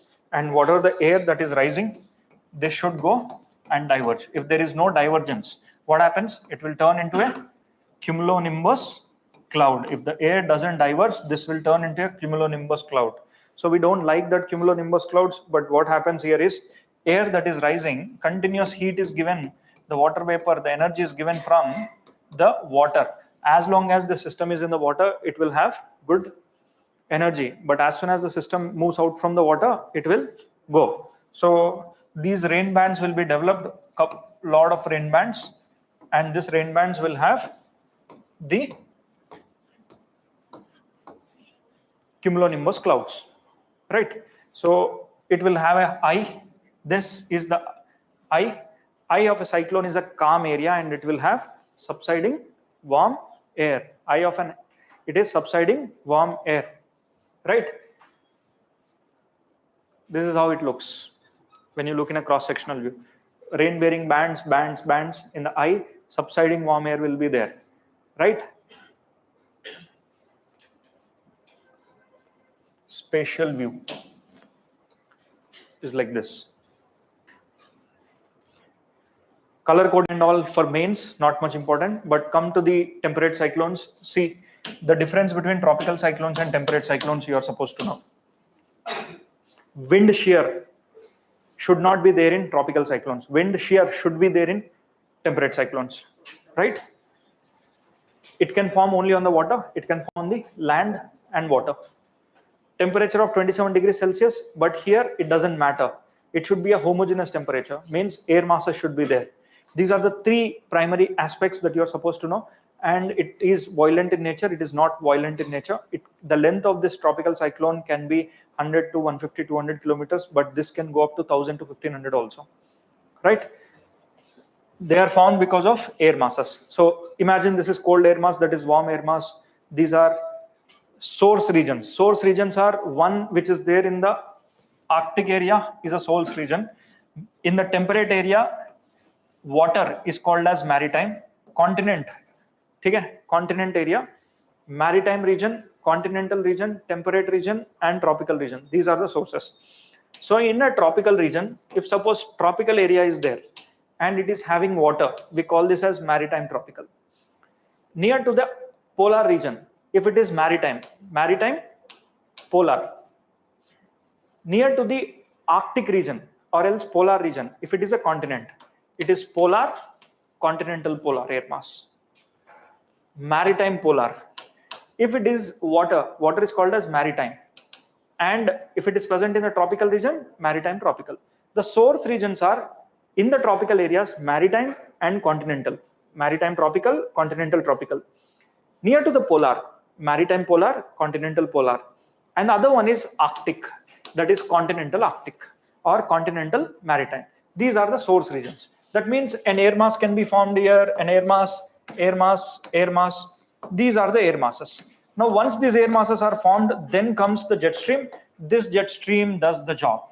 Okay, sometimes for this week, the path is like this, and for the next week, the path can be like this. So earlier, this was under the warm area. Now it becomes under the cold area. These interactions will lead to the meandering and the jet streams formation, temperate cyclones formation. This is how the air masses are there. Now, what is an air mass? Air mass is a homogeneous region which has unique temperature across the same height. Okay? The humidity conditions and the temperature and pressure conditions is same at same height. If you go to 5 kilometers, it should have across the area, it should have same pressure, temperature, and humidity. Pressure, temperature, and humidity, it should be same. That is called as homogeneous air. So they are broadly classified into warm front. If this is an air mass will have the frontal part of the air mass. This is called as front. Okay? And this is called as the front. If it is a cold front, it will be represented like this. This is cold front. And if it is a warm front, it will be represented like this. Okay? There is a cold front and there is a warm front. It will be represented like this. So warm front, cold front, stationary front, right? And this is occluded front. Occluded front is a front when a cyclone is fully developed. Temperate cyclone is fully developed, right? So here, from the prelims point of view, what you are supposed to know is, whenever a warm air mass is active, what kind of conditions can be there? Whenever a cold air mass is active, what kind of conditions can be there, right? See, this is a cold air mass. This is a cold air mass. Whenever a cold air mass is active, it is represented with arrows. When the cold air mass is active, you will have cumulonimbus clouds and heavy rainfall thunderstorms can be there. Whenever a warm air front is active, That is, you will have clouds of this kind: stratus, nimbus, okay? Altostratus, cumulostratus, cirrus. There are no cumulonimbus clouds, right? There are no cumulonimbus clouds. That means, look at this, when the warm front is active, the weather temperature is calm and not violent. Rainfall will be there, and here fog can be formed. Fog. Remember, fog can be formed whenever warm air front is active. Why? See here, this is all warm air mass, can I say? Warm air mass is rising here. And can I say that this is all cold air front? Cold air. Tell me, if you are increasing your height, in the atmosphere, will you, as you increase, the temperature should be colder or warmer? Colder. When such kind of conditions are there, imagine you are standing here. You are having cold air, but when you increase the height, do you have warm air or cold air? Warm. So can I say warm area up and cold area down? What happened? Temperature inversion. This condition is called as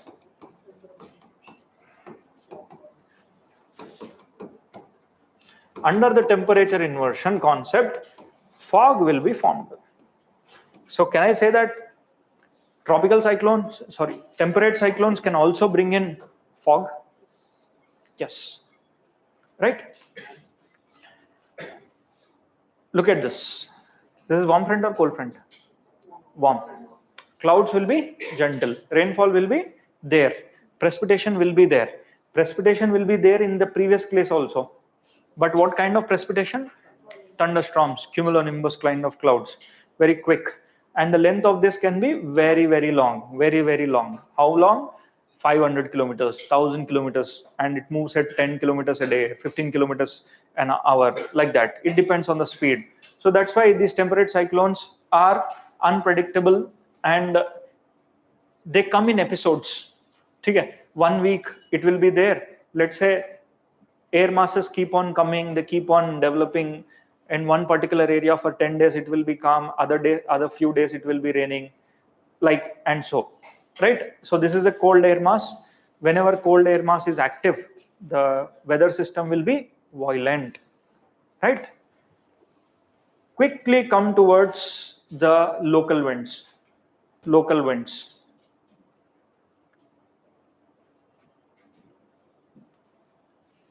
See, some of the local winds that you're supposed to know is mountain breeze and valley breeze.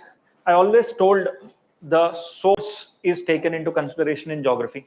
Valley breeze means the wind is coming from valley. Mountain breeze means the wind is coming from mountain. Easterlies means the wind is coming from east. Westerlies means the wind is coming from the west.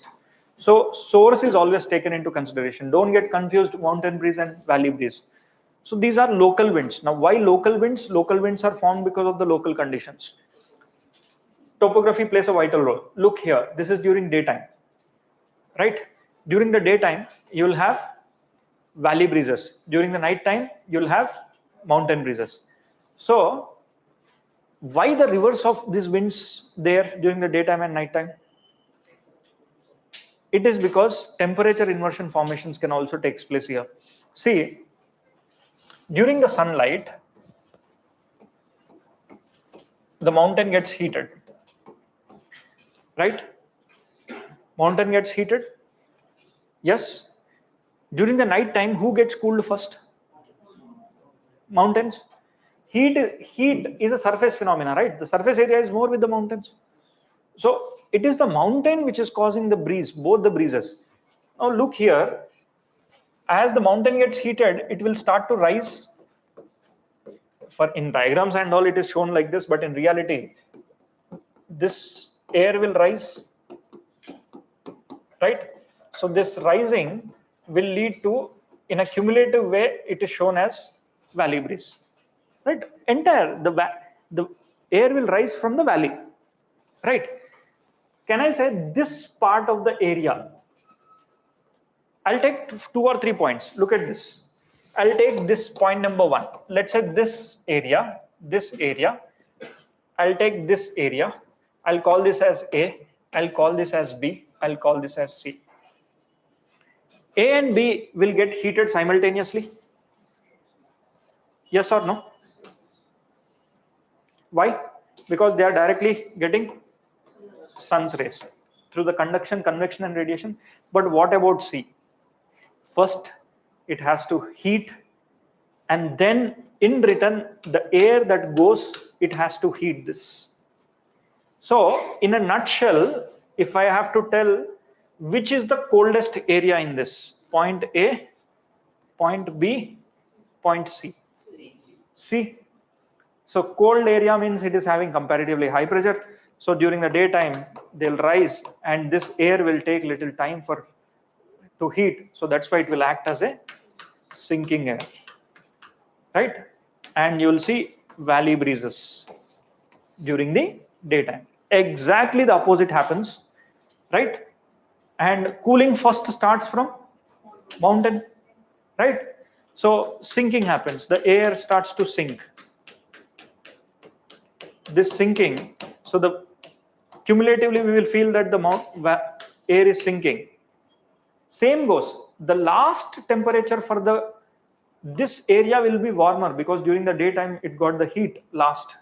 So coldness will also be at the last. So that's why it still acts as a rising air here. So to make it easy for you, the depictions will be like this. In simple terms, mountain breeze nighttime, valley breeze daytime. Valley se jo wind aata hai, that is valley breeze. From the mountain, if the wind is going, that is mountain breeze. These are local winds across the area. Same goes, apply same concept, land breeze, sea breeze, right? Land gets heated during the daytime. Who is hotter? Land is hotter. It will have low pressure, rising air. And sea is colder, means high pressure, sinking air. Complete the cell. That means wind is coming from sea breeze, means sea to land. This is during daytime, right? Land breeze means land to sea. Always this, remember, source we will keep in geography. So nighttime the water is comparatively warmer and the land is comparatively colder. Colder means high pressure, air will be sinking, and then low pressure, the air rises, and the air always moves from high pressure to low pressure. So the wind will be coming from land to sea. So this is called as land breeze. Land breeze, if you are standing next to the coastal area, the wind will be coming from, and if you are standing and facing the sea, the wind will be coming from behind. Okay? If you are standing here and you are facing the sea during the daytime, the wind will be towards your face, onto your face, right? So during the night time, you'll be dragged into the water. Okay? During the daytime, you'll be pulled away from the water, right? So basics. There are some of the most important winds. Sirocco. See, this is desert, right? Dry winds will be there. While they are crossing the Mediterranean region, these Sirocco winds will gather the moisture and dust and all which is there in the desert area. It will go and deposit in the Levants and in the southern part of the Italy, France, where grape cultivation, viticultivation is there. So this is also causing the blood rain. It is also causing the blood rain. Next, Harmattan. Harmattan, it is coming from a desert area to comparatively equatorial area, right? So it will bring the warm winds. Basically, it is bringing the warm winds of the deserts to the humid region in the equatorial area, jahan pe diseases are more. That is the reason why this is also called as the good doctor. This is called as good doctor. Chinooks. Chinooks are nothing but you have these rocky mountains. The winds which are coming from the west, they are cold. As soon as they ascend and they descend, they become warm. So Chinooks are also called as snow eaters. So they eat the snow on the eastern side, and on the eastern side of the Rockies, you will have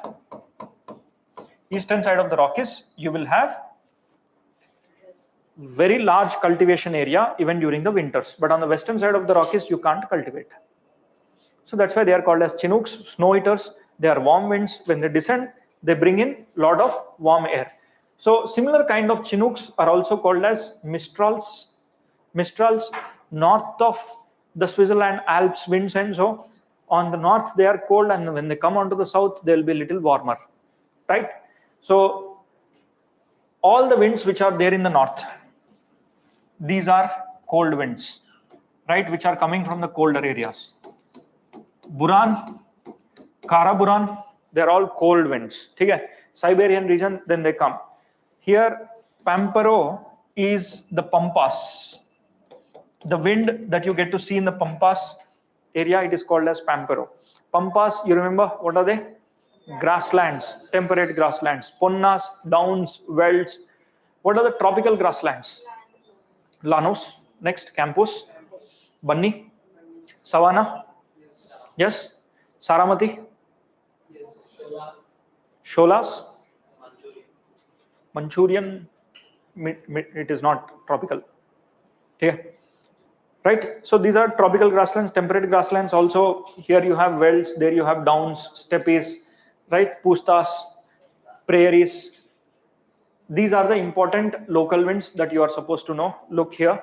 You know what are Chinooks. Santa Ana is also a warm wind which is coming in the Californian desert area.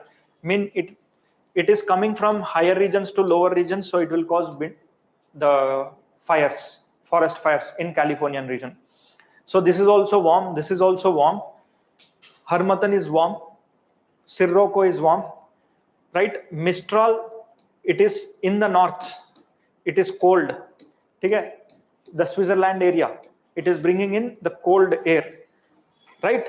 So Baki Lu, you already know in India. Rest of this, I don't think they are important.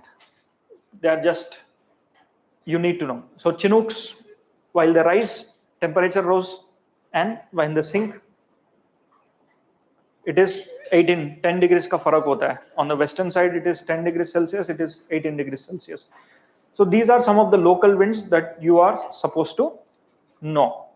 Now, let us quickly move towards the geomorphology.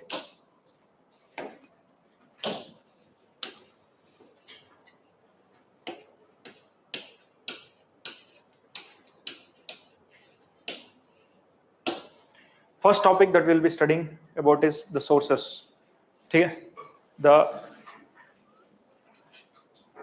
interior of the earth, right? High chances of questions to be asked in this area.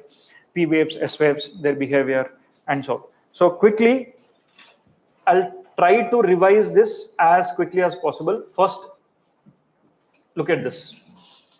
Whenever there is an earthquake, you'll see this. There is P waves, S waves, and surface waves. Who has more amplitude? Surface waves. These are body waves, P and S. This is a kind of graph that you will get to see whenever there is an earthquake. So P and S, this is P, this is S, both of them, they are called as body waves, and this is surface waves. Now, what is a body wave and a surface wave? If suppose a wave is traveling within the interior of the earth, we call these waves as body. Now, once they reach the surface, they will also travel on the surface like this. So these are called surface waves, right? Surface waves are R and L, body waves are P and S, right? Clear? Surface waves are P and S. Sorry, body waves are P and S, surface waves are R and L. So scientists primarily studied this P and S waves in the laboratory. These waves helped us to understand the interior of the earth in detail. What layers do you have? What layers you don't have, right? So the place where the earthquake is generated, we call it as focus, and this is the place where energy is released, and the nearest place to this is always a perpendicular place next to this, that is called as epicenter, right? The other name for the focus is hypocenter also. So there are, whenever an earthquake is released, it will also have P waves and S waves. P waves, they travel faster. P wave can pass through solid, liquid, and gas. S wave cannot pass through liquid, right? So imagine this is P wave and that is S wave. Both the waves started to move, and then as soon as they reach the surface, P waves are reaching first, and we studied the characteristics of the P wave. Then we studied the characteristics of the S wave. In the laboratory, we understood that S wave is not able to pass through liquid. So across the globe, there are many seismographs that are placed. Now, these seismographs will receive a graph like this. How will they receive the graph?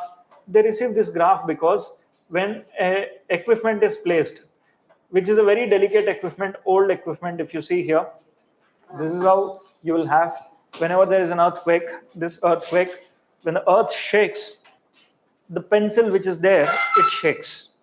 But today we have the digital equipments, and so they are plotting in a very better manner. So P wave, then S wave, then you have body waves, like that. So body waves and surface waves. Imagine there is an earthquake. Shaking will happen. P waves, and then, so the graph is plotted. So this is how such kind of graphs are seen, and they are placed across the globe now. When they are placed across the globe, we identified that, in some areas the S waves are not recorded, and in some areas S waves are recorded. So because of that, S waves, as they are not recorded, we understood that S waves anyways cannot pass through liquid. That means there could have been a liquid layer within the interior of the earth. Now, blue color rays are S waves, red color waves were P waves. P waves were able to see all the seismographs which are placed. Let's say seismographs here, everywhere across the globe we placed. P waves are able to be found, but S waves are not found. Then when the globe started to exchange the data, we got to learn that, there are areas where there are P waves are reaching, areas where S waves are not reaching. Finally, we have come to a conclusion that there is a shadow zone where the S waves cannot pass through. There is a shadow zone where P waves cannot pass through. With this, these are your P waves, the red color waves which are moving, right?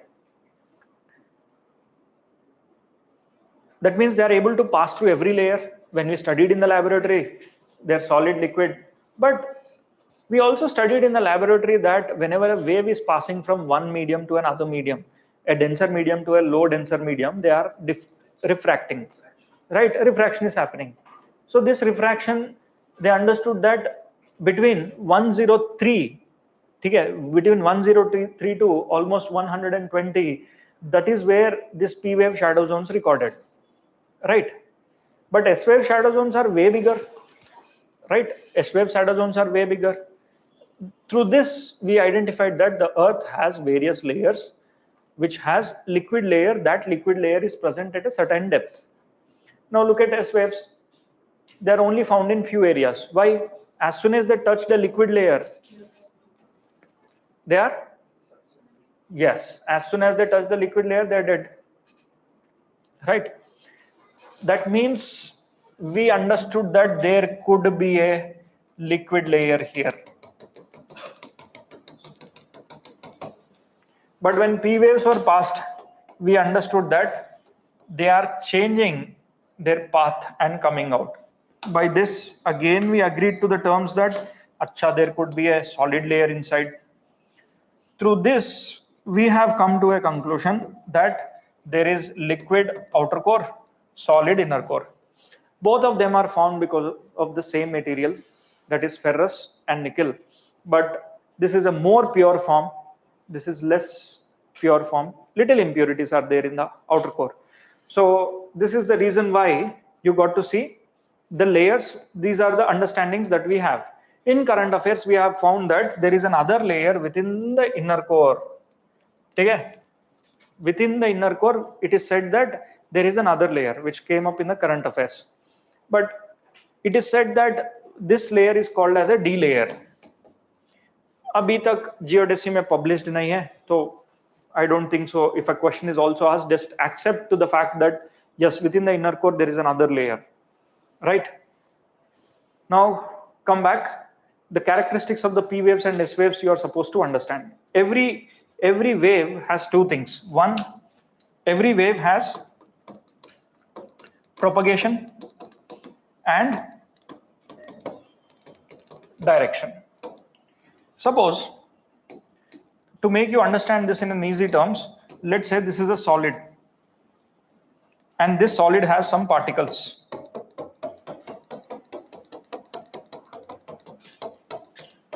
I am passing a wave. So a wave passed through this. What is the direction of the wave? From A to B, right?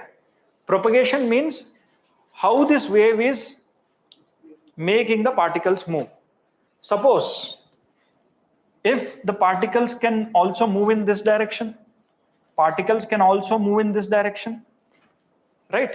So if the particles are also, let's say this is the direction A to B, if the particles are also moving in the direction of A to B, like this,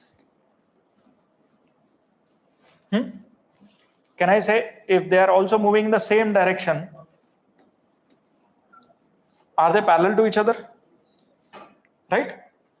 This is called as parallel propagation. Now P waves have parallel propagation, right? S waves. Now let's say this is an S wave. I am sending an S wave. What is the direction of the S wave? A to B is the direction of the wave, right? Whenever S wave is moving, S wave propagates like this, not in the same direction of A to B. It will propagate, the particles here will start to propagate like this. So that means, can I say if this propagation is in this direction to the A to B, what is this? Is it perpendicular or parallel? Perpendicular. Can I say S wave will have perpendicular propagation? Can it pass through solid? Yes. Can it pass through liquid? Yes, and this is no. Can it pass through gas? Yes. This cannot pass through gas. Right? So now P waves are mechanical in nature. Remember, P waves are. Why am I using the word mechanical? Because if suppose this is your Earth and on the Earth there is an earthquake, I said these earthquake waves can also travel through body and they reach to the surface. I told you they can also travel through the air. Imagine there is an aeroplane which is flying here.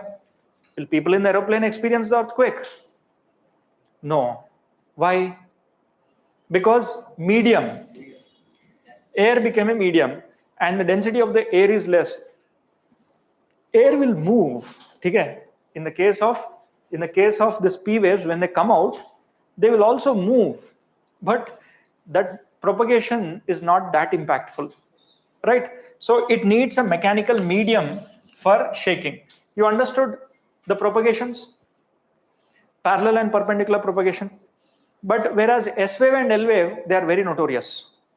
In the S wave, which is body waves, this is S, surface waves, sorry, R and L waves, not S, R and L waves. The propagations are like this, right? It will tear apart. Suppose if a wave is moving, the propagations will be like this, right? L wave, circular, semicircular, they act like a arti. Okay? So literally they are the ones which will create so much of damage. Look here. Damages of primary waves, damages of secondary waves, L waves and R waves. Right? L waves and R waves are more dangerous. Surface waves. Their propagations are a bit different. So look at this, how the L waves behave.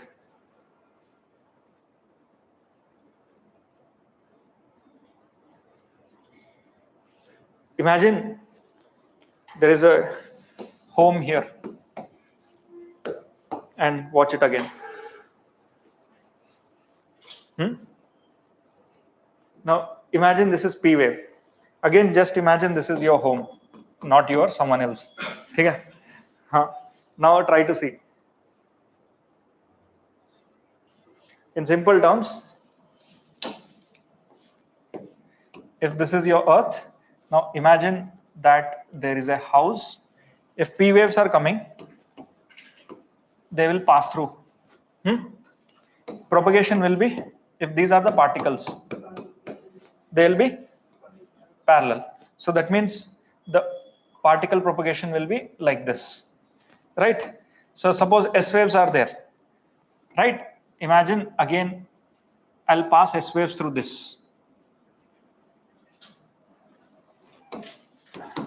S waves, they passed. Particle propagation will be perpendicular. That means your particles will move like this. So that means your house, the house which is there, it is going to move like this. In the P waves, up and down. In the S waves, side. In the case of L waves, right, it moves like this. In the case of R waves, it will tear apart.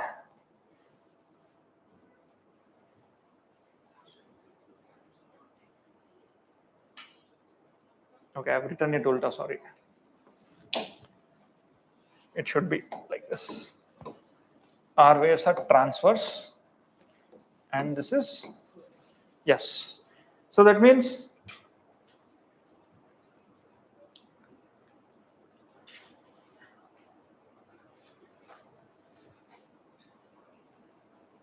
so all the waves are dangerous, but if a question is asked, R and L waves are more dangerous as compared to P and S. As compared to P and S, S is more dangerous. Why? The propagation is perpendicular, R propagation is, and this is transverse in nature. Dangerous, dangerous, dangerous, okay. Right? Who are the first ones to come? P's are the first ones to come. Then followed by S. Then followed by R and L. Simultaneously they come up. So India is currently working out on the early detection of the earthquake. It's not that easy. The gap between them is hardly fraction of seconds. But those fraction of seconds are enough to save some of the critical infrastructure of India. Right? So these are the propagations, and when it comes to earthquake, the earthquake zonations have changed. Once go through that, nothing much. I can't expect a question in that area. Now coming to the layers of the earth. See, the layers of the interior layers of the earth can be broadly be divided into two types. One on the basis of mechanical composition, other on the basis of chemical composition. So earth can be broadly be divided into, you have a core, inner core, then you have outer core. This is your liquid, right? This is your crust, and then you have mantle, right? This is what is chemical composition, right? In the chemical composition, the earth inner core is made up of knife, which is solid. Outer core is also made up of knife, but it is liquid. Mantle is made up of silica plus magnesium, and crust is made up of silica plus aluminium. So the layers that we divided into are crust, mantle. Within this mantle, we divided the mantle into upper mantle and lower mantle and intermediate mantle, right? So this is based on the mechanical composition. What are they made up of? That is mechanical composition. Chemical composition. In the chemical composition, our crust is majorly made up of 8 major minerals: silica, aluminium, next magnesium. Oxygen is the major component. Sia, I told you, no, that is casapoma, calcium, sodium, that is potassium, magnesium, right? So basically our crust is made up of 8 major minerals. Now interior of the earth is made up of iron, nickel, and ferrous. So here, this is what is chemical composition. But when we look into the mechanical composition, what we look into whether it is solid, liquid, or gaseous, right? Now for our geographical understanding of the further topics, what you need to know is mechanical composition of the earth. That is, inner core is solid, outer core is liquid, then comes your mantle, right? So this mantle is further subdivided into upper mantle, intermediate mantle, and lower mantle, right? So in the previous case, when you took that mantle, let's say this is only mantle, this was mantle. What we did is we divided the mantle into 3 types, and we said this upper part of the upper mantle, ye jo aadha hai, we will be categorizing this into a different type, and this will be categorizing into different type. So basically, another layer which we call it as asthenosphere. Okay? Asthenosphere, we generally consider that as this part of the layer will be, we call this as asthenosphere. That means there is another layer. We said this is neither solid nor liquid. This is semi-molten in nature, and then we divided the rest of the mantle into upper, intermediate, and lower. Right? So that means your Earth is made up of inner core, solid, outer core, liquid, lower mantle, intermediate mantle, upper mantle. Within the upper part of the upper mantle, we said this upper part of the upper mantle is asthenosphere. Okay? So we said this as an asthenosphere, and above the asthenosphere we have another layer. We call this as lithosphere. That is your crust. Lithosphere is up to 200 kilometers deep. It can be there, right? So these are the classifications, and this classification in your NCERT science, so it will be a diagram that is drawn like this. Temperatures as you go inside, it is higher. The density as you increase the depth, it is higher, right? So the purity of the materials is also higher. And remember one more thing, there is lot of radioactive materials present here and also in the mantle.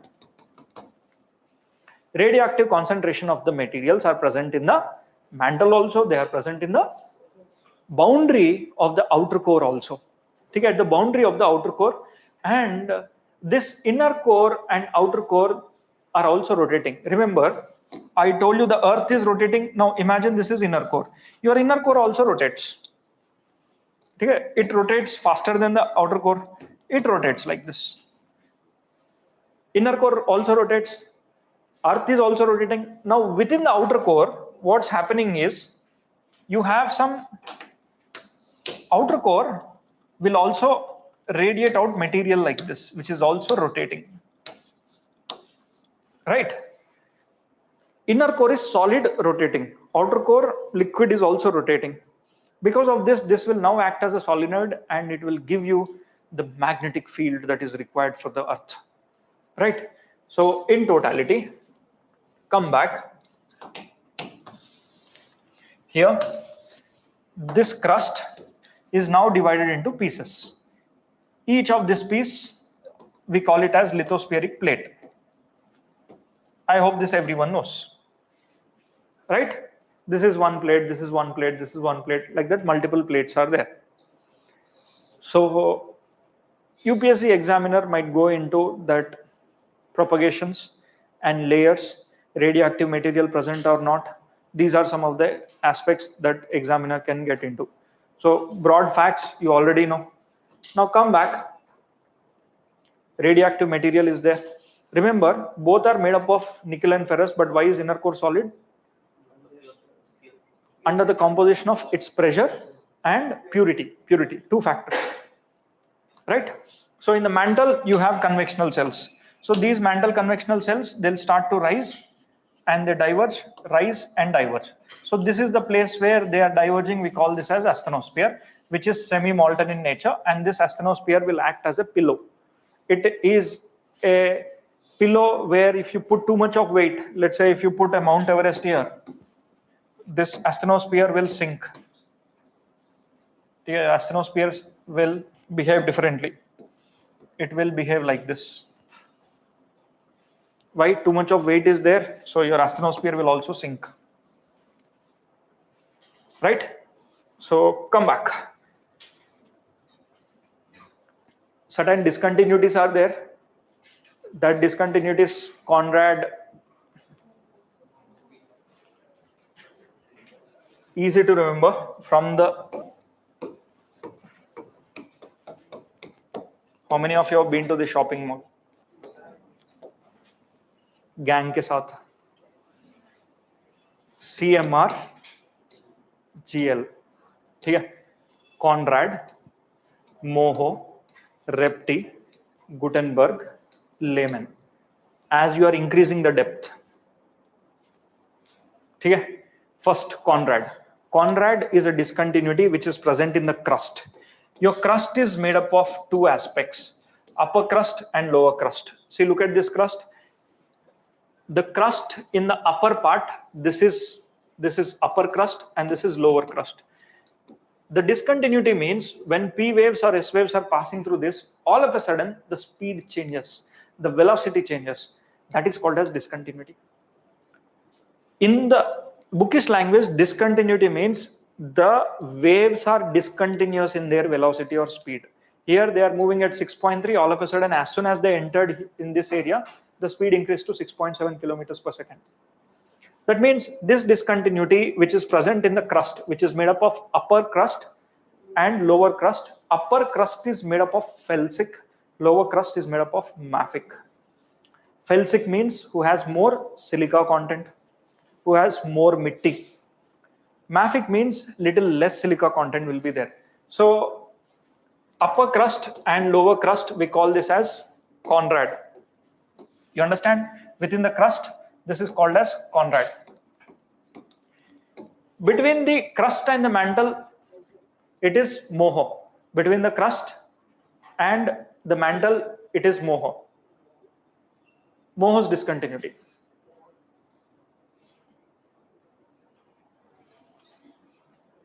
Okay.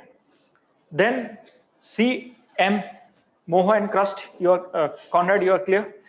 R, Repti. Repti, it is between the upper mantle and the lower mantle, right? G is, it is between the mantle and the outer core. R is CMR, GL, the last one is L. L is between the outer core and the inner core, right? So you just need to remember them in the order. Conrad, it is between crust and upper crust and lower crust. Moho, crust and the mantle. Repti, between the upper mantle and intermediate lower mantle. GL, it is between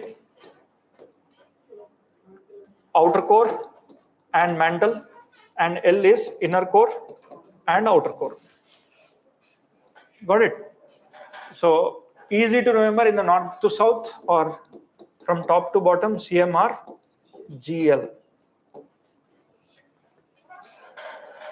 Right? Your own mnemonics. You went to CMR shopping mall with a gang leader. Who's your gang leader?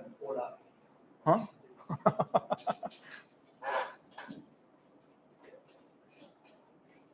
See, the density also increases as you go inside. Speed also increases. Okay. Now quickly go towards, see, Wegener and all, it is not much important for prelims. I'll discuss what is important for prelims. It is rocks. Okay? Rocks, questions can be coming. Right? Wegener quickly will give a glimpse. Nothing much is there in the Wegener. Wegener says, our earth is divided, our earth was once completely at a single place. We call this as Pangea. आज तक मैंने prelims में question नहीं देखा Wegener का, but you already know it's one of the easiest theories, right? See quickly, Wegener once said the entire landmass is presented at one single place. We call it as Pangea, right? From Pangea, the earth got divided into Gondwana and Laurasia. Other name is Angara land and Gondwana land. So today, this is the modern day landmass. So he says that what are the evidences? He has taken 5 evidences. One is jigsaw fitting. Examples are South America and Africa. Other one is North America and the Europe. So he has also, his evidences were later validated by Jeremy Bentham in the year 1930s, when at the 1000 fathoms, it is exactly same. Jigsaw fitting is completely true. And other evidences that he has taken is rocks of similar age, one in the Caledonian Mountains, Hercynian Mountains, and the Atlas Mountains and the Appalachians. So these 4 areas he has taken, and he said that the age of these rocks, the structure of these rocks, everything is same. He says that they might be together once.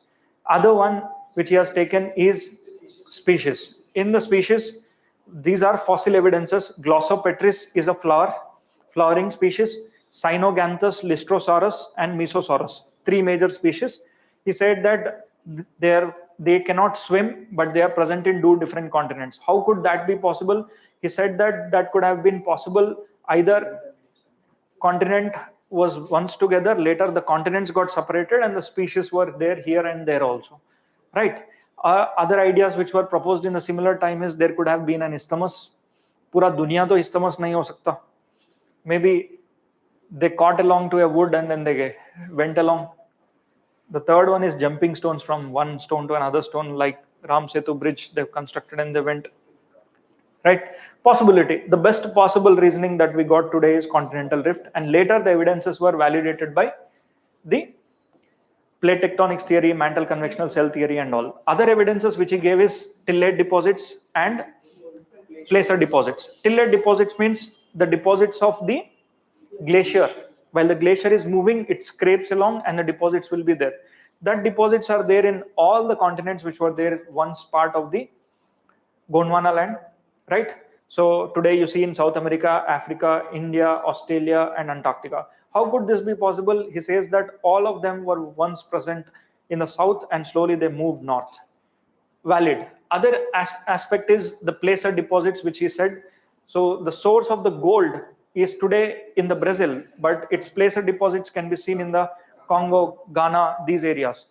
So how could that be possible? He says that the river which was there, the source is in the Brazil, and later the deposits were there in the Africa. So these are some of the evidences which he gave, but he was not accepted. His theory was never accepted. Whatever the theory he gave, it was convincible, but the evidences which he gave, it is also convincible, but the explanation behind these evidences that made a fishy, and he had to undergo a severe stress and later suicide by himself. That is the story of the Wegener, and he is from German. So German thoughts were not easily accepted at that point of time, because post-World War, 19 to 14, 14 to 18, so those theories were not easily accepted. Everything was seen with a doubt. So his theory was also seen with a doubt. And little later, other theories came up. The next theory is mantle convectional cell theory. So in this mantle convectional cell theory, will come up with the saying that our outer core and inner core, it is nickel and ferrous. The temperatures are very extreme and there are radioactive materials present here. And these radioactive materials, if the concentration is too high, the temperature will be very high, and from here there will be rise of the magma. And as soon as it reaches near to the asthenosphere, which is semi-solid in nature, so it will act as a cushioning. By the time they rise their height, the temperature decreases. You already know that while increasing the depth, the temperature increases. While decreasing the depth, the temperature will be lower. While increasing the depth, the temperature increases. So more temperature, less temperature, right? So because of this, you have another layer which we call it as an asthenosphere. Now within the asthenosphere, there is magma that is moving in this manner. So there is a friction. There is a friction that will be created between this asthenosphere layer and the one layer above, that is your lithosphere. And they say that these convectional cells keep on rotating. Now, why they are sinking here? He says that the radioactive concentration material is low, the temperature is low here, right? So this has added value to continental drift theory later, and Wegener's theory also. Little later, another theory came up, that is seafloor spreading theory. In the mantle convectional cell theory, each of this cell, we call it as mantle convectional cell. Now, wherever there is rising limb, the temperatures are hot and there is divergence. Rising limb, this is rising limb, divergence is there. This is sinking limb. Can I say convergence is there? Yes. So in the mantle convectional cell, the sinking limb will have convergence. The rising limb will have divergence, right? So in totality, a full-on convectional cell will be formed. Now these convectional cells, they are present in the mantle, right? Little later, you have got to see another theory called seafloor spreading theory. This was given by Harry Hess. Harry Hess is a military guy who is exploring the navies and given the task of go and map the ocean floor by the US after the post-World War. He got to know that our sea floor is continuously spreading.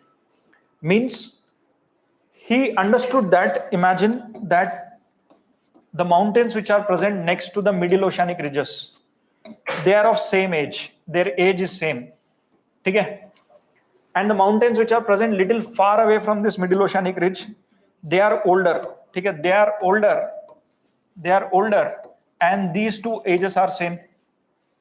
Likewise, as you go far away from the middle oceanic ridges, he understood that the age of these rocks are similar, and the characteristics of the rocks are similar. So he says that all these rocks were once present at the next to the middle oceanic ridges. Slowly, they kept on moving away and away and away, and then the mantle convectional cell says that sinking limb is there. This theory has added value to that, and finally they said that whatever the new magma that is coming out and cooling on the sea floor, it is slowly shifting its position, and one fine day it is going and sinking into the mantle. Then comes another theory. Before that, few quick facts. Here he studied magnetic field also. That means, imagine these are the rocks. All these are the rocks, and these are the rocks. If North Pole is here, North Pole will be here. This will be south, south. Age is same, everything is same. Next comes the adjacent rocks. Suppose this is your adjacent rocks. Their age is same, but they have different magnetic field. That means these two ages are same, and this is older, this is older, this is younger as compared to these two. So this is South Pole, again North Pole here. So this variation in the magnetic field which are present next to each other, adjacent rocks will have different magnetic fields in the opposite polarity. This will what have surprised Harry Hess, and finally this theory was given. That means he studied the paleomagnetism he has studied. So little later, you have come across another theory, that is plate tectonics theory. And this plate tectonics theory has explained the entire origin and evolution of this earth crust. And finally, this is the theory we believe in the modern day. Tomorrow you come up with a better theory and explanations. ठीक है? Geography में Nobel नहीं मिलता. ठीक है? The geodesy you'll get it. You get more funding than what Nobel gives. Nobel gives very small funding, right? These gives very big funding, right? Because geology is behind. So geology has a lot of mines and minerals. Everything is dependent on that, right?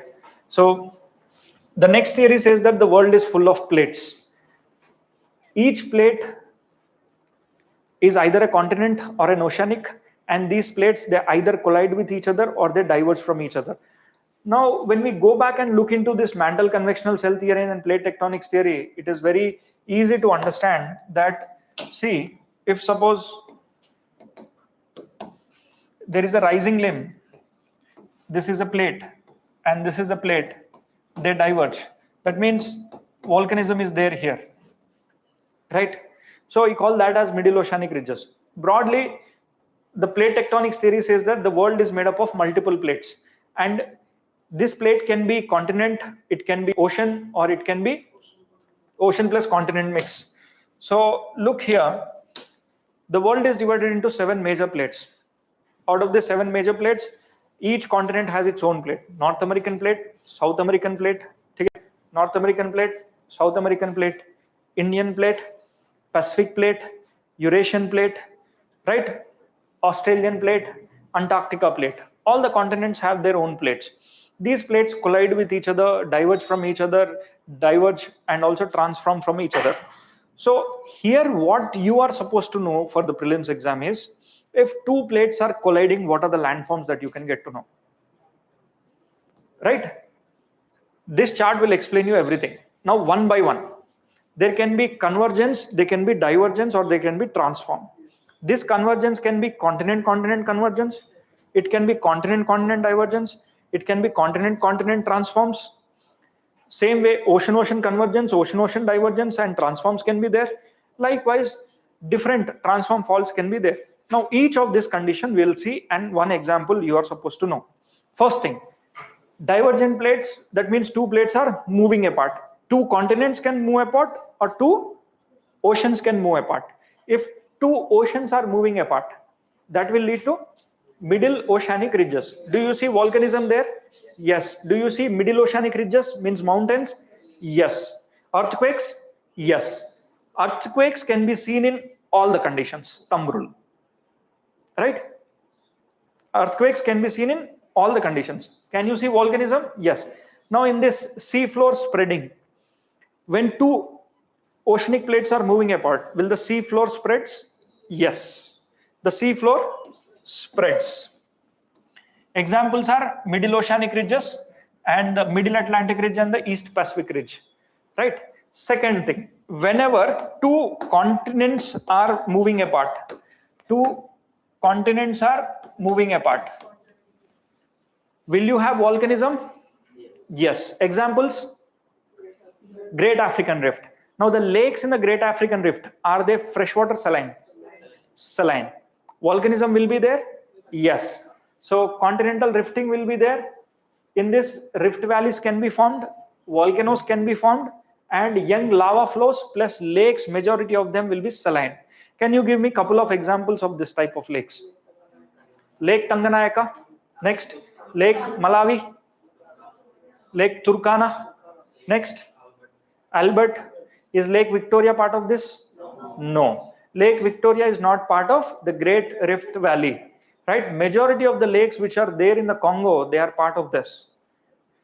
Examples, the East African Rift Valley, Red Sea is also part of this. These are some of the major examples. The second one is convergent plate boundaries. That means two plates converge. Right? In this convergence, if this is ocean, if this is continent, the denser the material, the denser the plate, they will sink. Always remember, the denser plate is oceanic plate is always denser. So if this is your oceanic plate, the thickness of the oceanic plate is less. But if this is your continental plate, the thickness of the continental plate is more. This is your continental plate, right? But the thickness of the continental plate is more. It is like a wood versus iron rod. Imagine that is your continent and this is your oceanic plate. Oceanic plate thickness is less. What is the average thickness? Average thickness is not more than 9 kilometers. It is 5 to 9 is the average thickness. That is the 5 to 9 is the average thickness. Whereas continental crust thickness can go up to 100 kilometers also. Average is 70 to 100. You can take it. In the Himalayas, it is up to 70 to 100. And in normal areas, it is 35 kilometers. That is the width. But when these two plates are colliding with each other, the density of this particular material will be more. If the density is more, whosoever density will be more, what do? While they are colliding, this will go and sink. Right? So oceanic plate always sinks. When it sinks, beneath this crust, beneath this lithosphere, what do you have? Asthenosphere is there. And in the asthenosphere, this will get melted. Here two things are happening. One, there will be water in this plate. Yes or no? 5 kilometers thickness, 7 kilometers thickness, there will be water in this plate. Water is going and melting in the asthenosphere. So high pressure will be developed in that water. The melting point of this particular rock will be lowered. That means this part of the area, the rock's melting point will be lowered. I mean to say, earlier if this could have been melted at 800 or 900 degrees Celsius, because of this heavy pressurized water which has turned out to be, that will lower down the temperature. Now it can melt at only 250 degrees Celsius. Once it starts to melt, it started to melt in the asthenosphere. This is asthenosphere, it melted. So now it will start its way onto the surface. While it is coming out, this volcano, it will try it, this magma, it will try in all means and ways to come up, right? Some part of the volcanic material, which is magma, will get solidified inside. It is solidified like this. Some will cool in this manner. Finally, while they come, they will also make sure they make a big impact. They make a conical shape. Why? Because on a continuous basis, they are pushing in. So on this cone, one fine day, you will see volcano, right?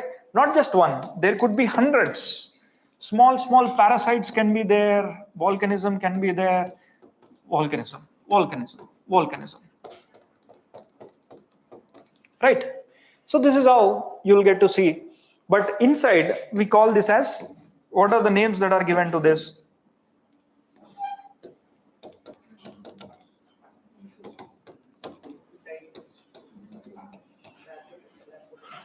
Intrusive landforms, batholith, laccolith, phacolith, sills, dikes, right? So different shapes will have different names. That during the volcanism I'll show you. But you understood? At the same time, there is one more process happening. That is partial melting. Partial melting means, look here.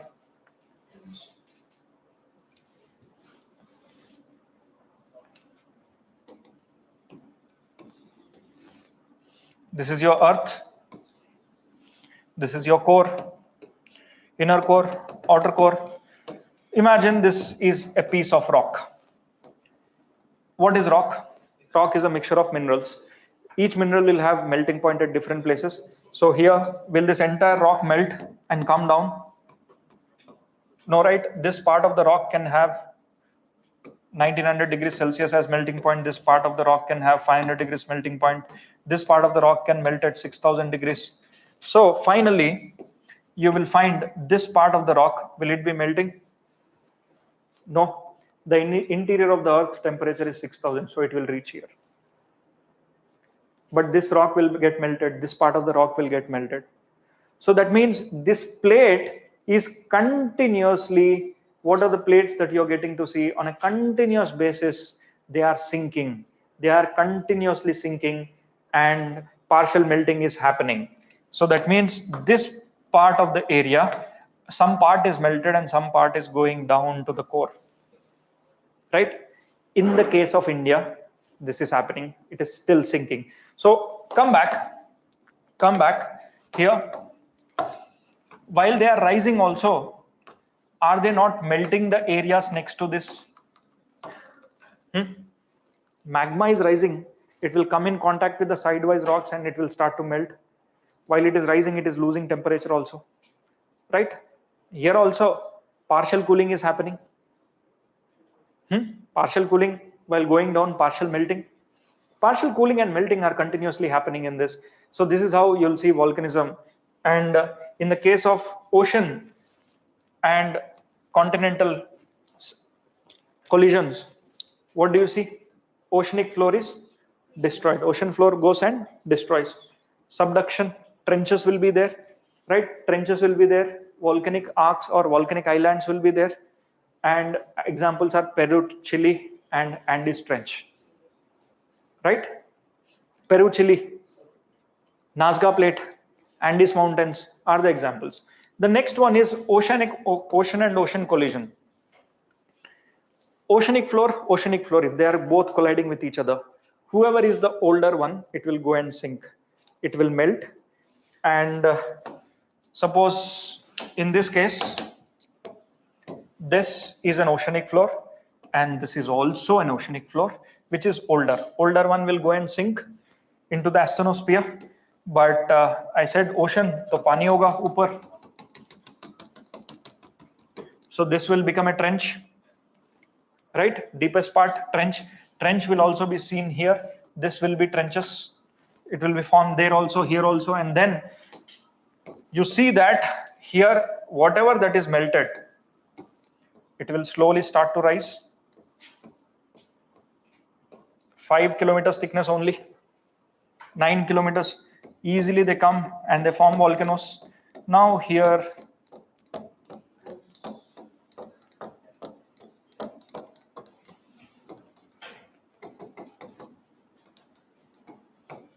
volcanic arcs also can be formed. So on the other side, the material that is getting deposited here, it will also get risen. This is not volcanic, this is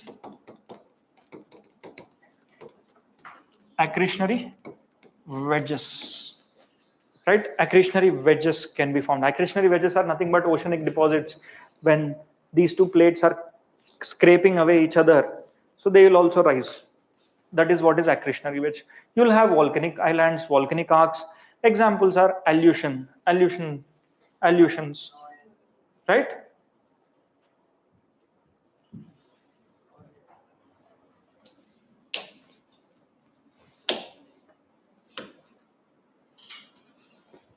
right? So examples are Aleutians. So this is your Aleutian Island.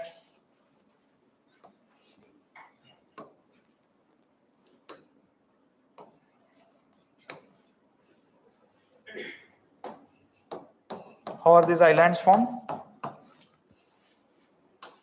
This is your plate, and this is an older plate. This got and sinked inside, so this led to the formation of islands. In simple terms, if I have to turn around and show you, this is an older plate, this is a younger plate, this plate sank, led volcanoes. That means you imagine this entire area, this is how they are formed. What are these? Aleutian islands. You open this any island, one thing is common. What is that? Any random island you open, you'll definitely see volcanism on this. Yeah, they are fully made up of volcanoes, right? These are called as Aleutian islands, Aleutian volcanic arcs.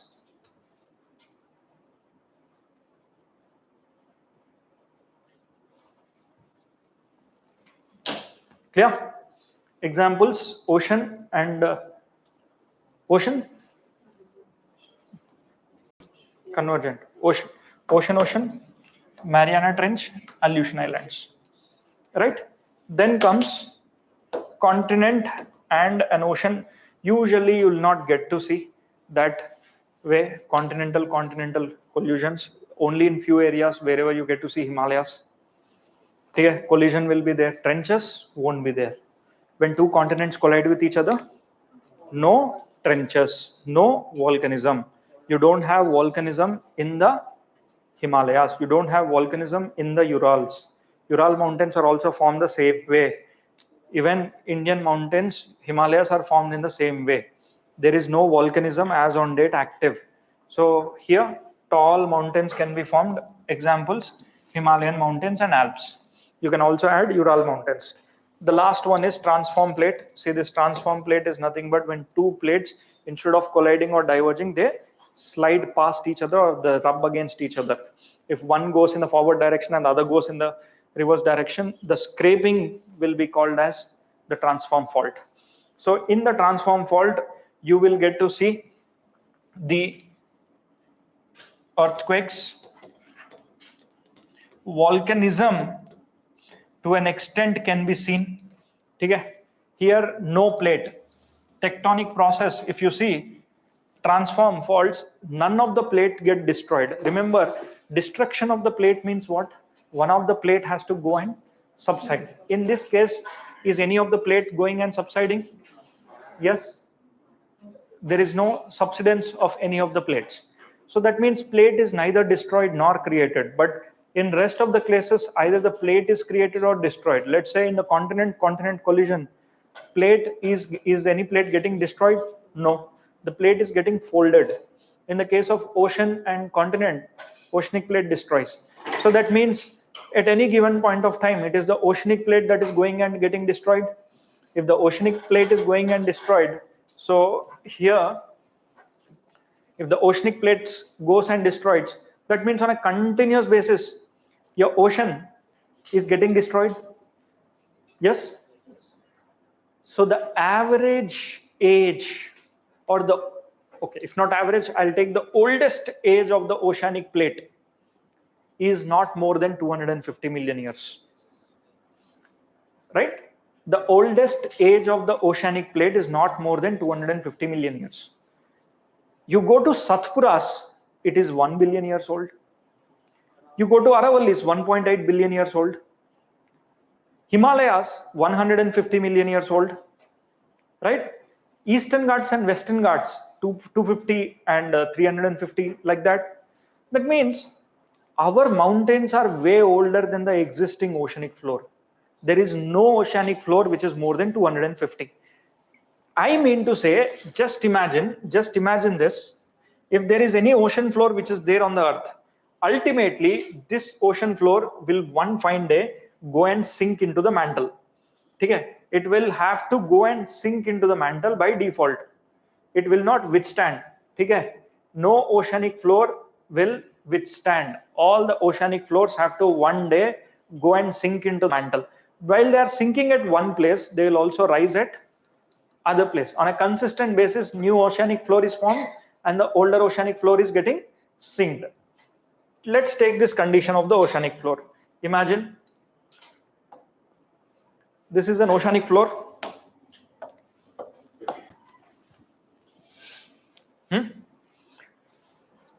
This is oceanic plate which is sinking. On a continuous basis, it will be sinking. Tomorrow, here, this will get advanced. This is continent today. It will get advanced towards this side. So the oceanic floor sank. Continent gets advanced. Continent gets advanced. There would be one fine day. This is also continent. This is also continent. There will be mountains. Yes or no? This is the case of India. Himalayas. What happened to the state of Himalayas? This is what it happened. When two plates were there, it finally collided with each other and seafloor. Where did the seafloor go?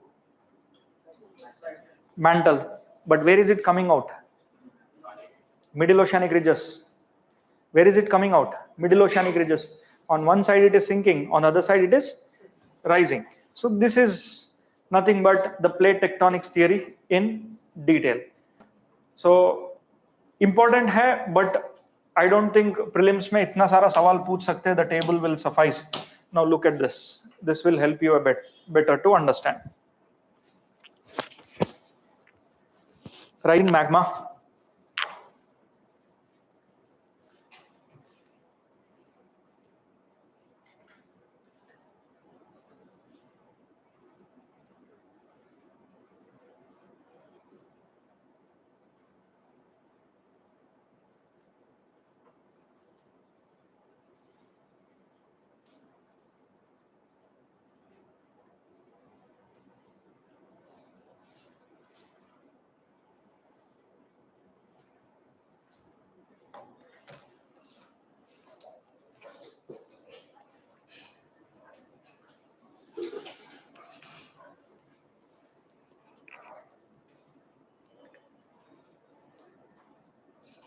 That means oceanic floor continuously sinks.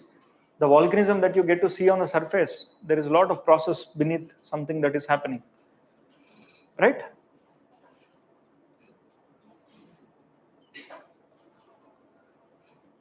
That's what is plate tectonics for you. In continuation with the plate tectonics, we have to learn the volcanism also. ये बहुत important area है. दोबारा एक बार जाने से पहले, let us once recall the lakes of the Rift Valley.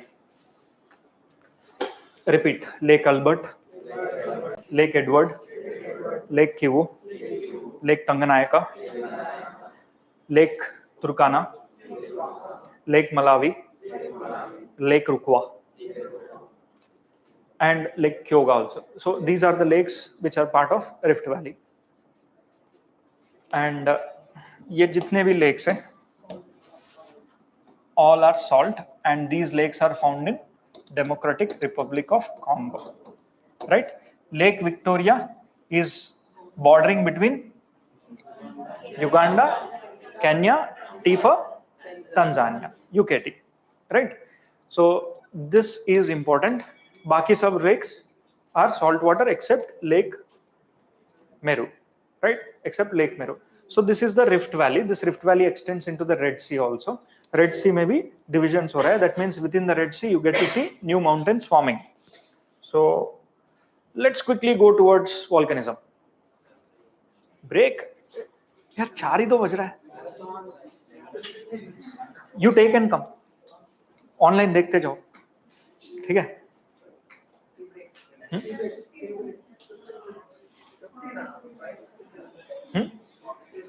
We'll complete volcanism and we'll go for a break. Then we'll go into oceanography. Yeah, very easy. Half an hour I'll take, not much.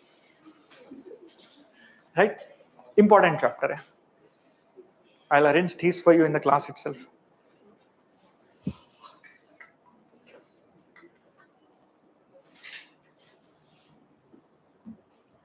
चलो, अब exam orientation I'll tell you.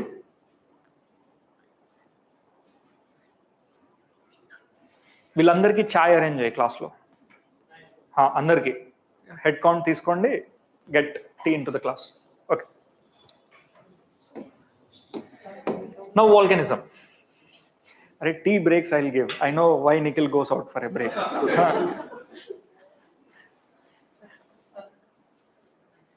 See here, volcanism can be volcano can be basaltic, flowing very fast, right? And this is a volcanism 2 years before you got to see in the Iceland. It flows very fast, fluidic hai, right? Fluidic volcanoes, we can predict how far they can go, at what speed they can go, but acidic volcanoes are very dangerous. So the nature of this kind of volcano is, this is having less silica, it is basalt in nature, which has high temperature and very low viscosity.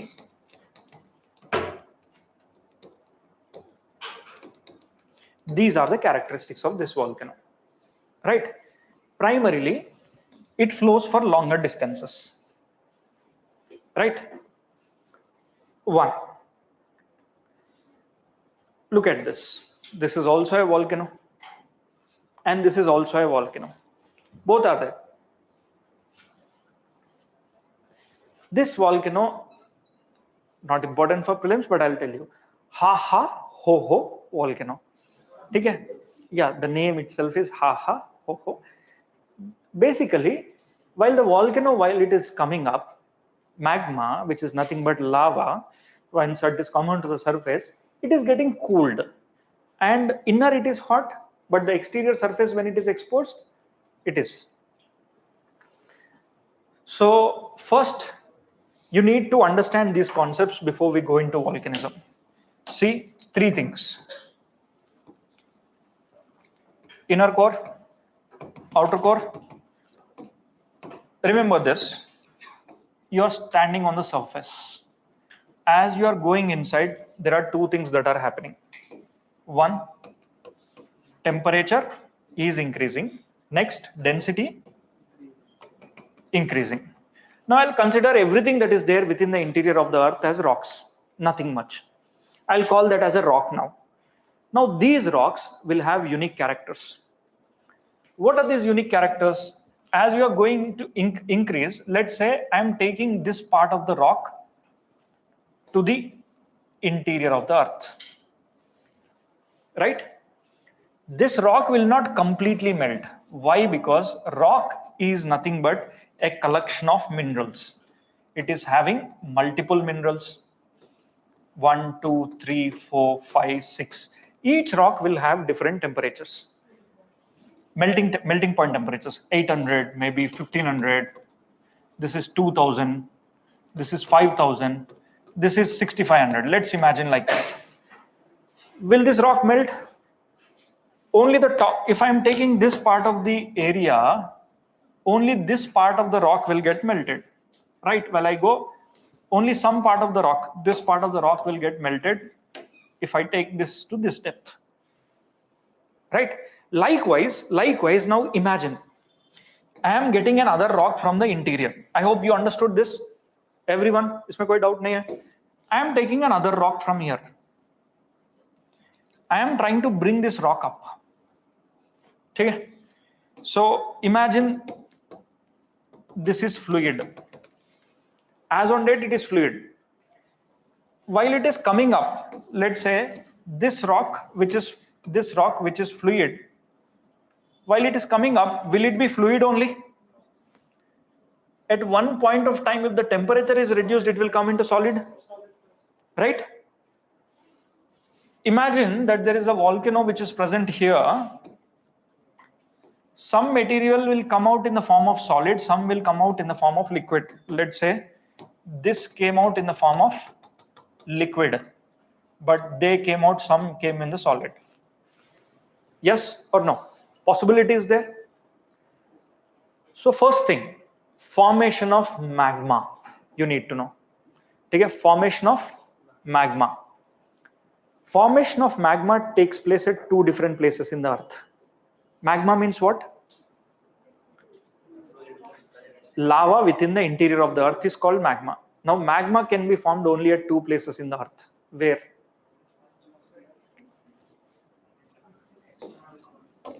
One at the boundary of core, outer core and mantle. Mantle and outer core boundary, this is one place.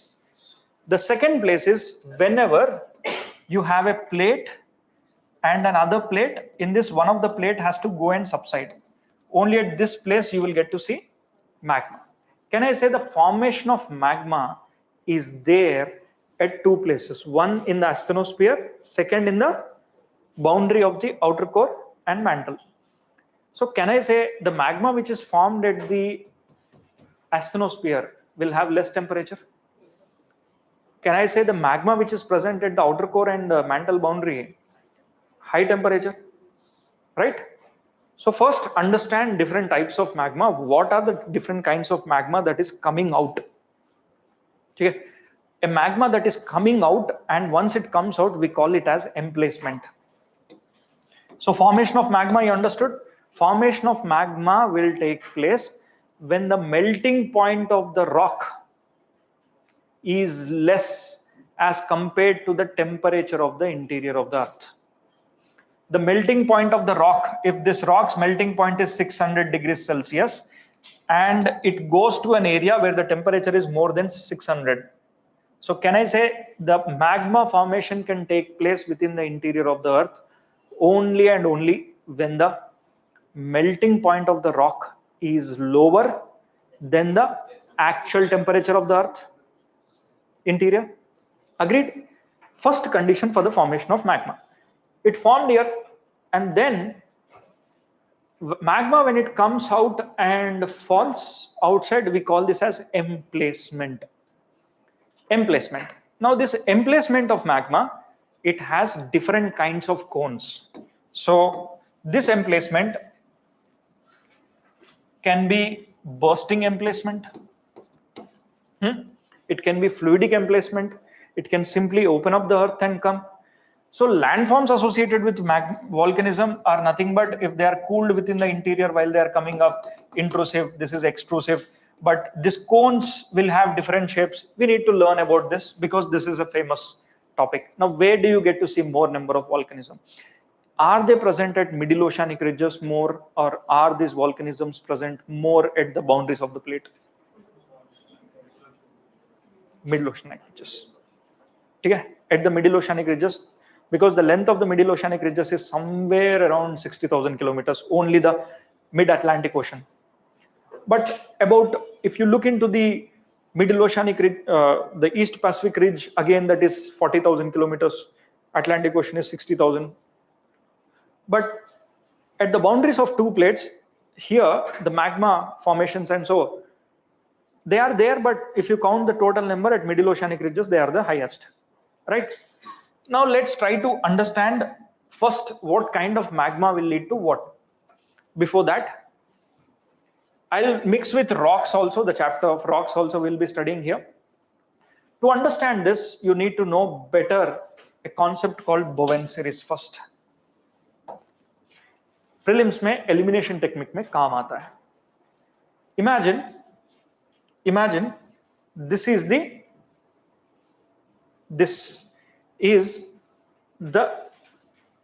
interior of the earth. This is the surface of the earth. If a magma is coming from the interior, let's say at a higher depths, more greater depths, the temperature will be 1500 degrees Celsius, let's imagine. At that particular temperature, the characteristics will be ultramafic. Okay? In simple terms,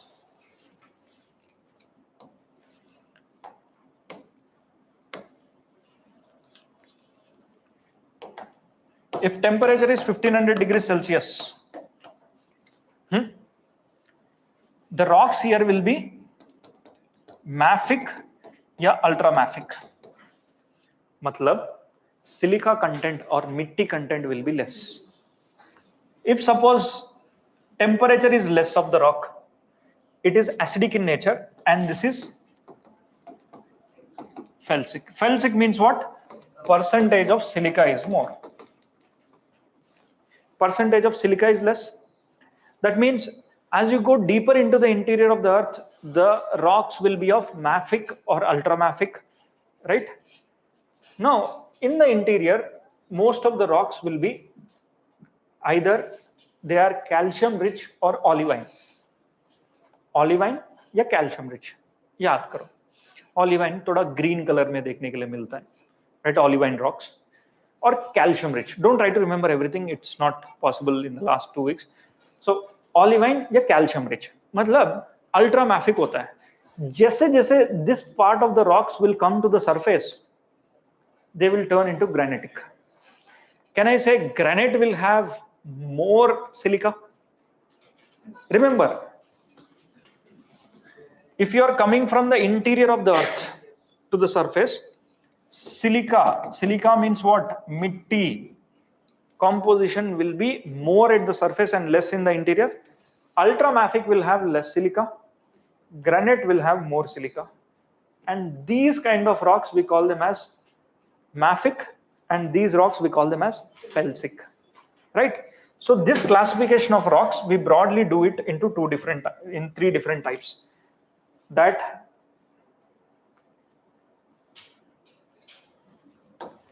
look at this. Magma can be of majorly 3 different types or 4 different types in that, but we'll only learn these two: ultramafic and felsic, right? Look at silica content. Silica content will be more in the felsic. Well, mitti is more, right? And mostly they are present near to the surface. Ultramafic means which are present at 500, 600 kilometers deep inside. How much percentage of silica? 40. Now, look at gases percentage. Okay, it is not given here. In this, gas will be more. Okay, gas will be less. So, first component, look here. Basaltic magma is also called as ultramafic. Okay? Basaltic magma is also called as ultramafic. Rhyolitic magma is also called as felsic. So this rhyolitic magma is also called as felsic. Now look at this. I hope it is visible. Magma can be of basalt or andesitic or rhyolitic. This basaltic magma will be having silica content how much? 50, but here 70. If silica content is more, it is viscous. If silica content is less, it is less viscous, right? So viscosity will be greater, viscosity will be least. Next, gases. In basaltic magma, gas will be less. In the rhyolitic magma, the gas will be more. When it comes to tendency to form pyroclast I'll tell later, these are basic in nature and these are acidic in nature. Any volcano which is bursting out, it will have what kind of magma? Rhyolitic or andesitic. Okay? Either of those. Now, if the magma is flowing like this, tell me the characteristics. Gases content? Less. Viscosity? Less. Next, temperature? More. Not less, more. Basic. It is basic. I'll show you another type of magma or other type of volcano. Tell me the characteristics of this. It is acidic. Temperature? Less. Gases content? More. Violence? High violent. Pyroclastic material debris will be more high and it will blast. So these are the basic characteristics of the volcanoes. So now these volcanoes will form landforms. Landforms, like I already told you, if suppose this is your oceanic plate, let's say this is your oceanic plate and this is your continental plate. Imagine this is your continental plate. Your oceanic plate will go and sink and it melts. This melted component will start to rise. So some will form a landform here itself. Some will form landforms like dikes. Some will form landforms like saucer-shaped landforms will be formed. Finally, some material will start to rise and come out, right? So like this, multiple volcanism can be seen. Some might get cooled inside like this, like a dome. So these are intrusive landforms. Can I say they are igneous? Igneous is first time they formed rock. Igneous. Remember, these are intrusive igneous.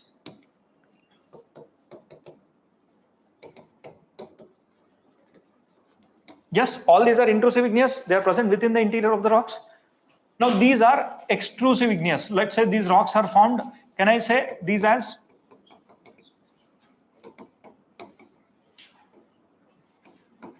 majority of the times extrusive igneous rocks is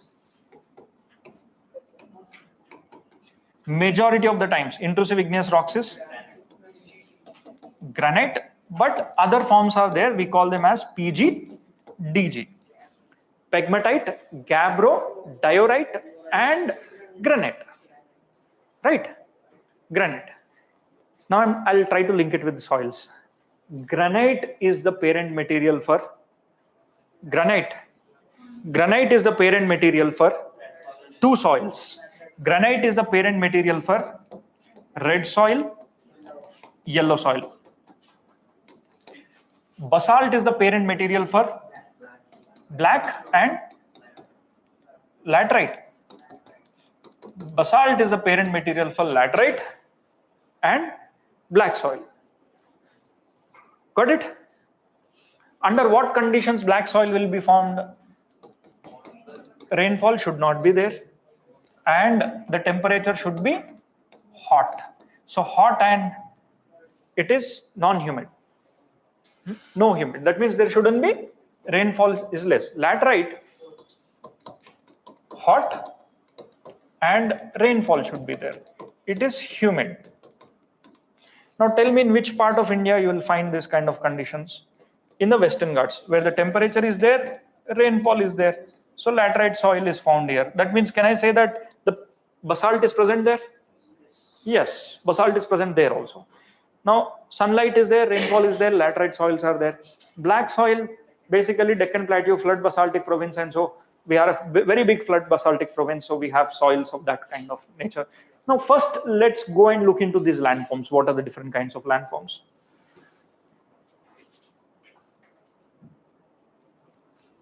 Just the shapes. If they are cooled vertically, they are called as dikes.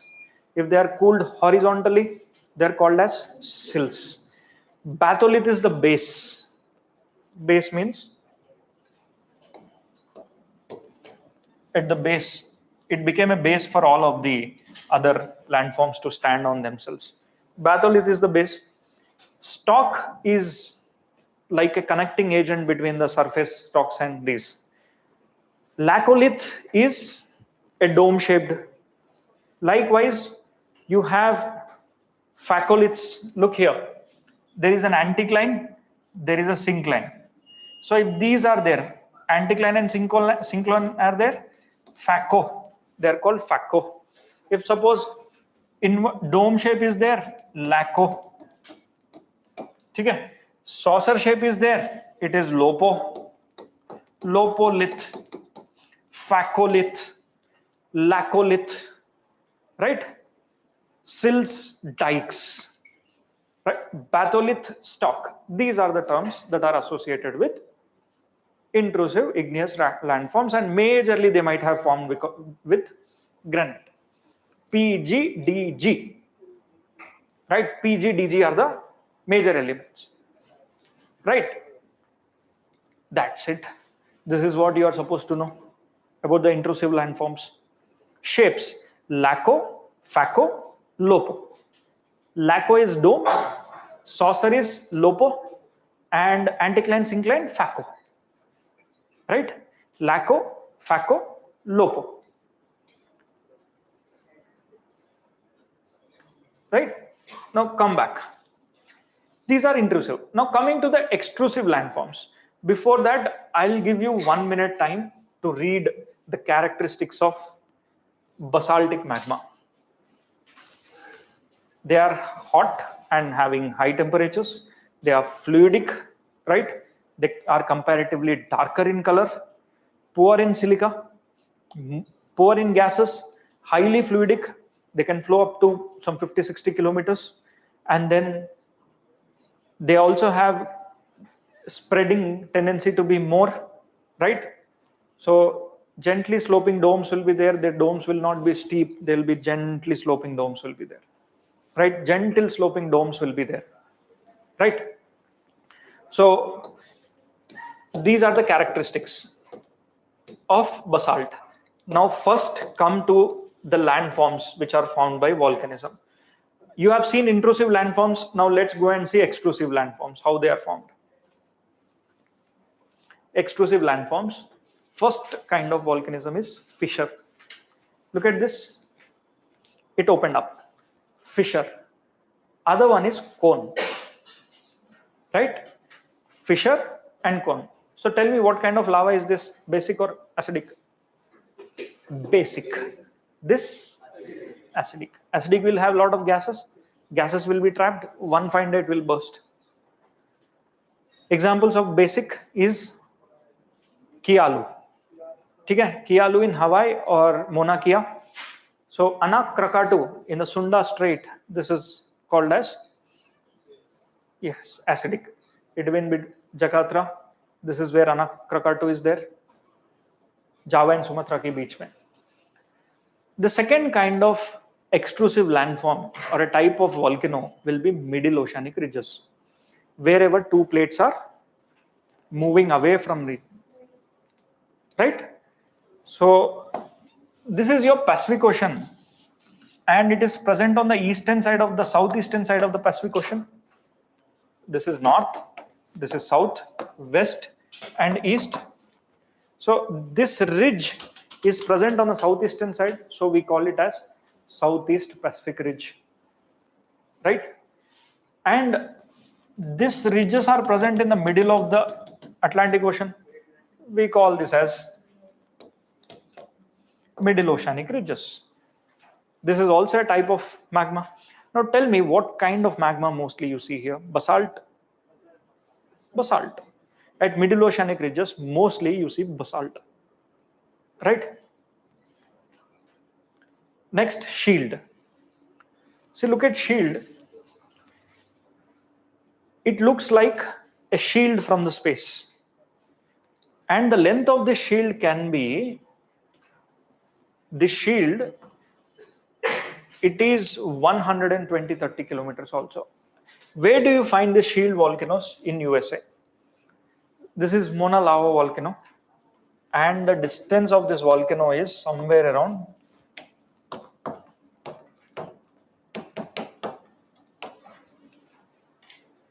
120 miles.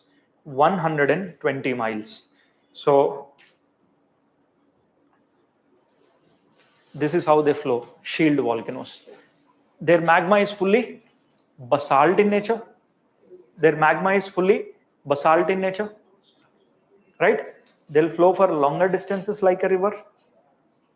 Huh? Endless flow. So like a shield they form, a small gentle dome which is shield. Look at that, 125 miles, that is Mauna Lava. But Mount Rainier, dekho, ittu sa hai, 10 kilometers, but this height is too high. So shield volcanoes, there is a problem. Whenever these shield volcanoes, they touch with the water, they will become violent. So this volcano is directly coming and falling, but what if the water enters into the shield of the volcano? That will become violent. Whenever shield volcanoes are there, they'll turn violent. So we have to make sure if water enters into that shield, then that will become this cinder cones. Okay? Cinder cones. Collapse, not collapse. Collapse happens in caldera. This is cinder cones. Cinder cones means, look at this. What is this made up of? ash, dust, violent rain will be there. So this is all cinder cone volcano. As of now, it is not much active. Okay, Crater Moon National Park. This is Moon National Park in USA. This is cinder cone. Next comes your very violent volcano. This is Philippines mein. Composite kind of volcano. Composite caldera are violent in nature. Composite and caldera are violent. Shield is not violent. Water enters into shield, it is violent. Shield is present in USA, Mona, Lavo, Kialu. These are the examples. Next type I told you is middle oceanic ridge. They are present under the water mostly, right? Basalt in nature. Third type is cinder cone. If water enters into shield, it will turn into cinder cone.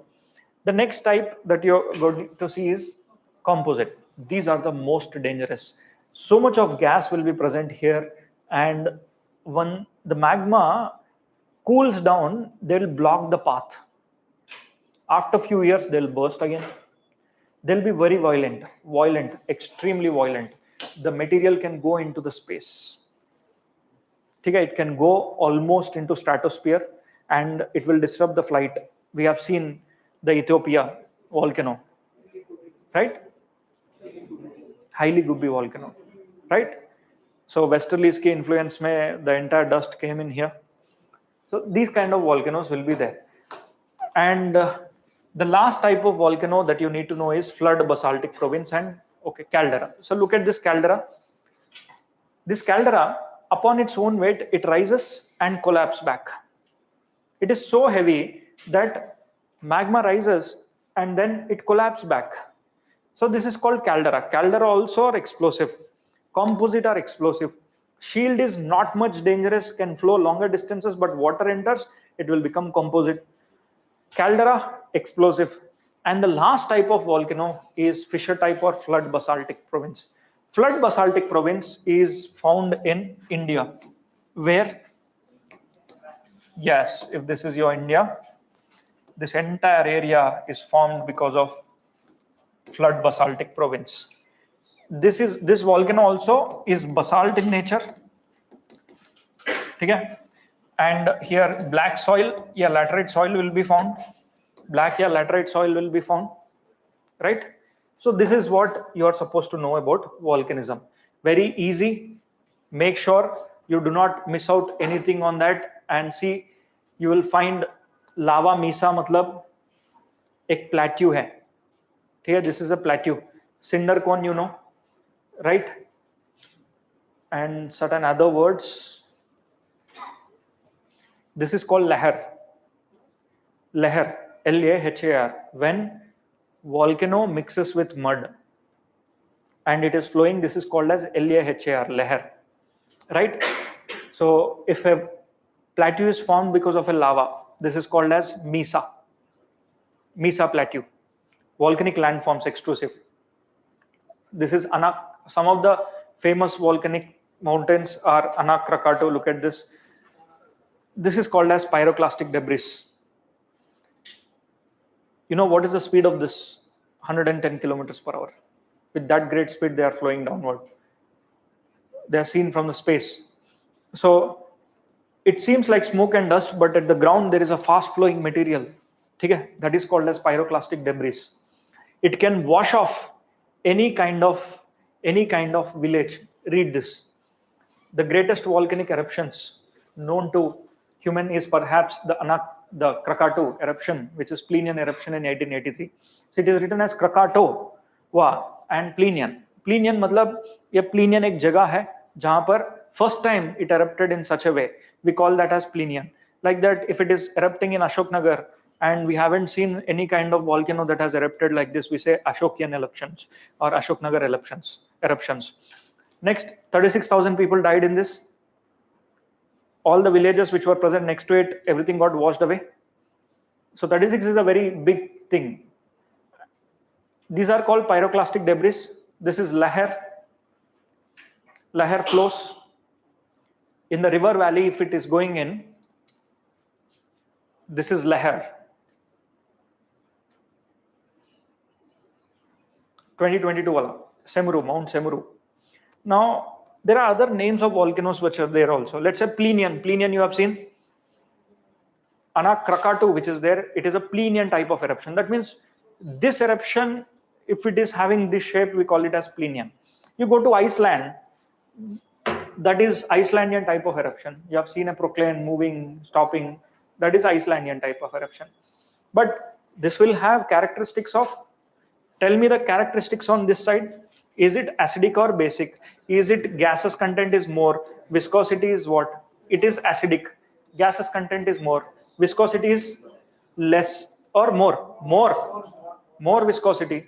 Okay? And then violent kind of eruption. Tell me the characteristics of this and this. Basic volcano. Tell me the temperature profile of this, less or more? Less. Temperature will be less. Temperature is more. Can flow for longer distances. This will create layers. This will create pyroclastic debris. Right? So, likewise, Pelian type of eruption. Pele is a god of the Hawaii. Pele, he is Lord Pele. Now, just watch the facial profile of Lord Pele. It looks like the hair is red. This volcano also looks like that. So Hawaiian people pay for Pele when such kind of eruptions happen. So this is called as Pelian eruption. Volcanian eruption is too much of pyroclastic debris if they are thrown into air. Likewise, Stromboli eruption. So for the first time, if you have seen such kind of eruptions, you'll name that. Tomorrow you go to Gujarat and if the active fault gets active and a volcano comes out, such kind of eruptions we haven't seen. Then we say that Gujarat eruption. As on date, these are the major eruptions that are known to us. Anak Krakatu is Plinian. Pele is Hawaii. Icelandian eruption and Hawaiian eruption are this. They are not much dangerous. Volcanic tourism is promoted there. You have seen people walking onto the volcano. That is how it is. And this is what you are supposed to know about volcanism. Right? In continuation with that, 5 minutes, I'll wind this up. Does volcanism lead to cooling or warming effect? It can do both. Okay? For hours together, days together, there won't be sunlight passing. And volcanic dust can lead to thunderstorms and lightnings. Right? And days together, there cannot be any kind of sunlight. Ash will come and fall. Likewise, the further continuation of this is rocks. 5 minutes, I won't take much time, it's quite easy. You know what ultramafic means? These rocks came from? Felsic means they are granitic, right? Felsic. So look here, color, it is darker, it is lighter, right? Now granite itself is a combination of 2 or 3 materials, rocks. So in totality, mafic, intermediate, and so you just need to know silica, its content is increasing, and going further, it will add more and more components to this, rocks and so. So we'll go for a small break. 15 minutes we'll go. 5 o'clock we'll come back and we'll do rocks and oceanography. We'll start. Right? If you're tired, you can watch it online also, I don't mind. Class will continue. Okay? We'll do oceanography and biogeography also, 2 more components. Right? It doesn't take much time, 1.5 hour or 1 hour it might take.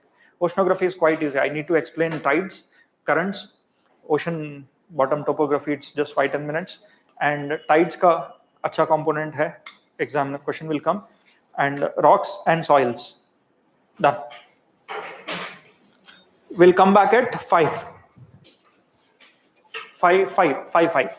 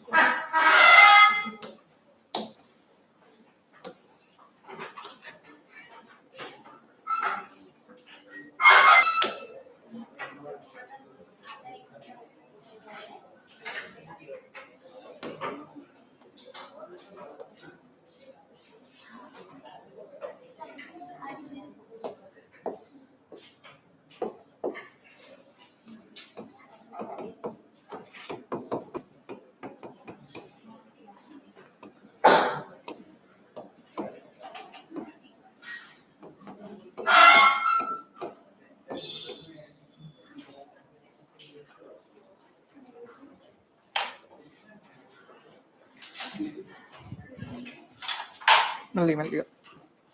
So cyclonic అంటే convergence ఉంటుంది. Upper atmosphere కదా. Upper atmosphere అంటే converging ఉంది sir. Upper atmosphere కిందకి వస్తుంది sir.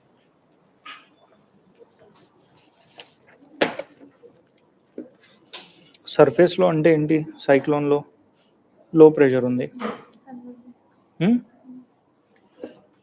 And ఈ low ప్రెషర్ని you look from all the angles. సైక్లోన్లో కూడా ఐ రైజ్ అవుతుందా? అప్పర్ అట్మాస్ఫియర్లో ఏమైంది? ఇప్పుడు చెప్పు. Axial parallel numbers. It always rotates in this axis. Axial precision అంటే మనకి ఎట్లా తెలియదు ఉండొచ్చు యాక్సిస్. ఇగో యాక్సిస్ టిల్ట్ అవుతుంది కదా. టిల్ట్ అయినప్పుడు దీనికి ఒక సర్కిల్ ఉంటుంది, ఇట్లా అవుతుంది. టిల్ట్ అయినప్పుడు మొత్తం ఈ యాక్సిస్ మీద కదా సార్ తిరిగేది. ఈ యాక్సిస్ మీదే తిరుగుతుంది. ఈ యాక్సిస్ ఇలా ఉన్నప్పుడు దీని సర్కిల్ చూడు. అంటే రొటేషన్ లో యాక్సియల్ ప్రెసిషన్, ఎస్. రెవల్యూషన్ లో axial parallel. Yes.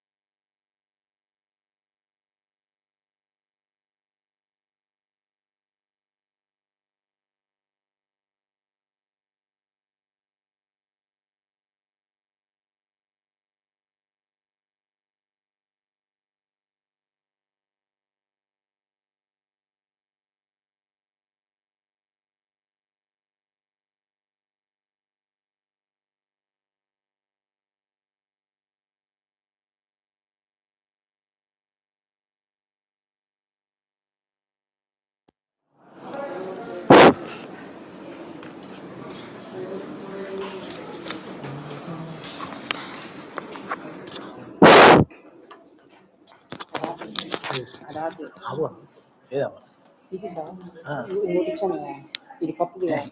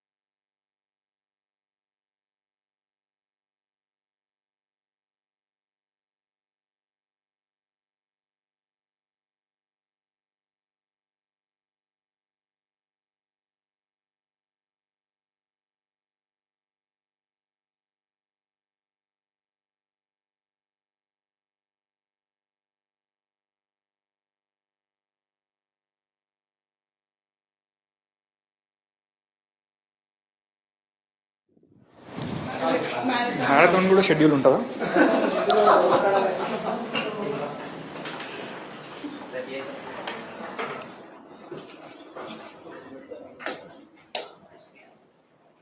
Yes, we'll continue with the rocks.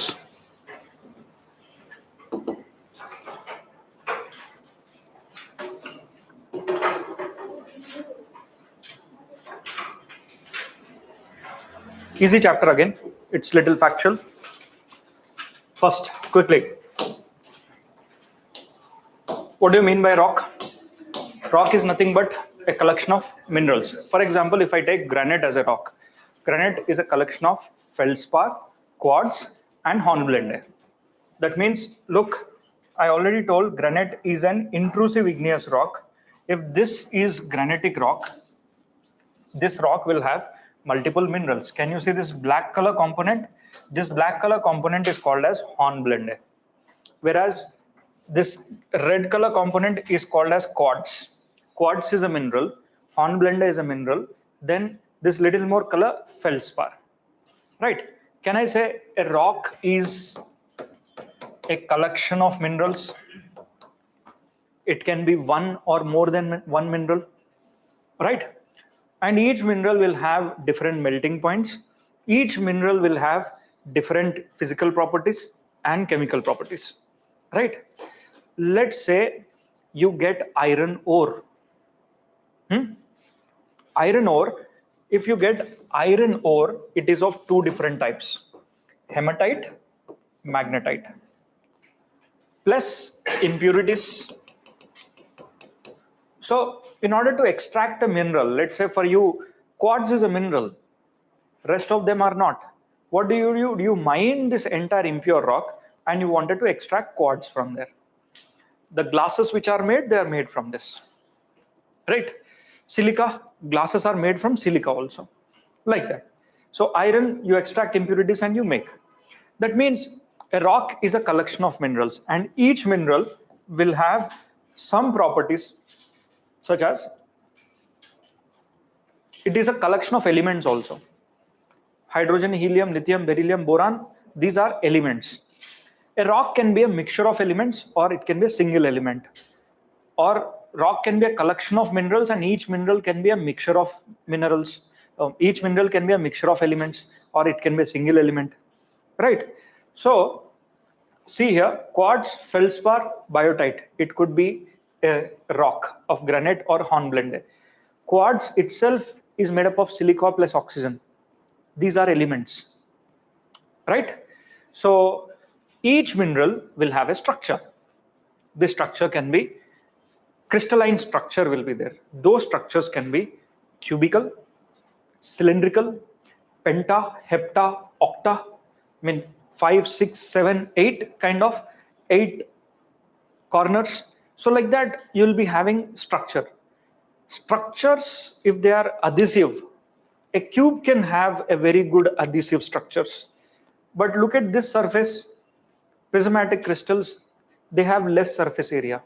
So they don't have much binding capacity, right? So a rock is dependent upon their structure. If the structure is good, then their binding capacity will be good. Okay. Now broadly, rock or a mineral will have luster and cleavage properties also. Luster and cleavage is nothing but quality of light reflected is called as luster, and cleavage is how much gaps are there between these two minerals or these two, any kind of two components. So these are some of the aspects that you need to know about rock. A rock, first one, is a collection of minerals, and mineral can be a collection of elements. It can be a single element or multiple elements. A mineral can be, rock can have single or multiple minerals.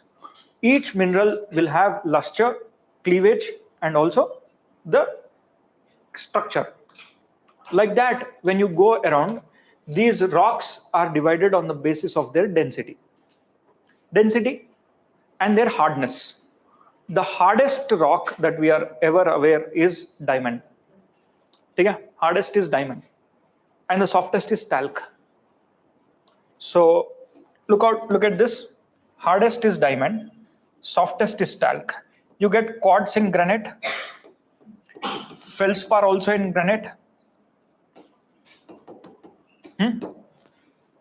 So this is a composition of granite. In the scale of hardness, it is at 7, 6 or 7, right? In the scale of hardness, it is at 6 or 7, right? So hardest is diamond. Now diamond, it is made up of from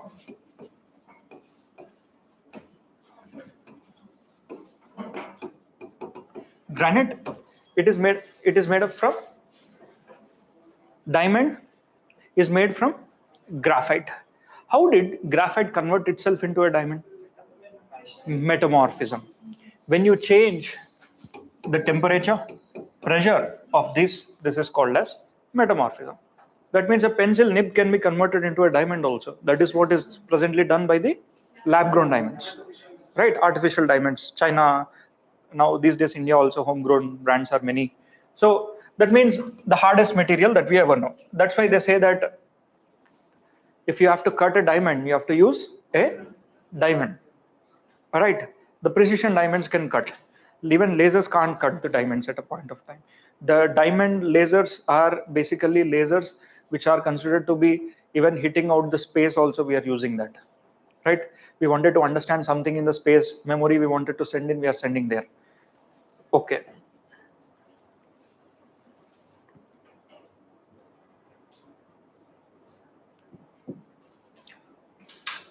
Rocks classification. There can be igneous rock, there can be sedimentary and metamorphic. Igneous rock, again, it is intrusive igneous, extrusive igneous, then sedimentary, organic sedimentary, as well as inorganic or chemical sedimentary. Metamorphism is of two types, thermal and dynamic. Thermal is because of temperature, dynamic is because of pressure. With pressure also you can bring in the metamorphism, temperature change also. Yes, these are some of the aspects that you will be looking into. Next, first, igneous rocks. Some characteristics. Do you have fossils in them? The answer is no. Igneous rocks will not have fossils. Sedimentary rocks will have fossils, right? Igneous rocks, characteristics, 4 major characteristics to check. Hard in nature, they are impermeable and no fossil fuels, right? And they are associated with volcanism. So examples I already told you, intrusive, extrusive. Intrusive is granite, extrusive is basalt, right?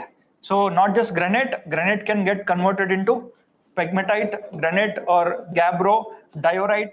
These are intrusive rocks. Okay, basalt is also igneous rock, but it is extrusive igneous rocks. These are the characteristics. Now let's go and check what are these rocks. Intrusive igneous rocks, again, they take little time. Intrusive igneous rocks can take few hundreds of years, a minute, or few thousands of years.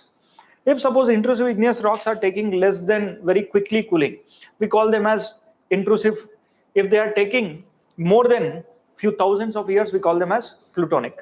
So these plutonic rocks are granite, diorite, gabbro, PGDG. In this, pegmatite is not added. Abyssal rocks are, this is not important for the prelims, but extrusive rocks are basalt in nature. So see here, look at this. Intrusive, igneous, extrusive, basalt. Obsidian is also another form of extrusive rocks. Obsidian, basalt. याद करना है. You know, in this, basalt is an igneous rock, granite is igneous rock. You also know pegmatite, gabbro, diorite ka third one. So you know these, right? Apart from that, obsidian we have just looked into. Rhyolitic type of magma, andesitic type of magma. If magma is coming of this type, andesitic, rhyolitic, and basaltic, all these are igneous. So andesitic also you can remember. Rest is pumice, pumice stone, scoria, tuff. These are some of the examples that you are supposed to remember. In the options they might give. Chances are there.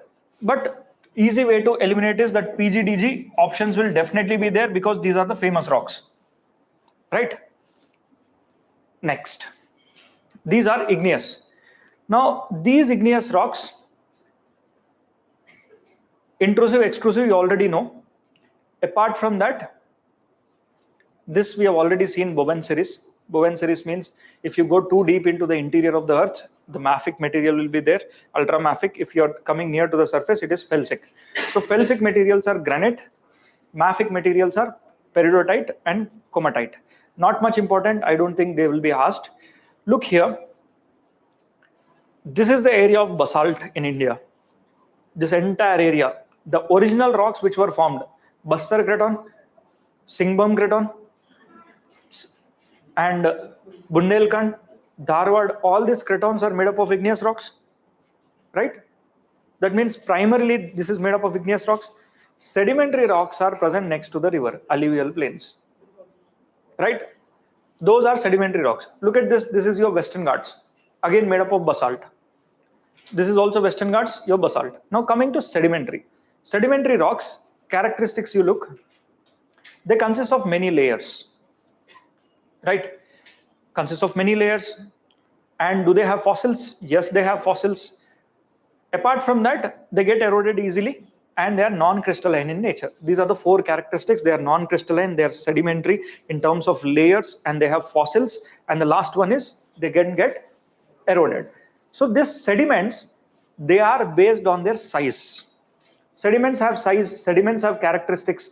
Let's see what are these sediment characteristics. And so some material can be very small, some material can be bigger. We call them as granules, pebbles, boulders. You might have heard about these terms. Clay, silt, right? So just a minute.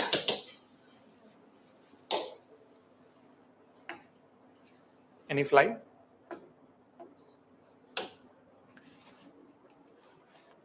Imagine a river is getting deposits into the sea. The finer deposits will go far away and the heavier deposits will be there near. Sedimentary rocks can also be called as, one of a type of sedimentary rocks is conglomerate. Okay? Sandstone, clay stone. Okay? Look here. Gravel and stones, if they are mixed together and they have addition happened, this will become conglomerate. If sand and sand together they become a stone, we call them as sandstone. Mud and silt, that will become clay or shale, right?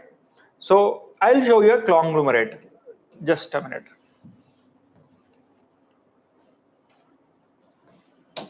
Let me show you a conglomerate.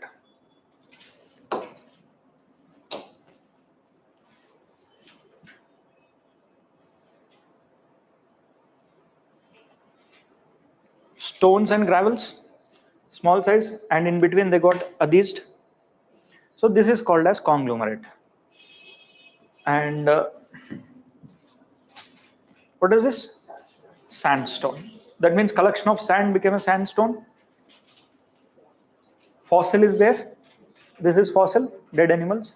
So this is what is sedimentary rocks. Now organic sedimentary will be there. Mechanical sedimentary. Organic sedimentary means which has carbon in them. Coal, petroleum, and natural gas. Coal is found on the land. Petroleum is found in the ocean. Water. Coal is found on the land and petrol is found on the water. Only petrol can only be found. Remember, crude oil can only be found in an area where that area was once covered with the water. Else you cannot find. Right? That is the fundamental characters. That's it. This is what a bare minimum understanding. And chemical sedimentary means it is about when you have chemicals mixed with the stones or sediments that will lead to chemical sedimentary rocks. Some of the examples are when you dissolve water, when you pour water, that get dissolved with minerals. Let's say granite is there. In the granite, if feldspar can get melted, right? It will turn into a chemical. If it is solidified, it will turn into a rock. Now read this.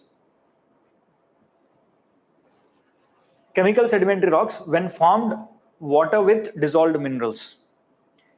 When they evaporate, finally that will turn into a rock. The left behind minerals will crystallize. Crystallize means they now became solid. Limestone is an example. Okay? Limestone, calcium. So basically, you bring in carbon dioxide and put into the water. Once this carbon dioxide is put into the water, it will become carbonated water. You bring that carbonated water and pour on the granite. The chances of feldspar getting melted is very high. Feldspar gets melted. After that, over a period, they get evaporated. Right? The remnants, whatever they are there, that will turn into a rock. That will turn into a crystalline rocks. Right? Some of the examples are your calcium limestones. Gypsum is also an example of that sort. Right? In this, now come to the third form of the rock, that is metamorphic. Metamorphic rocks is of two different types. Any rock, whether it is igneous, whether it is sedimentary, can get into metamorphic rock. Some of the examples of the metamorphic rocks are, you see, first, before looking into the examples, these are the examples, very easy. First, once look here. This is your slate. Slate can get converted into phyllite. Phyllite can get converted into schist into gneiss. Right? Granite can also get converted into gneiss. Gneiss is a metamorphic rock of intrusive igneous. Yes, this is gneiss. Likewise, your metamorphism rocks can be of two different types. It can be formed because of either contact metamorphism, thermal metamorphism, or dynamic metamorphism. So see here, shale to high-grade magmatite, blue schist. These are some of the examples. I don't think examiner will go into that area, but just have a good look into this. Now look at this. What is the different types of metamorphisms? One is contact metamorphism. Contact metamorphism happens because of heat, outright heat. Within the plates, let's say this is a subducting plate, this is a plate. Heat is getting continuously in touch, contact. Next is dynamic metamorphism. In the Himalayas, you will have this kind of metamorphism. Why? It is formed because of pressure and faulting. If a plate is getting faulted, melt, and continuously foldings, there is pressure also and stress also, that will lead to dynamic metamorphism. And the third one is regional metamorphism. When you have pressure plus heat and stress. If stress is there, that is pressure and heat and stress, that is regional metamorphism. Dynamic is you should have faulting, right? Faulting should be there. So in Himalayas, you majorly find dynamic metamorphism, right? And look at this regional metamorphism. Majorly you will see on the continental plate also. More or less 3 different kinds of metamorphism will be there. In this, look at this. All different types of rocks can get converted into every different type of rock. Imagine a fresh magma came. Once it crystallizes, it will become igneous rock. Igneous rock on weathering and exogenetic forces, it can get converted into sediments. A sedimentary rock, again, upon burial, burning, or change in the pressure, temperature, it will get into metamorphism. A metamorphic rock, when it completely gets melted, it will turn into, again, igneous. But remember one more thing. A rock characteristics are dead when it is melted. A rock characteristics will die when it is fully melted. I mean to say, a rock will have magnetic field. The magnetic field of the rock will be gone when you melt it. The magnetic properties of the rock will be gone when you melt it. Only when it is solidified again, it will have the then earth properties to it. Suppose, just imagine like this. This is the earth. Today there is a volcanism. Okay? And this rock has north pole here, south pole here. Because today earth is having north pole and south pole here. After 50,000 years, the north pole might be here, south pole will be here. The new rock which is being formed, or else this rock got melted and freshly it became another rock. Where will be the north pole? Here. South, it will be here. Right? A rock will die or rock will lose its properties whenever it is melted. So these are the cycles that you are supposed to know, and the characteristics are easy characteristics. Now please look into this. Coming to soils of the rocks, this is basalt rock. It can get converted into black soil also. It can get converted into laterite soil also. For laterite soil, you need humid climate. That means rainfall should be there and good amount of heat should be there. In black soil, it should be heat and not much of rain. Same rock, it can get converted. Same way, granitic rock is there, it will give you red soil.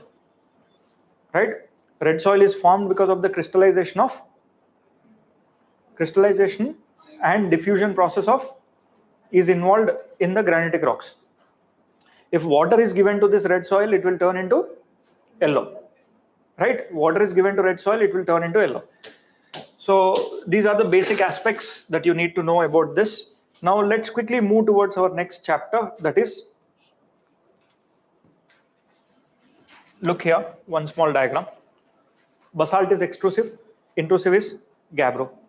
Andesite, diacite, rhyolite, these are extrusive. Gabbro, granite, diorite, these are intrusive. Okay?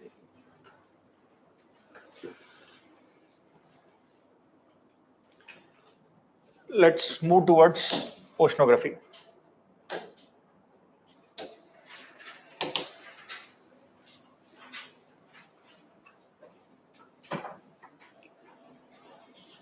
Easy, doesn't take much time. First, we'll do the major landforms, ocean bottom topography. Mic is not working, or haven't used it.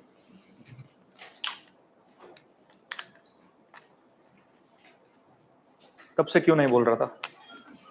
You want a discount in that?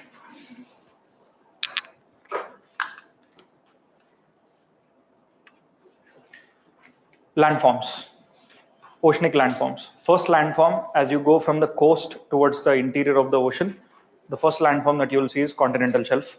Okay? So major landforms of the ocean are, quickly I'll do it. See here.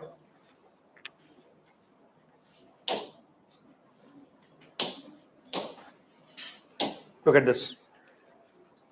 Landforms of the ocean, you already know. Continental shelf. What is the angle?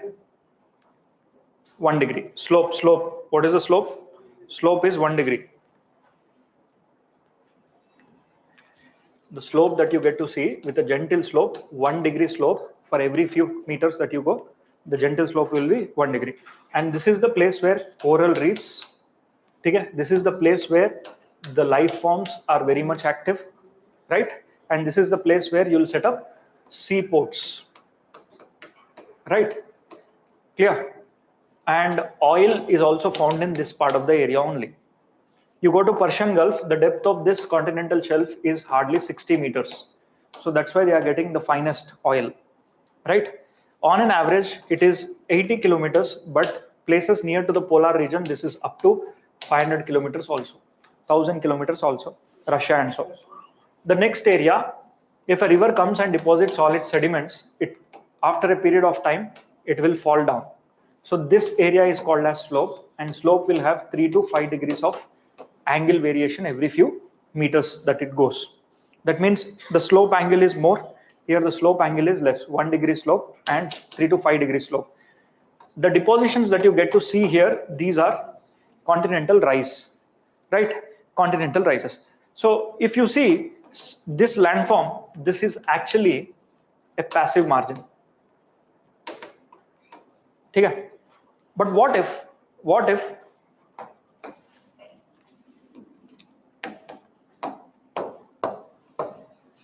this is an oceanic plate and this is a continental plate? The chances of you having a continental shelf here is very minimal. This is trench. This is directly trench, right? And it is continuously pushing in. These two are pushing in. The chances of you having a continental shelf here is very minimal. Whenever you do not have a continental shelf, we call this as active margins, right? An active margin is a margin where the continental shelf is absent and trenches are seen next to the coastal area. Give me some examples to this. Where the continental shelves are absent. Peru, Chile coast. And next. So can you see here? Directly trench can be seen. Continental shelf is more or less absent. It is directly dipping in. So Peru, Chile coast plus the Sunda, Java, Sumatra, Sunda islands. Here also continental shelf is absent. Right? Java, Sumatra and Indonesian islands, continental shelf is absent. But look at India. Do you have wider continental shelf on the west coast or east coast? West.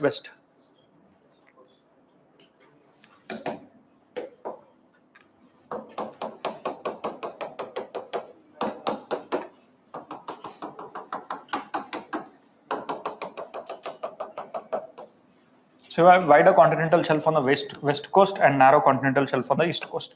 So these coasts, this is submergent coast and this is emergent. This is also emergent. So submergent, emergent do not have relationship with active and passive. This is submergent, emergent. Wherever you have submergent coast, these are the best places for setting up a port, right?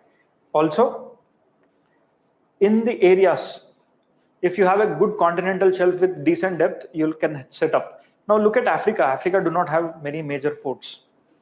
Why? Majority of Africa do not have good continental shelf. It do not have narrow continental shelf. Sorry, do not have wide. It has very narrow continental shelves. Look here. These are continental shelves and then it slopes. Look at this. Slopes are too tall.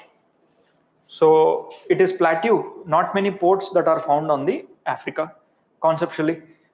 But India has natural ports present across the western coast. Artificial ports mostly present on the eastern coast. Visakhapatnam is an artificial port, right? Like that, we dig and dredge to set up. Mumbai is an artificial port. Mumbai is also artificial port because it did not support, so we have to dig it and we have to make it 15 meters deep. We dug it. Likewise, these continental shelves are very wide when you go to the polar region. How wide? So wide. Look at this color variation. Very wide continental shelves. 500, 600 kilometers it is. So if you have 500-600 kilometers, literally you heard the concept of exclusive economic zone, right? If wider the continental shelf, which is more than 200 kilometers, what additional rights will you get? See, you know that. Yes, exclusive economic zone can be expanded.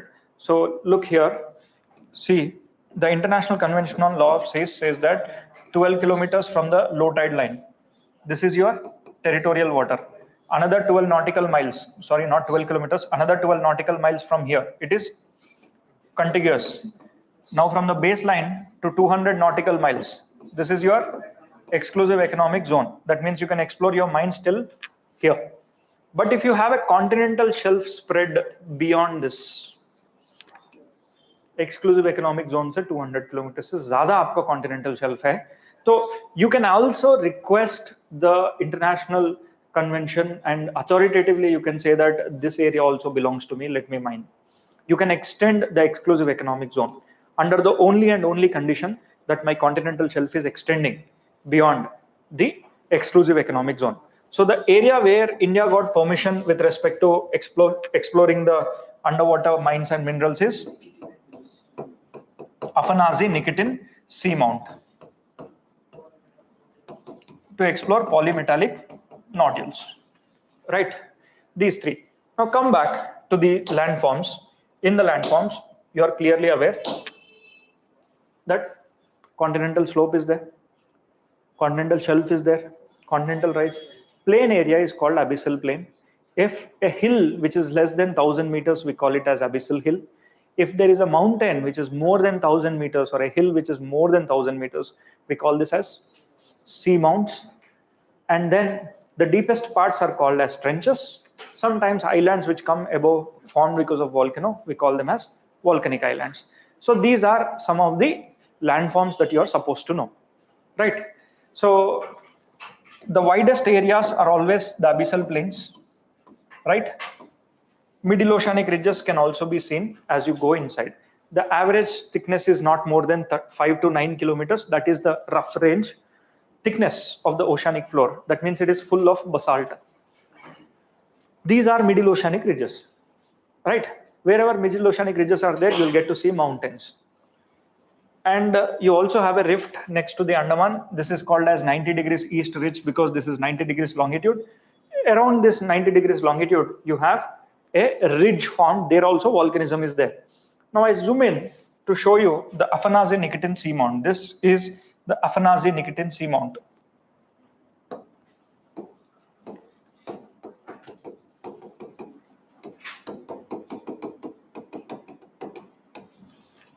Right? So this is where India got the permission to explore. Clear? Some basic facts. Next, coming to the next topic, that is temperature of the ocean profile.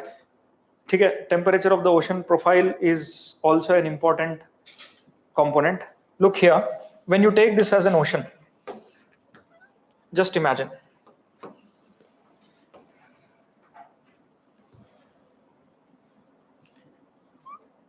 Okay, randomly I take the ocean. Let's say this is your ocean. This ocean will, imagine this is your ocean. If you are going to the depths of the ocean, there are 3 layers. The top layer is called as surface layer, and the second layer is called as thermocline, and the third layer is called as bottom ocean. And this is the bottom of the ocean, and this is the surface of the ocean. Now let's say in the surface of the ocean, you will have sunlight. Sunlight is decently present here. Can I say? Sunlight can easily penetrate through this. Up to 200 meters, your sunlight will be penetrating. And 200 meters, the sunlight penetrates, so the life forms will be more, the temperature is comparatively more. So here, average temperature would be 25 degrees Celsius, if you roughly take the tropics. Beyond that, when you start to dig deep, as soon as the sunlight is absent, here the temperature drops drastically. In this part of the area, the temperature is seen dropping drastically. Why? Because sunlight is absent. When the sunlight is absent, temperature drops. So when temperature is dropped to 5 degrees Celsius, and this is somewhere around 20 or 18 degrees Celsius to 5 degrees Celsius, there is a drastic change. So can I say the drastic change in the temperature in the ocean is that area where thermocline? I'm not telling temperature drastically drops. I'm changing drastic change in the temperature, right? So this is what is your thermocline. Beyond this, the temperature is more or less the same. You will not find this thermocline at polar regions. Remember, thermocline is absent at polar regions. Thermocline is only present till 66 degrees north. Beyond that, thermocline is absent. Why?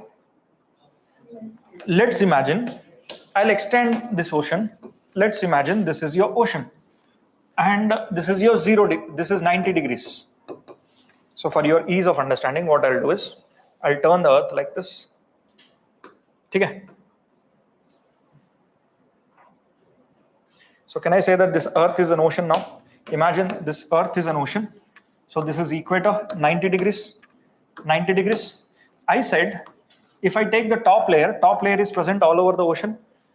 The thermocline layer will be drastic change in the temperature. So it is present only till this area. But this thermocline layer is absent. Why? Because in the polar regions here, the temperature is already cold, 0 degrees, -5, -10.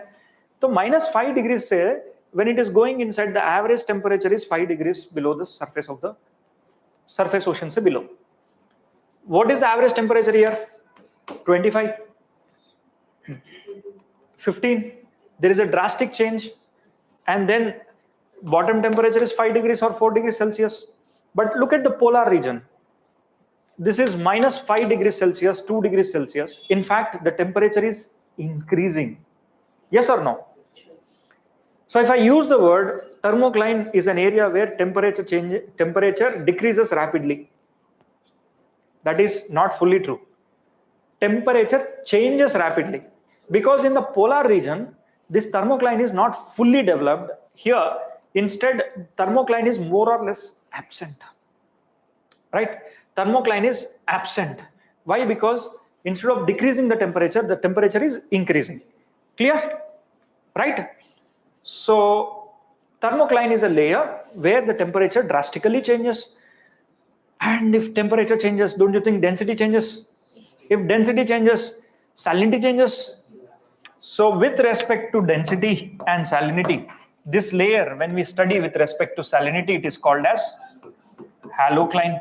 With respect to density, when we study, it is called as pycnocline. So this is pycnocline, this is halocline. Thermocline with respect to temperature. There are changes everywhere, right? Now remember, I am also introducing the concept of currents here.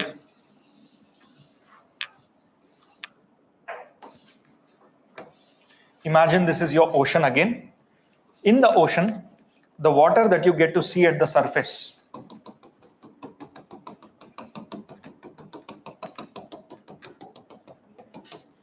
imagine this is your surface water. Till what depth you will get to see the surface water? It is roughly 400 meters or 500 meters. Beyond, up till 1000, this is 1000. This is called as thermocline. I told you thermocline is absent at the polar region, right? Now, water, if the wind direction is like this, water will move in the same direction. Let's say if the wind direction is coming in this way, the water will move same way. So if the wind direction is like this, and imagine this is your Africa, and this is your South America continent. Imagine this is your South American continent, this is your African continent. If the wind direction is offshore, water will also move away from Africa. So what happens here is, water, once it starts to move like this, from here, this starts to rise. Upwelling will happen. From what depth are they coming? 400 meters. Don't think that the water is coming from bottom to up. No. Water of the bottom will not come beyond thermocline. Right? Water of the bottom will not rise beyond the thermocline. This thermocline layer is not allowing the water of the surface to mix with the water of the bottom. The only area where the water mixes is at the polar region. Now, if I take, okay, before that, let me quickly tell you this. This is called as surface water, and upwelling happens from below 400 meters. Whenever at 400, 500 meters, the temperature is comparatively lower. So the water is rising, and this water rising here, if the cold water is there, what kind of temperature will you have here? Comparatively colder. If cold temperatures are there, what kind of pressure will you be having? So can I say this is an area of high pressure? At high pressure, what kind of wind system will you have?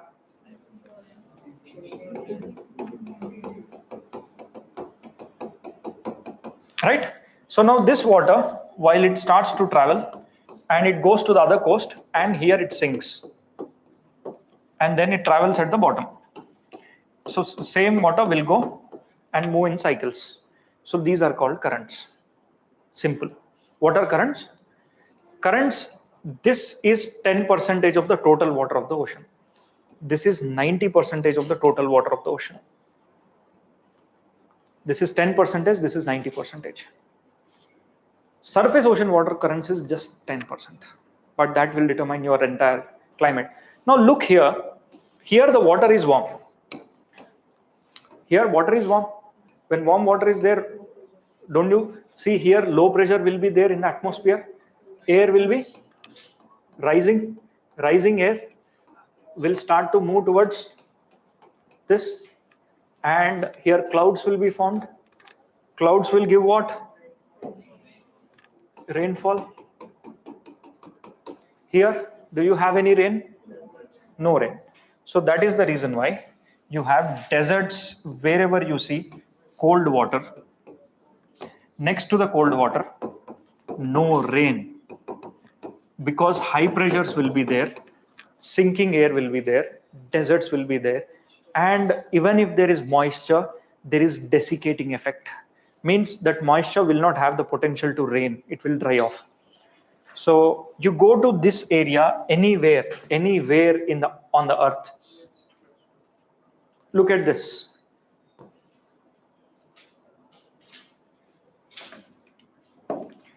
This is how the wind moves here. Yes or no? Between Tropic of Cancer to equator, what is the direction of the wind? Easterlies. So this easterlies will carry the water from the west coast of Africa towards the right. In the due process, when the water is fully carried, what kind of water will you have? Cold water upwelling will be there from the bottom. When upwelling will be there, this will be cold water, and this cold water will have high pressure. High pressure will have deserts. No rainfall. So that's why this is a desert. West coast. Same goes not just here, anywhere across the globe you go. Here also. Why do you have Californian desert? Same reason. In the southern hemisphere also you see. In the southern hemisphere also, cold waters. Wherever you have cold waters, you will have deserts. Wherever you have cold waters, you will have deserts. Right? So now come back. Temperature profile you understood? Yes? The temperature profiles, what we'll do is we'll now go towards the movement of the oceanic water. The movement of the oceanic water is studied in 3 different forms. Cold water. So wherever there is upwelling, nutrition will be good. Okay? When there is warm water, nutrition is not good. Wherever there is upwelling, the nutrition is good. That means cold water will have good nutrition. Fishes will be there wherever cold water is there. Fishing industry is good. But rainfall, farmers, it is not good. I'll talk about currents in detail. Now let's try to understand 3 topics. Movement of oceanic water.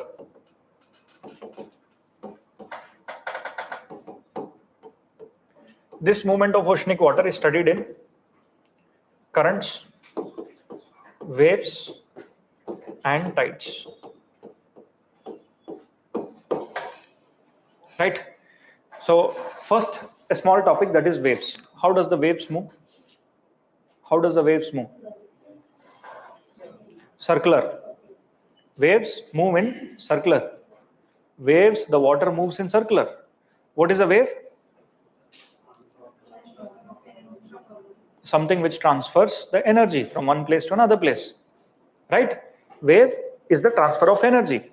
Wave transfers the energy. Now imagine this is your water.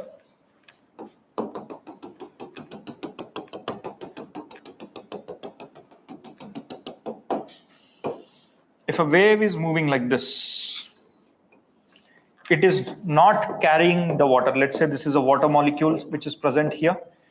This water is not carried from here to here. That is a wrong concept. Right? The true concept is, if this is water, your water will rise and fall, move backward, and then they come back to the same place. Your water will be moving like this. So if the water molecule is here, it will move in circular motion like this. But if there is an energy which is there, this is energy. Your energy will be traveled from here to here. Right? So the purest form of energy in the ocean is this waves. If you can capture that wave energy, one of the finest electricity problem will be solved. So look here. In this, we have studied about the wave. Every wave has a propagation and a direction.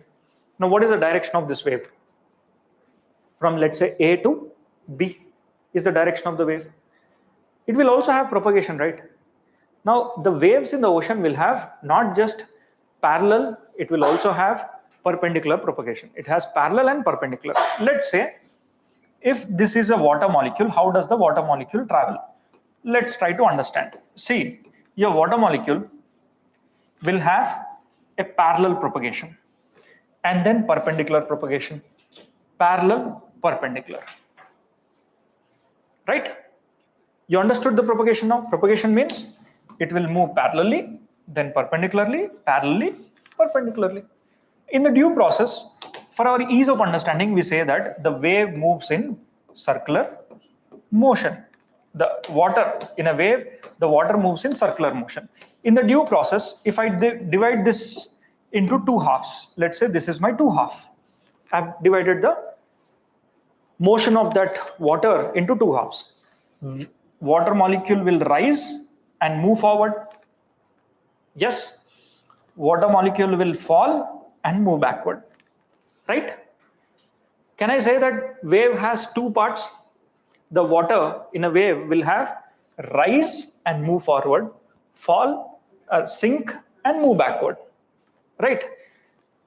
Remember one more thing, the energy of the wave is released whenever the length of the wave is 50% of its, the depth of the water is 50% of its wavelength. In simple terms, if suppose this is the wavelength and I assume this wavelength as 4 meters, the energy of the wave is released whenever the depth, if the depth is there, depth of the coastal area is less than 50% of the wavelength. What do you mean by 50% of the wavelength? 2 meters. If this depth is 2 meters, only then you will see the entire wave will be broken. So wave will have these, look here, wave water molecules will rise and move forward, fall and come backward.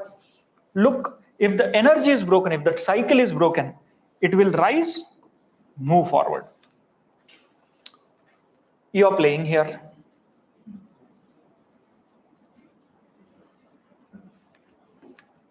Right? What does the wave do? Wave has another part of cycle, no? Huh? It has fall and move backward. So wave comes, you want to play in the wave, but you don't know the characteristic of the wave. You play and it will drag you. Right? So the best solution is jump with the wave. Break that cycle. You escape the cycle, jump. Right? Wave always breaks when the length of the wave is 50%, the depth is 50% of the wavelength. So here, this is what you're supposed to know. Right? And there will be some kind of currents called rip currents, which was there in current affairs in the last 1 month. Rip in the sense, basically, continuously the water will be moving backward at a faster rate.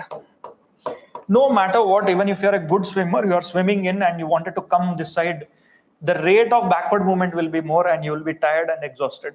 At that point of time, what you're supposed to do?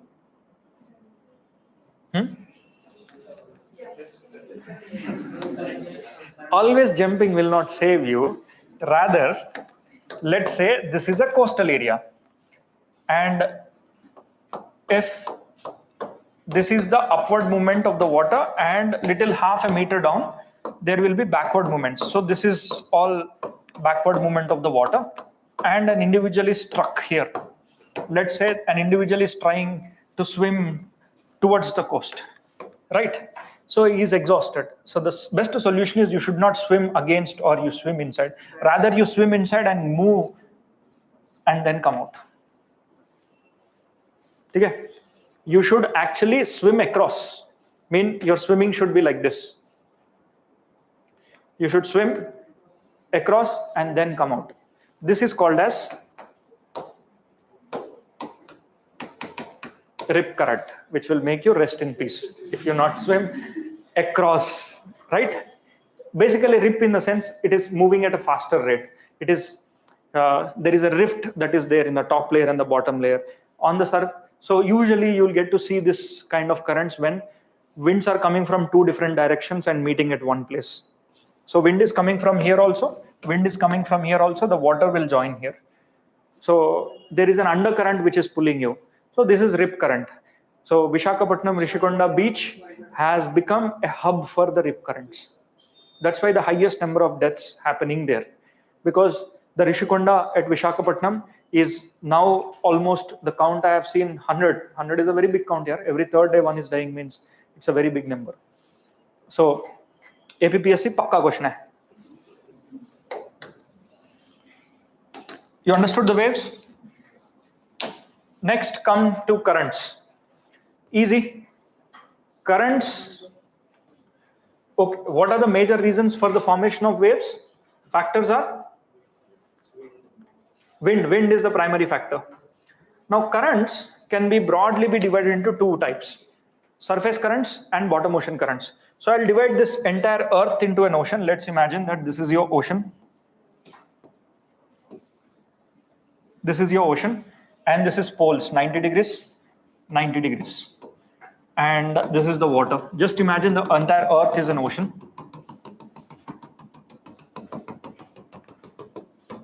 Right? So in this ocean, you have surface water. What is this surface water? And then you have a thermocline. So this is your thermocline layer. Thermocline is the layer where the temperature changes drastically. Same if you study pycnocline, you'll also have halocline with respect to salinity. So I'll call this as bottom water or deep ocean, this as surface. And this is that is thermocline layer. I told you thermocline is more or less absent here. In the polar region, thermocline is absent. In the polar region, the thermocline is absent. I already told you the water in this part of the area, this water do not get mixed with the surface water. There is no mixing. Remember, there is no mixing. How does the water move from one place to another place? In the bottom is here, from the poles, the water sinks basically, and they keep on moving in different directions. They rise here. This is how they move. And this water movement moves at a very slow rate. At what slow rate? It takes thousands of years to come back to the same position. But these waters which are there at the surface, which is roughly 10% of the total water, there is water while it moves, there is downwarping also, upwelling also. So these are surface ocean currents.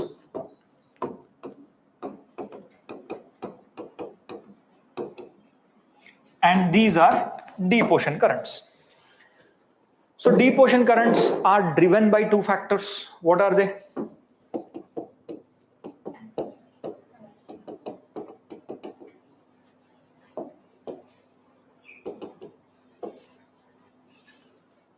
Primarily, thermohaline circulations, we call them. What are the names of these circulations? Thermohaline circulation. Surface ocean currents, you have whenever there is sinking and there is rising. Rising will be called as cold currents, and these are warm currents. So this is called as upwelling, that is called as downwarping. But at the polar region, there is no upwelling, there is no downwarping. There is a concept of ice exclusion. The concept of ice exclusion. So remember, these are thermohaline circulations. So I want you to watch a small video.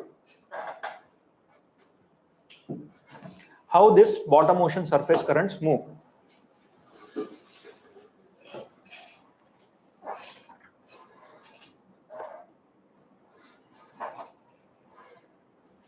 They also experience Coriolis force.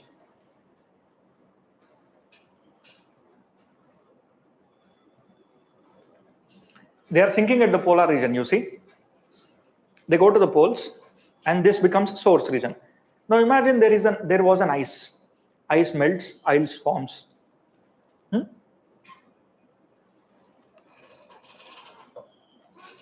Water is sinking there. Why the water is sinking? Yes, very good. Now let's try to understand what's happening here. If you have a bowl of water, right, and you have salt water and fresh water, both, you mixed it, and you have started to cool down. So ice will be formed at the top layer, and they are primarily made up of fresh water. And the water beneath is saline. Right? Now imagine, what I'll do is, take a bowl again. This is full of saline water. I can also freeze saline water. And in this saline water, there is 80 grams of salt. Just imagine. I started to freeze. I started to reduce the temperature. Again, in this, whatever the remnants of the fresh water is there, they will start to get converted into ice. This became 20% of the total water converted into ice. 20% of the total water got converted into ice. Now tell me, in the remaining 80% of the water, the concentration of salt increases or decreases? In the earlier, 1000 ml was there in this. 1000 ml is there. In 1000 ml, 80 grams of salt is there. But 20% of the water now got converted into ice, which is fresh. Ice is always fresh. That means 200 ml of water, which was considered to be fresh, is now converted into ice. That means now in 800 ml, you have how much? Can I say this is more saline? Yes? Right? So every year at the polar region in the North Pole, what's happening? Near to the polar region, you watch this. Don't you think that there is ice formation that is taking place here? Ice formation during the winter, polar nights. Whenever that ice is being formed, the water beneath them will become more denser. And what happens to that dense water? It will sink to, they'll sink to what depth?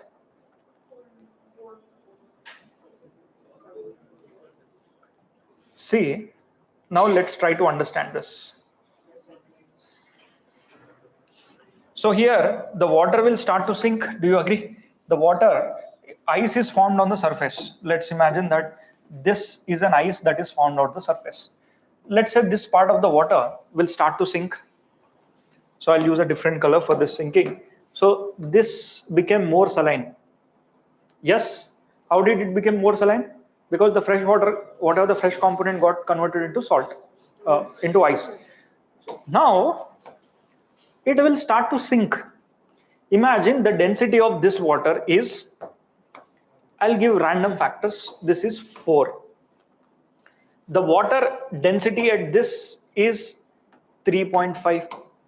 Here 3.6. At this depth you have 4. Now this will start to sink to the depths where the density of the water is matching 4. Like that. So that means here the movement of the water is started because of the formation of the ice. Yes? Agreed? And absence of thermocline. So thermocline itna nahi hai, to the surface water and the bottom water is able to mix. Now it will sink and then it will start to move in a horizontal manner wherever the 4 density is there. Agreed? So here onwards, the water that sank from here, it will now start to move. There is also a similar kind of process that is happening here. This water will also sink. Ab shuru hota hai kale. Acha, while sinking, you go and check the ocean bottom topography. Ye itna saaf to nahi hai. This ocean bottom topography also plays a vital role. How much vital role they play? They do not let the water move that easily. See, these are somewhere around 2000, 3000 meters height. Water sank. If it wants to move, mountains came in between, right? But there is continuous sinking that is happening, but mountains are not letting them move. So they will find their own ways. This movement is called as thermohaline circulation. So this thermohaline circulation is also very, very important. And over a period of time, you'll see that these waters, they keep on moving, and which is driven by thermo and haline circulations. So this is how the water sinks. Right? Understood how this water is sinking? Why ice is being formed? So the remnants are sinking down. Likewise, the circulation starts. This is called as thermohaline. Why? Density variations, salinity variations, temperature, ice formations. Now, in the polar region, due to the climate change, if the ice is not being formed, what happens? This is called conveyor belt. Will it not get impacted? Yes. How do we know that they are moving at slow rate? Nuclear blast that is done by US, Russia, and France. Thousands they have done. Today we are tracking them. They move at a very dead slow pace. Dead slow pace. It takes maybe 1,000 years to come back to the same location they come. So basically they are exchanging the heat. Can I say these are heat exchange engines? Which is there at the polar region. They are comparatively cold. I mean, freezing and thawing that is happening, it is the heat is getting exchanged and the salt is getting mixed. So there is life forms beneath the bottom also, at the bottom also. All of these life forms will get impacted. And they have varied shapes and forms. Just have a look here. Then it will be clear.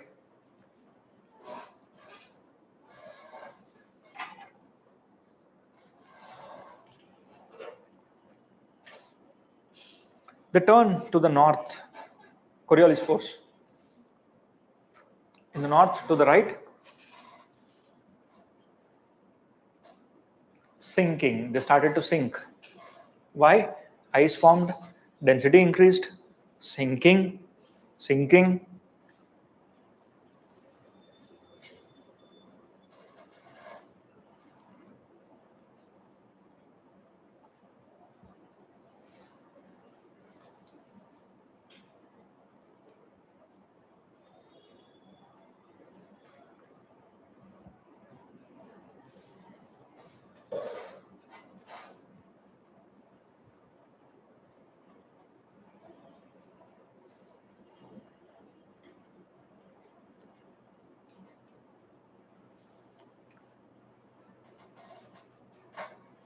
How topography is playing the role, you see.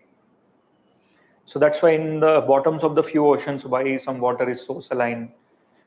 If ships goes there, sinks there, they say that I can't get them back. Because topography plays a vital role in the bottom. So they sink. Each layer, whatever the layer that you get to see, they are sinking to different depths based on their density. If suppose the density is only 3, the water will sink to 3. If the density is 6, they'll sink to 6. And the water starts to move. In the Arctic, Antarctic, you see, 4 kilometers higher, 3.5 kilometers higher. Such high plateau. Water is going all around. The wind is moving very fast. It's a beautiful entity. The Earth is a dynamic entity. Look at the Indian Ocean. It goes into Indian Ocean and it will come back. Why? Why it should have to come back? Because there are ridges that are there in the Indian Ocean that are not letting to come north of those ridges. You have seen the diagram of India. They are taking a turn, and some water sinks to so depth, some water rise to intermediate depth, and they make a circulation. IPCC report said that the speed of this water has changed. How is it going to impact? This is for mains. 10 points 15 points generate कर सकते हो, 2 diagram डाल सकते हो, एक micro diagram, done and dusted. for mains. Now, in this way, they keep on circulating. That is your thermohaline circulation, right? Bottom ocean currents. Now, come to the next topic, that is your ocean currents. The primary factors which are responsible for the movement of the ocean currents, I'm talking about currents, the water will be carried from one place to another place. While they keep on moving, they move the water along, and then when we are studying currents now, it is only surface currents. That means 400 meters only, 500 meters depth only. You know about the global wind circulation system. Please try to understand this. I'll be drawing. What kind of winds do you have? Wind system? Easterlies, here, westerlies, westerlies,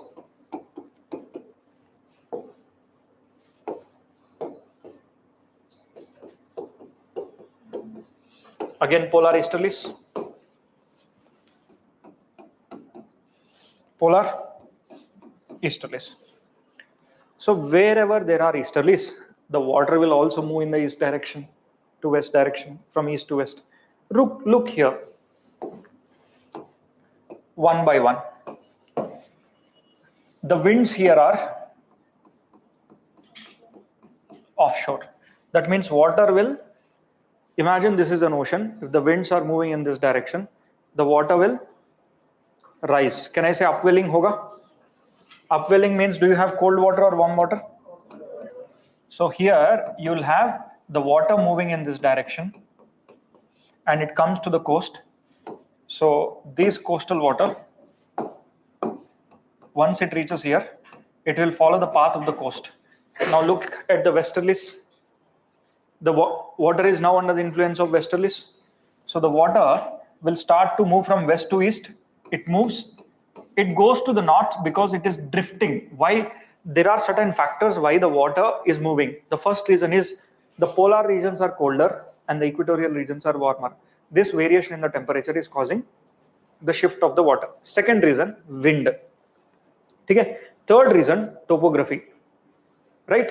Fourth reason, pressure variations also. That is salinity variations also will determine. So that means you can ask me, sir, why the water is going to the north?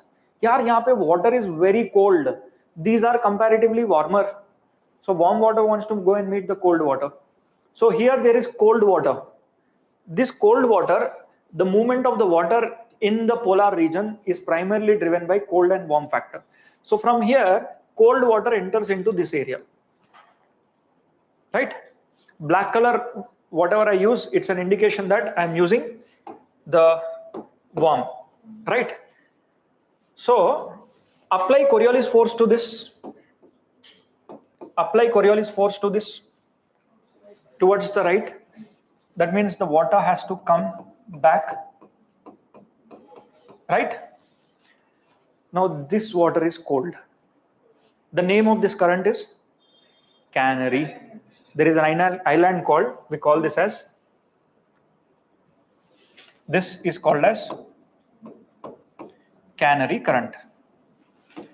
And this is North Atlantic drift. In the North Atlantic Ocean, this is North Atlantic current, and this is North Atlantic drift. Right? So it is comparatively warmer across the Norway, across the Finland. The ports which are there, they are accessible all throughout the year. Right? So this is Canary current, this is North Atlantic drift current, and this is Gulf. Gulf is there, Gulf stream because it is moving at a very faster rate. And it is present north of the equator, so we call this as North Equatorial current. Same way, in the southern hemisphere, the wind is offshore, so they will start. Here, winds are westerlies, winds are coming from west, so the water will move in this direction. So here, apply Coriolis force towards left. So here, as they are coming from lower latitudes, so higher latitudes, 80, 70, 60, 50, the water will be cold here. Right? So this cold water will start to come here. Here also you had cold water. This name is Canary current. So this is called as south equatorial current. There is Brazil here. This is Brazilian current, right? So Benguela, Falkland on the other side, right? The names of the currents are just given the places next to them, right? So like this, there is circulation that is happening. Now come to this area. Do you have land here? It is in the westerlies belt.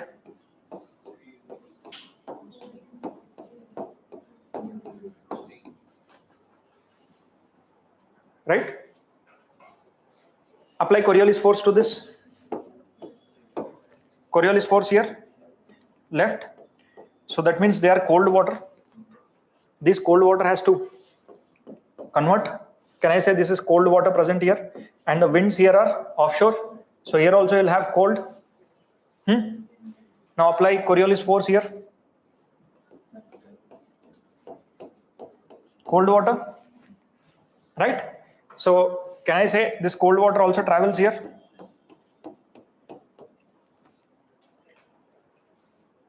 So this is called as, the winds are coming from the west. We call this as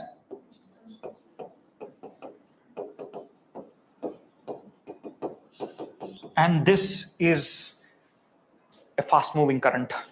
Okay? Because there is no land present and the water will be moving at a faster rate. Right? You understood the currents in the north, the currents in the south of the Atlantic Ocean. This is called as Labrador. Why? Because the water near to the polar region by default, imagine this entire water is cold. Okay? This is Antarctic. So this cold water which is there, it wants to come and meet the warm water. So can I say that the water which is there near to the polar region, it is cold, and this cold water from here which comes, what is this called? Kuratio.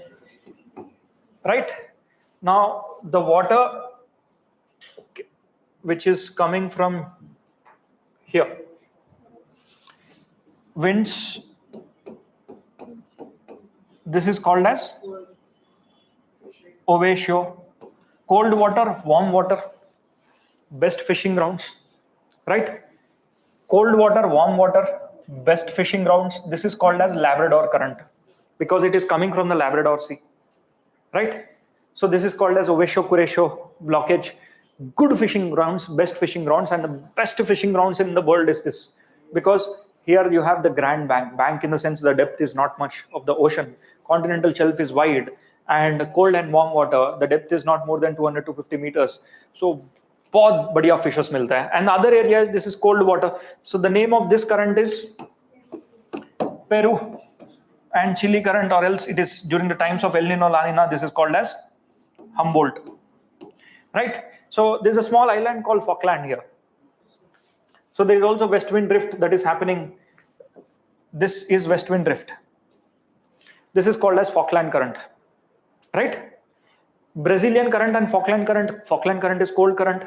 Here also a little mixing will be there. Now what is the name of the current on the west side and the east side? Benguela and Agulhas, right? Agulhas and Benguela. Now look at Indian Ocean. See here, before that Pacific Ocean complete kar lete. That side of the Pacific Ocean you are clear. Now come to, these are westerlies belt. So the winds come from west to east. Sorry, just a minute. Now look at this tropics. Upwelling, this is cold current. So California will have cold currents, right? Now here, the winds will be moving and circulating in this manner in the Pacific Ocean. I'll name the currents little later, but once quickly go towards this Pacific Ocean.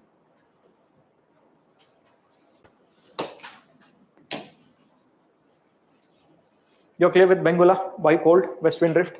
Agulhas, Indian Ocean mein, because the winds are, here you have easterlies. So these winds, they come and they form a circulation. South equatorial currents, Agulhas, and then west wind drift, circulation. Same, the concept is same, nothing much, only the names of the wind system will vary.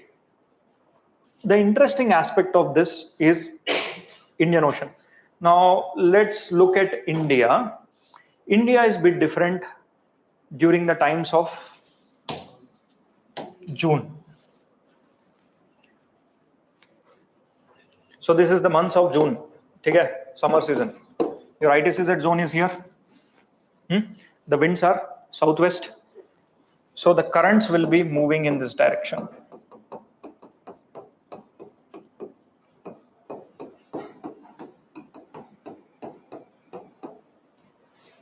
Right? This is southwest monsoon time period. The winds, the black color I'm using are as a winds. So the winds come in this direction to India. Yes. So on the equator side, the also follow the same path, right? Because the winds are pushed. This is how the circulation happens. I mean, they follow the path. But during the time of northeast, I'll use a different color for the northeast. Look at this. The winds are coming from the northeast. This is during the December time. Now, right, in the month of December, Jan, so the winds will reverse the direction. Okay? Exactly opposite direction will be there.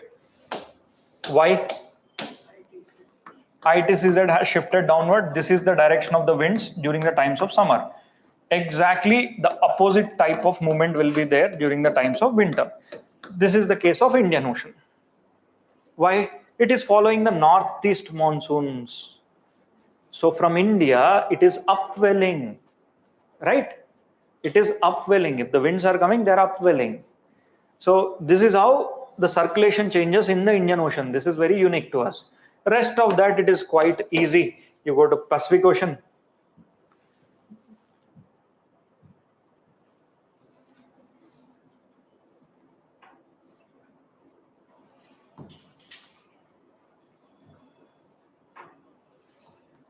Look here.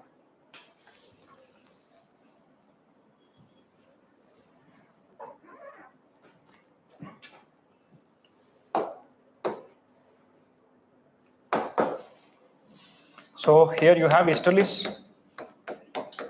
Can I say upwelling happens here on both the sides? Offshore, cold water, cold water. This is your South America. What is the name of the current? Peru or Humboldt. This is Californian current, right? The water upwelling ke saath they'll start to travel. And this name of the current is North Equatorial Current, and this is South Equatorial Current.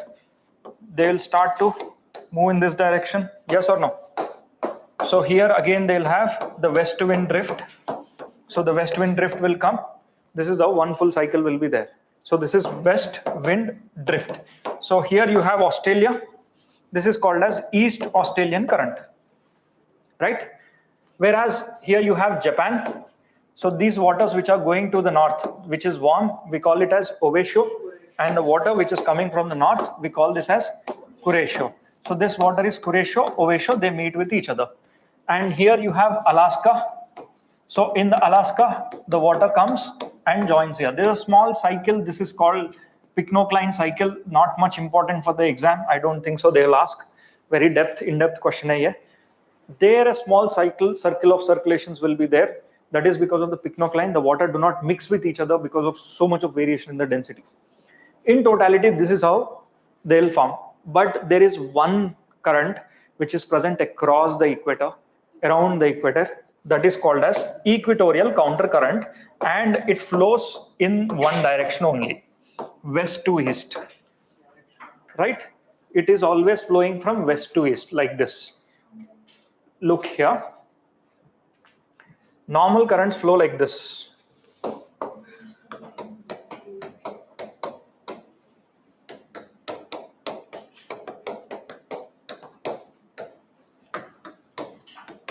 Right?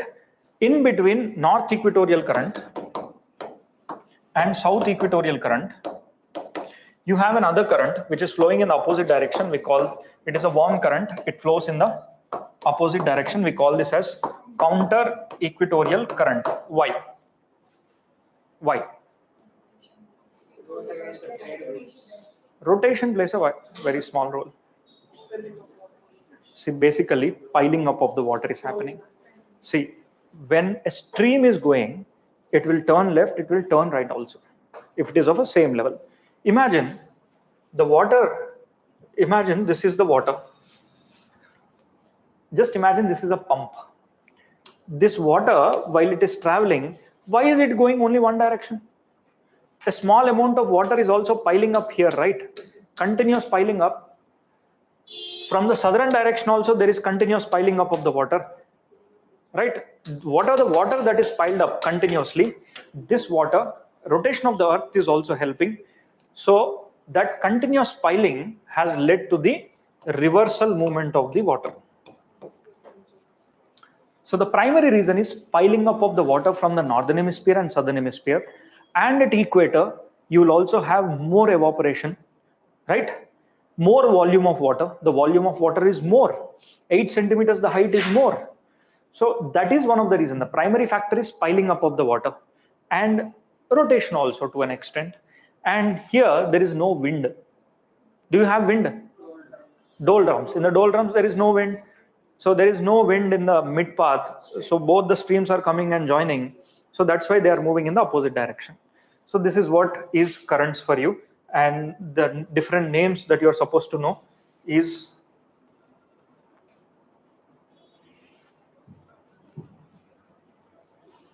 one by one. Benguela. Here there is an island called Benguela.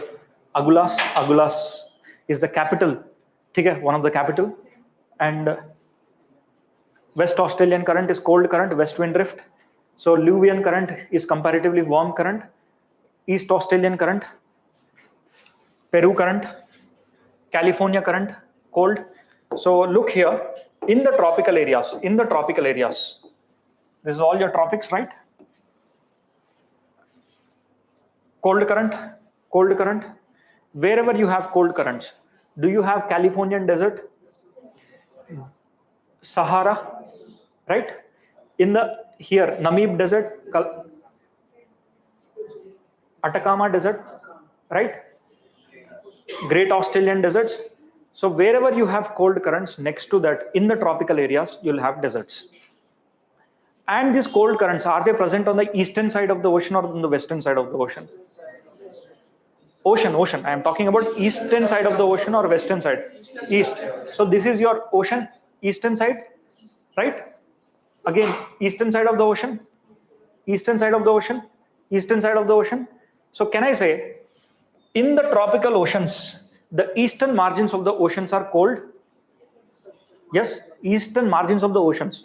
Or else, in the tropical areas, the western coasts are cold? Western coasts. So examiner will confuse you with respect to the terminology. Eastern margins of the oceans means it is on the east side of the oceans. West coast, east coast. That is how you will get to see. Right. Now look at the temperate areas. In the temperate areas, the western margins of the continents are, the western margins of the oceans are cold. Ovesho, dekho. Ovesho, is it on the eastern side of the ocean or western? Western side, right? Western side. Ovesho is on the western side. So, but in the southern hemisphere, all are cold currents only. Why? Because there is no land present. So water is always cold. Arctic se saath mein hai. So that is what you are supposed to know. And exception is this Norway. See, this Norway current is warm current and the north-west drift. So that's why the ports here are accessible. But what about in the same latitude, Ovesho current, here no ports are accessible. Why? Because of the cold current. Right? Yeah. So the water which is present near to the polar region primarily are cold water and they want to mix with the warm water. So the factors that are responsible for the movement of the water is number 1, wind. Number 2, salinity, density, right? Temperature variation, Coriolis force, right? Clear? Now, coming to salinity, an easy topic. ठीक है, salinity थोड़ा समझ लेना. examiner will never give you questions if temperature increases, salinity decreases. ठीक है, इतना आसान सवाल नहीं देगा. अगर दिया ना, I'll be the first one to go to the court. ठीक है, because there is no direct relationship between temperature and salinity, which is absolutely, you can say this is correct and this is wrong. So factors of temperature that you can tell is wherever the rate of evaporation is more, the salinity can be higher if the rate of precipitation is low. So salinity statements will always be lengthy statements. It cannot be a single cut statements. As a temperature increases, salinity decreases, mark wrong and come. Why? Because salinity ke liye, there is no blinded factor that can be determined. See, salinity of the ocean is determined by many factors. For example, if you go and check the salinity of the ocean in the Bay of Bengal and Arabian Sea, here both are present in the tropical areas. Why does the Arabian Sea salinity is high and the Bay of Bengal is low? Because Brahmaputra, Ganga, Meghna, Krishna, Godavari, Kaveri, like that, and then Mekong. Here Indus comes, but the volume is less. Influx of the water is less, influx of the water is more. If the influx of the water is more, then salinity is low. If the influx of the water is less, the salinity will be more. And in the tropical areas, by default, the salinity will be high. Right? Salinity by default is high, but comparatively, if the influx is more, it is less. Factor number one. Second factor, if the rate of evaporation is more and the rate of precipitation is less, the salinity will be more. Right? If the rate of evaporation is more, salinity will be high. And the rate of precipitation is less, salinity will be high. Third factor, if the wind speed is more, salinity will be high. Because evaporation will be more. If the wind speed is more, salinity will be high. Mark this in your mind. If the wind speed is more, rate of evaporation will be more. Why? Because you please try to understand this small logic.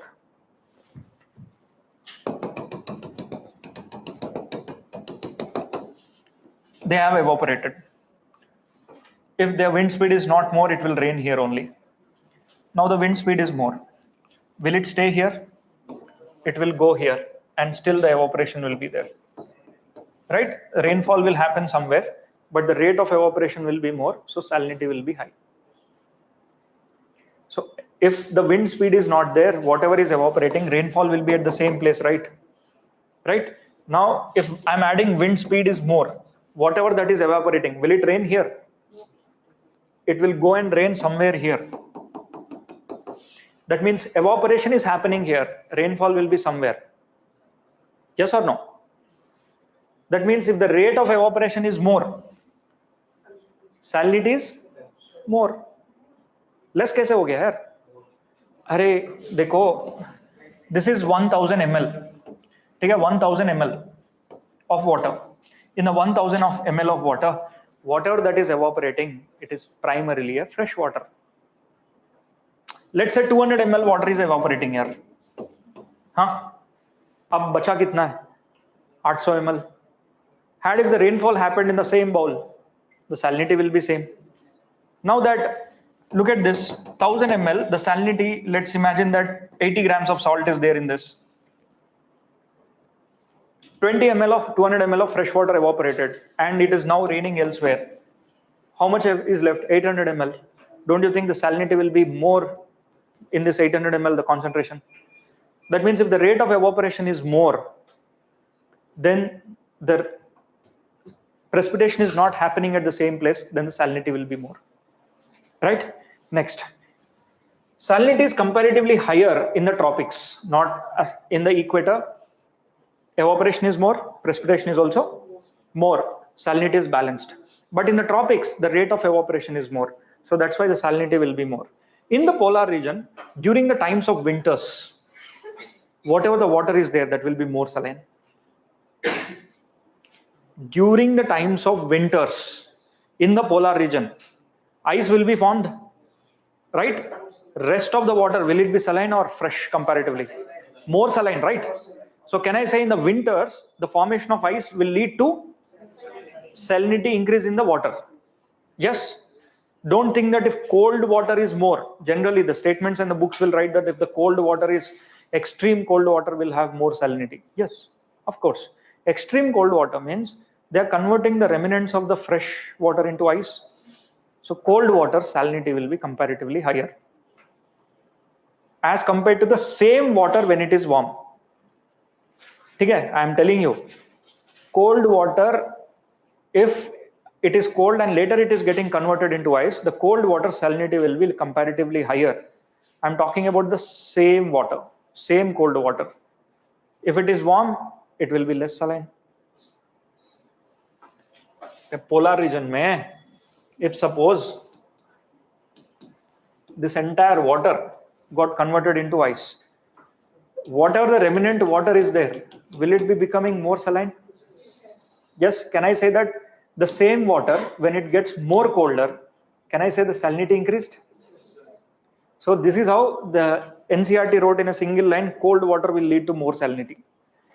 It is cold water, when they convert into ice, it will be more saline. Right? Clear? At equator, the salinity is comparatively less. And in the tropical areas, the salinity will be more. Why? You go to this Dead Sea. Lake Van in Turkey, Dead Sea. It is 430 parts per thousand. That means 440 parts per thousand. In 1000 parts, 440. Dead Sea, 330 parts per thousand. So that means in 100 grams, how much salt is there? 330 grams. Okay? Sorry, in 1000 grams, 1000 ml of water, 330 grams you will get. You go and heat, take 1 liter of Dead Sea and heat it. You'll get minimum 300 grams of salt. You go to Gujarat, take the water of 1 liter and heat it. How much you will get? 30 grams of salt. Okay? Not even 30. It is 30 grams, it is 3%. In terms of percentage, it is 3. In terms of grams, for every 1 liter you heat it, you'll get 30 grams of salt. Because average salinity of the ocean is 33 parts per thousand. Right? Average salinity is what? 33. Brackish water means 27 to 29. Right? So salinity is always measured in parts per thousand. In 1 liter, how much salt you'll get. So comparatively, the highest salinity is seen on the western margins of the ocean. So that's why your Tata, Namak, Uppu, Jitne bhi Ashirwad, all the salts, all are located next to the coast of Gujarat. Okay? You go to Dwarka, the Lord Krishna, you travel 50-60 meters north and south, all the salt plants, whatever you see, they iodize and then they sell it to you. Right? So this is how the salt is made. And enclosed seas, closed seas will have salinity more. Right? Enclosed seas will have more salinity. You go to this Aral Sea, Amudariya and Sirdariya rivers are there. So that's why its salinity is less. You go to Caspian Sea. The northern part of the region will receive rivers. So it is less saline, but in the southern part it is more saline. Okay? So northern part it is less saline, it is more saline here. Black Sea, salinity is there. So enclosed seas will have more salinity and the open oceans will have less salinity. You go to Baltic Sea, the salinity is less. Why? Because glaciers are melting, continuous additions of water. Right? So that's why the salinity is less in the temperate regions. But you go to polar regions, the salinity is again, during the times of winter it is more and during the times of summers it is comparatively less. Right? Sea ice is forming and thawing, forming and thawing. Thawing means melting. This is something logics that you have to apply to the polar regions and equatorial regions. Right? If the rate of evaporation is more, then the salinity will be more. Rate of precipitation is more, salinity will be less. Right? Rate of evaporation is more means the fresh water is getting converted into water vapor. The remnant ocean will be saline. Now don't do extra activity thinking in the ocean. A rate of evaporation means rainfall will also happen. Who told you the rainfall will happen there? Is the rainfall that is coming to India, is it evaporated in India? This is called as overthinking in the exam. जो पहली बार दिमाग में आता है ना वो mark करके आओ. it will save you at least 15-20 marks. So in India, much of the rainfall that is happening, where is it coming from?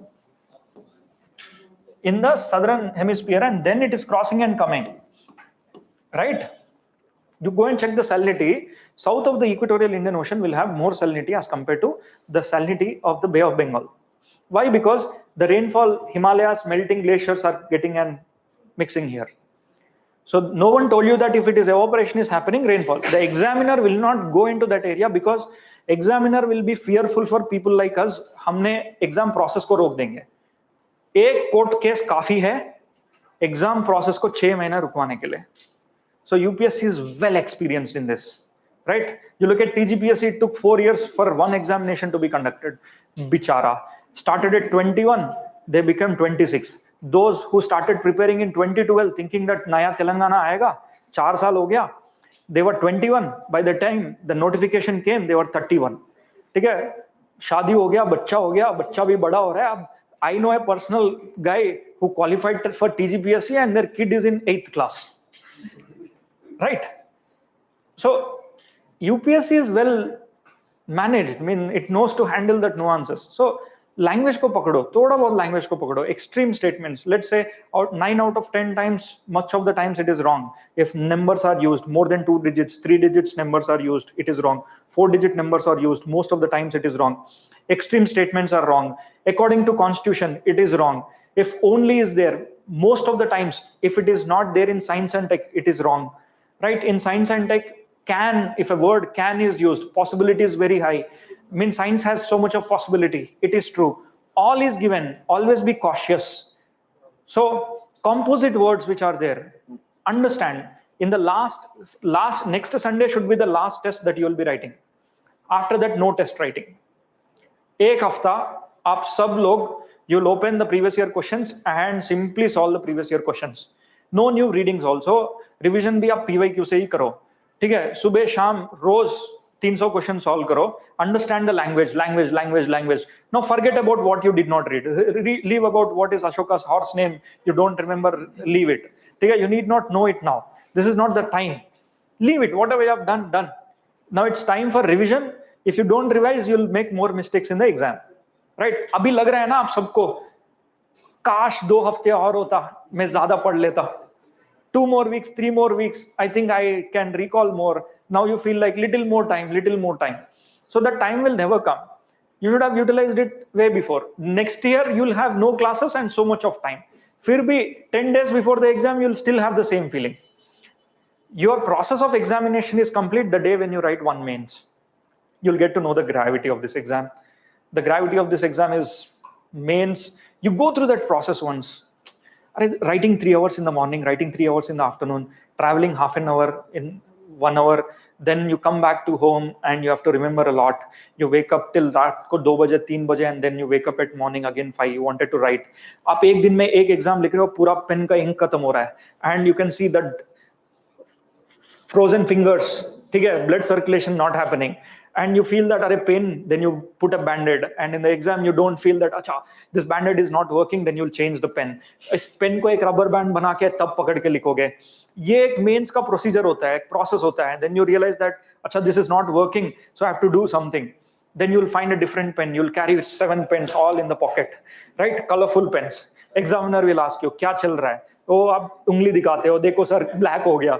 After 5 days it will turn little green. By the time results come, a layer will fall off.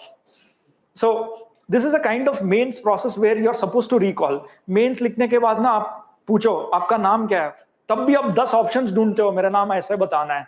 ठीक है? My name is Madhu Sudhan Reddy. I come from Karimnagar. I come from Telangana. I come from Delhi. I stayed in Delhi for 10 years. You will be thinking lot. It is about all the process. What have you done in the 1 year? Then you'll search a micro diagram in your mind. Acha, this. So this is the process of mains. Prelims, ठीक है. Even if you clear, don't clear, make sure you're going through the process of the mains and you write the mains sitting in this classroom if you don't clear. On that day, write a morning exam, write an afternoon exam. Exam लिखने के बाद 2 या 4 दिन का छुट्टी, उसके बाद सब वापस गेम पे. ठीक है? No one knows you are clearing or not. Only after 22 days you will get your result. Until then, don't think that अरे 5 मार्क कम मिल रहा है, ज्यादा मिल रहा है, cut off and all. Ashok Nagar is very famous for that. Everyone even ORN also, leave everything, come back, sit back, prepare for mains. Irrespective of whatever your result is, you go through the churning process of mains. That is when you'll come out with flying colors, if not this year, next year, right? Only 6% clears, no, in the first attempt. That means 60. How many are getting IAS? Out of that 60, 12 are getting IAS, right? In the entire India, first attempt में जो बच्चे exam लिख रहे हैं, 12 बच्चे IAS बन रहे हैं. बाकी सब कहाँ जा रहे हैं? They become IRS, AFHQ, कुछ ना कुछ. So maybe this year, because of the new rules and regulations of the UPSC examination, the number will rise. So I feel very sorry for a couple of candidates who has tattoos. I've already told them long before, आप अपना tattoo remove, you please remove that tattoo. Okay, one has a girlfriend tattoo, other has amma. Right? I know you have so much of respect for every relationship. That doesn't mean that you have to have a tattoo on the saluting hand. Right? Long before I told. So neglected, and they are medical mein, they asked them to come out. They gave 1 day time for CAPF medical yesterday interviews and so. So saluting hand pe koi tattoo nahi hona chahiye. You have a tattoo, but make sure that is small, not about big Saraswatamma. Okay? Writing about some kind of, you like Lord Ganesha, it's okay, right? If you're preparing for civil services, you need not show that. Okay? You need not have Jai Shri Ram telling on your hands.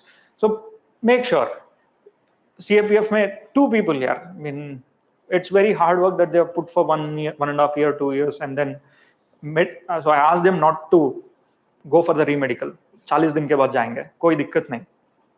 See, they call for a remedical. Today interview, tomorrow medical, day after tomorrow, again they call for remedical, 1 day time. I asked them not to go. Come back, we'll see, we'll go for legal. Why? Because 1 day में तो नहीं होगा, 40 दिन का तो time देना चाहिए. पिछले साल 40 दिन का टाइम दिया था. जब 40 दिन का टाइम दिया, 40 days में you can get laser and you can go back, right? So they did not go. So that is when a legal suit will be going, review, वो चल जाएगा. Because once you know the route, how to approach and so. So a candidate was there by the name Shayan, 2021 interview. When he went, he underwent a surgery for his eye. He did, that's a different kind of surgery. He went to interview and the next day medical, he himself told, sir, I'm having this problem, please check. I asked him not to do that. फिर भी बच्चे बहुत genuine होते हैं ना interview पे, I really want to be genuine and this so. He informed. In the medical, they have written that unfit for all services. Came back crying. ठीक है? Almost nothing less than shattered mind. Next day went for appeal.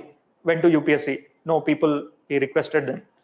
Then remedical, 40 days time, but we said we need only 2 days and we'll go to the higher appeal. Went for the appeal. Next medical mein, they said that unfit for technical services, means IPS, IRTS and police services, unfit. Next, that year he did not get the service of his choice. So he did not get the service also. Next year again wrote, we are very sure that attempt, so interview tak to pahunch jayega. In the interview, when you're going for the medical, they'll only say qualified, unqualified, fit, unfit. And that records will be not maintained by UPSC, which my personal thinking says that they will not have a linkage of the previous one. Agar aap ye video dekha to shayad UPSC sudhar jayega, right? So next year he went. He did not inform that he is having the same eye problem. This year there is no issue. Medical mein kuch issue nahi hai. Even for UPSC also, this is a lot of learning. There are many areas UPSC will take this as a learning and keep it as a record and next. So he is fit for all the services this year. Now he's currently the DSP in Telangana. 6 attempts ho gaya, wahan clear nahi kiya. He got the district youth officers and IFSCA wala hota hai na, there he got. But now Telangana mein, that person UPSC said unfit for all the services, later unfit for technical services, and little later fit for all services. Today is a DSP in Telangana. तो मतलब UPSC के लिए भी बहुत सारा learnings होता है. तो जब आप प्रीवियस ईयर क्वेश्चंस बहुत सारा सॉल्व करो, इतना सॉल्व करो ताकि आप लैंग्वेज में ना easily you can identify this things will be easy for you, right? So procedures and all you need to look them in detail. So last topic that I will be dealing now is the tides. Formation of tides. Tides is associated with the concept of gravity, right? The bigger the body, the bigger the body,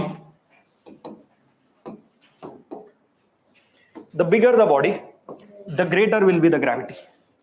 The smaller the body, the lesser will be the gravity. Factor number 1, it's blinking, I think, power issues. Camera. So the smaller the body, gravity. First factor for the influence of gravity is that it is size. Second factor which influences the impact of gravity is the distance.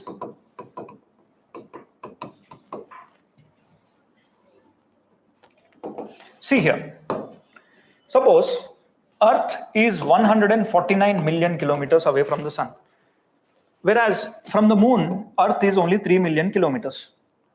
Though the gravity, a plug set cheyandi, plug, I think connection, power connection.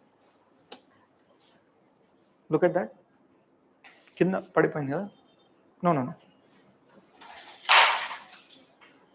Okay. This one.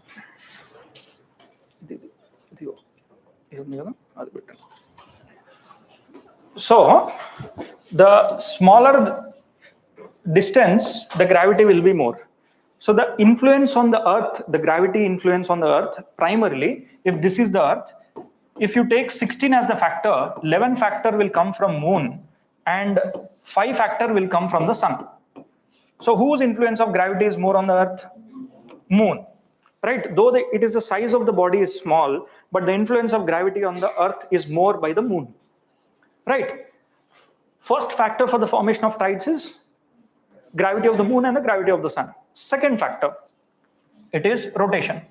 Rotation of the Earth. Look here. Rotation and revolution. Imagine this is your Earth. Right? You are standing here. Earth takes one full rotation and you come back, right? Let's say that you are standing here.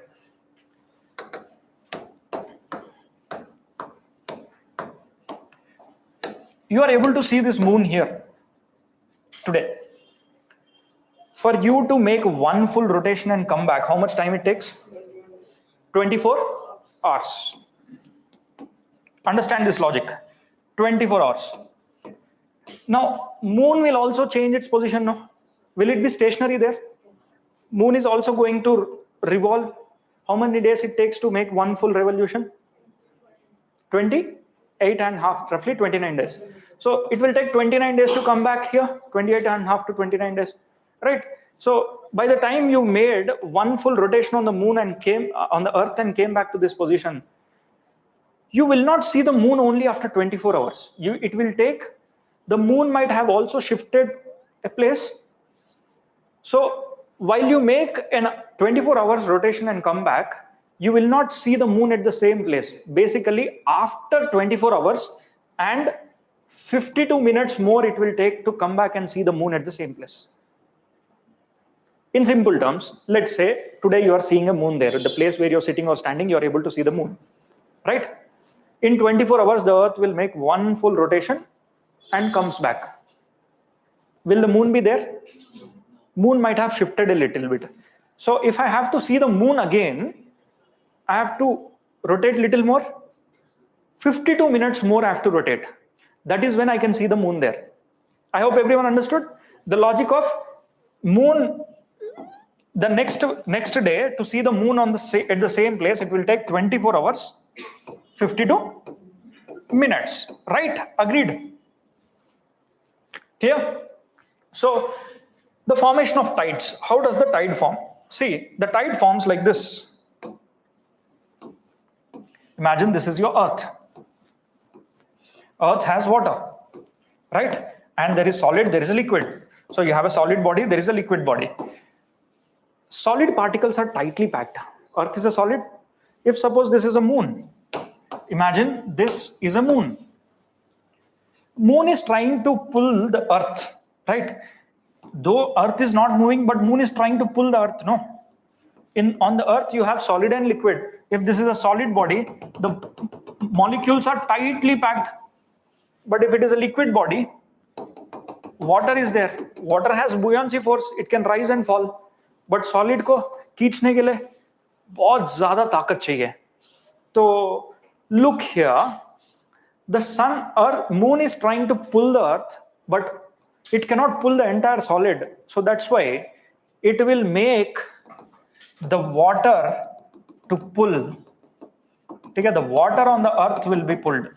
This is how you get a high tide, right? Clear? Now this tide is formed because of gravity. Why this tide is formed? Gravity. Exactly on the opposite side of the earth, you will have a tide. This tide is because of inertial tide. Means, imagine this is an earth which is continuously rotating, that is in motion, right? Any body which is in motion, all of a sudden you are trying to stop that. What happens? It will, a body in motion will always be tend to in motion. Let's say, imagine the earth is a bus. So a bus, while you're traveling, you sat on a very comfortable chair. All of a sudden your bus driver broke. You'll still go forward and then come backward. That is because of inertia. Same way, the earth, while it is rotating, on one side it is pulled. That means a moving body is stopped, or rotating body is tried to pull. Exactly on the opposite side, you'll have inertial effect. That means at one single time, this tide is because of gravity and this tide is because of inertia. Look here. Earth is a rotating body. Now imagine this is your moon. So here you will have gravity tide, and the opposite side of the earth you'll have inertial tide. Right? This is gravity tide, this is inertial tide. Now imagine this is moon. Let the moon be there. Earth is a rotating body. So high tide earlier was just at South America. Now the high tide will be whichever part of the earth is exposed to the moon, you'll have high tide here. I am rotating the earth. High tide is here. High tide is here. Let's say you'll have a high tide here, and imagine this is South America, you'll have high tide here. So look at this. Let's check India. So it is India, you'll have a high tide here. Then India will go a little further. Will the India have high tide here? No. Who will have high tide? Maybe African regions. And the other area is high tide here. So after how many hours the India will be exposed to high tide again? Earlier it was exposed to gravity tide. Now it will be exposed to inertial tide, right? So it is inertial tide. So likewise, that means after how many hours the earth is having, the same place is having an inertial tide? Now divide, see, we had 24 hours, 52 minutes, right? So India is here and India is here. That means in this time period, 2 times India is going to experience high tide. 24 hours, 52 minutes divided by 2.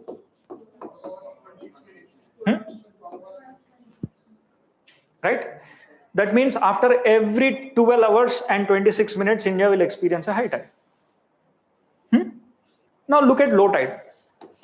Imagine this is a bowl of water.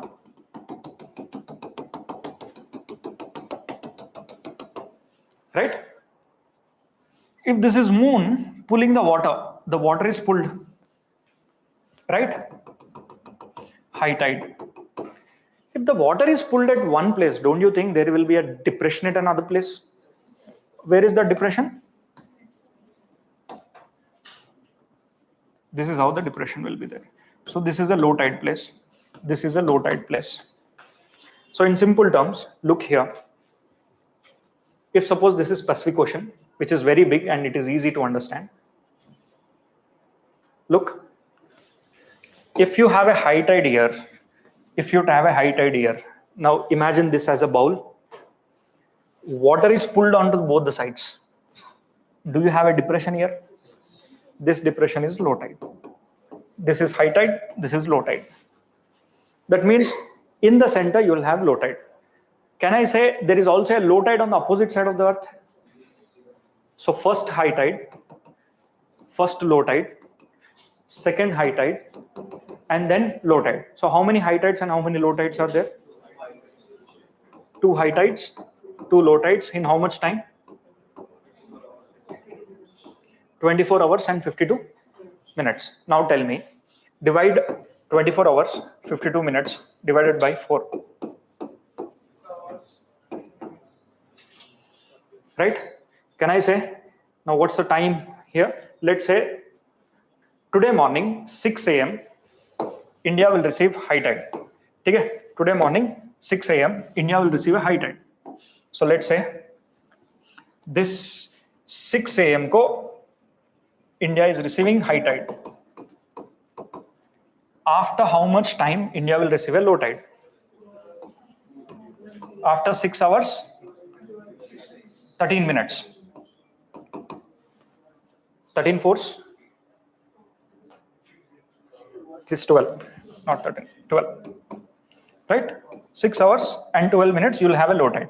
Now again after 6 hours, this is again after 6 hours, 12 minutes, you will have a high tide. So this is 13, na? 13, yes, 13 minutes. So again, after 6 hours, 13 minutes, you'll have low tide, right? So again, after 6 hours, 13 minutes, you'll have high tide, right?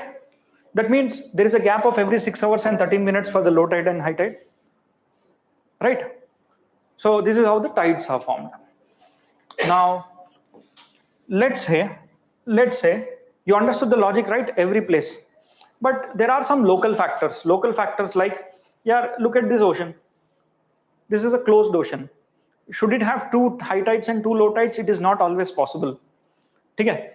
Diurnal tides are those tides when you have 2 high tides and 2 low tides, right?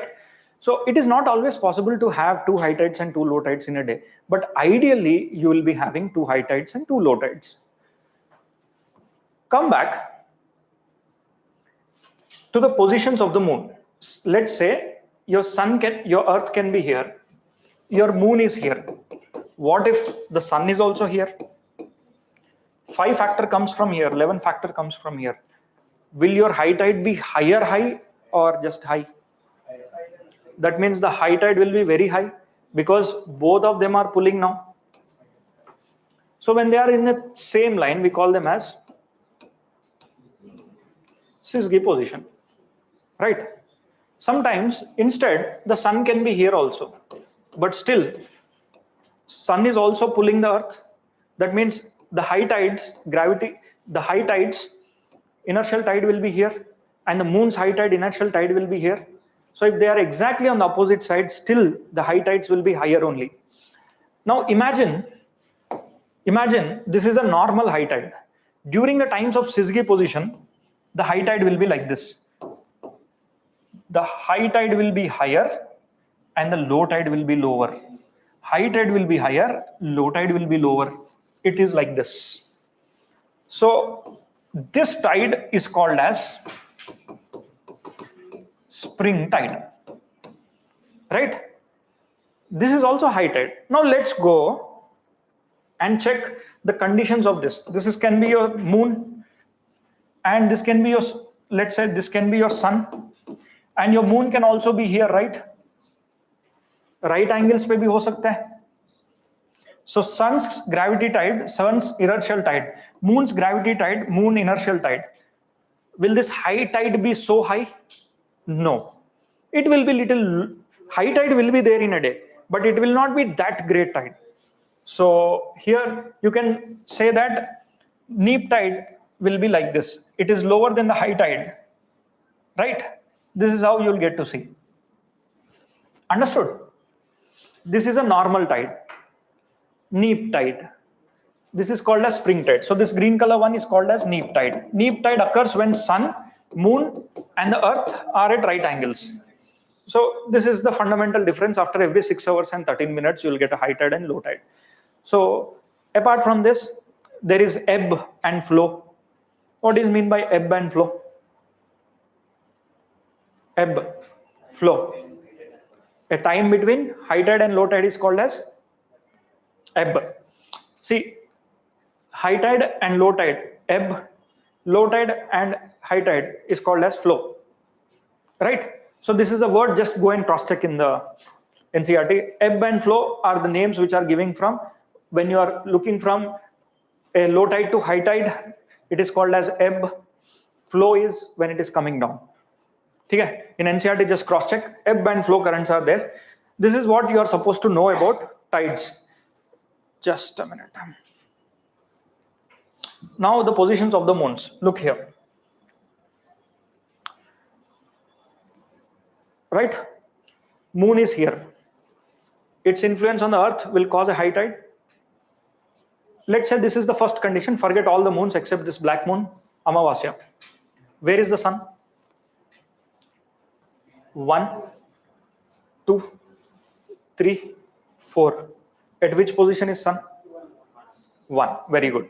Because if sun is here, this side of the moon will be bright. And if you're standing on this side, you can't see the sun. Or you can't see the other side of the bright side of the moon. That means this is Amavasya, which we call it as new moon. So that means sun is also here, moon is also here. The high tide will be higher. That's why you're asked not to go into the beach on Amavasya, not Bhoot Pret Kahanis. Okay? It is just simple science.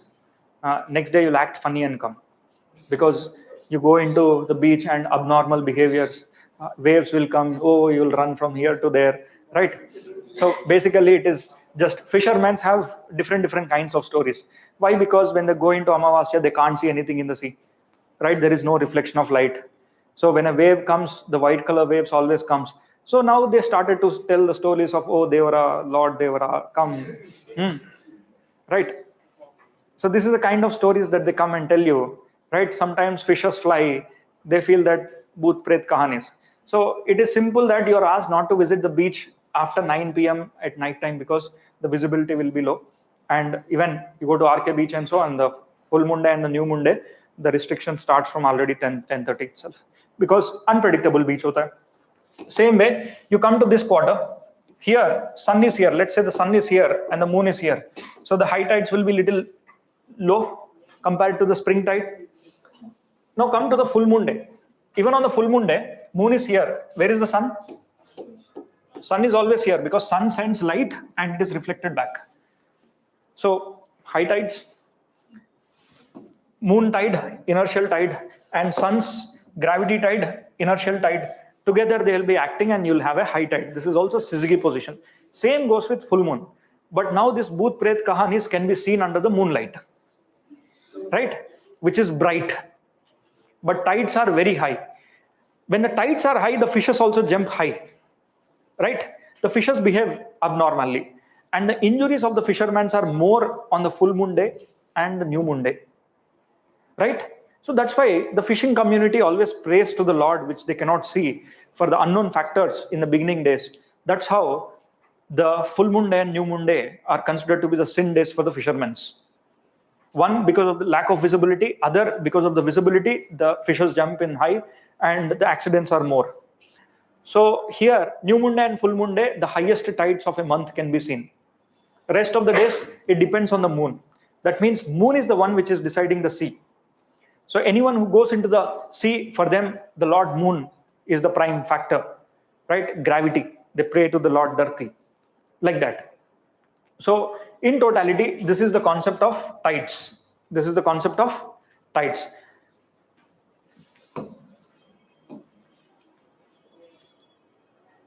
Clear? What is spring tide, which is in syzygy position?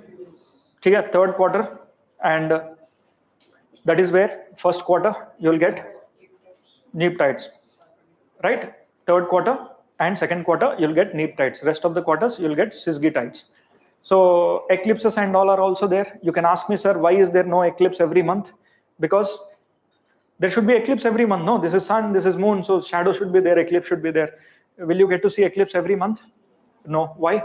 Because your moon, sun and earth are not present in the same plane. They are always present in a different plane. There is a 5 degrees tilt. If this is earth, this is moon, sun is here. There is a variation of 5 degrees tilt is there. Had if everything, sun, earth and the moon are in the same plane, every month you will get to see eclipse. So once in a while, you'll get to see this eclipse. That is primarily because of the change in the axis, right? So look here, inertia, and this is gravity. Gravity pull, inertial pull, right? So the moon's orbit and the Earth's orbit is like this. Look here. If this is your sun, eclipse can happen when the moon is here. But this is always tilted. So the tilt eclipse chances are very unlikely that every month you'll get to see. Once in few years you'll get to see. This tilt in the 5 degrees, it is there between a lot of planets. It feels like someone has really put those planets in their place. When you deeply study the space, it always feels, what is that unknown factor? When we don't know, we say God, Lord God, right?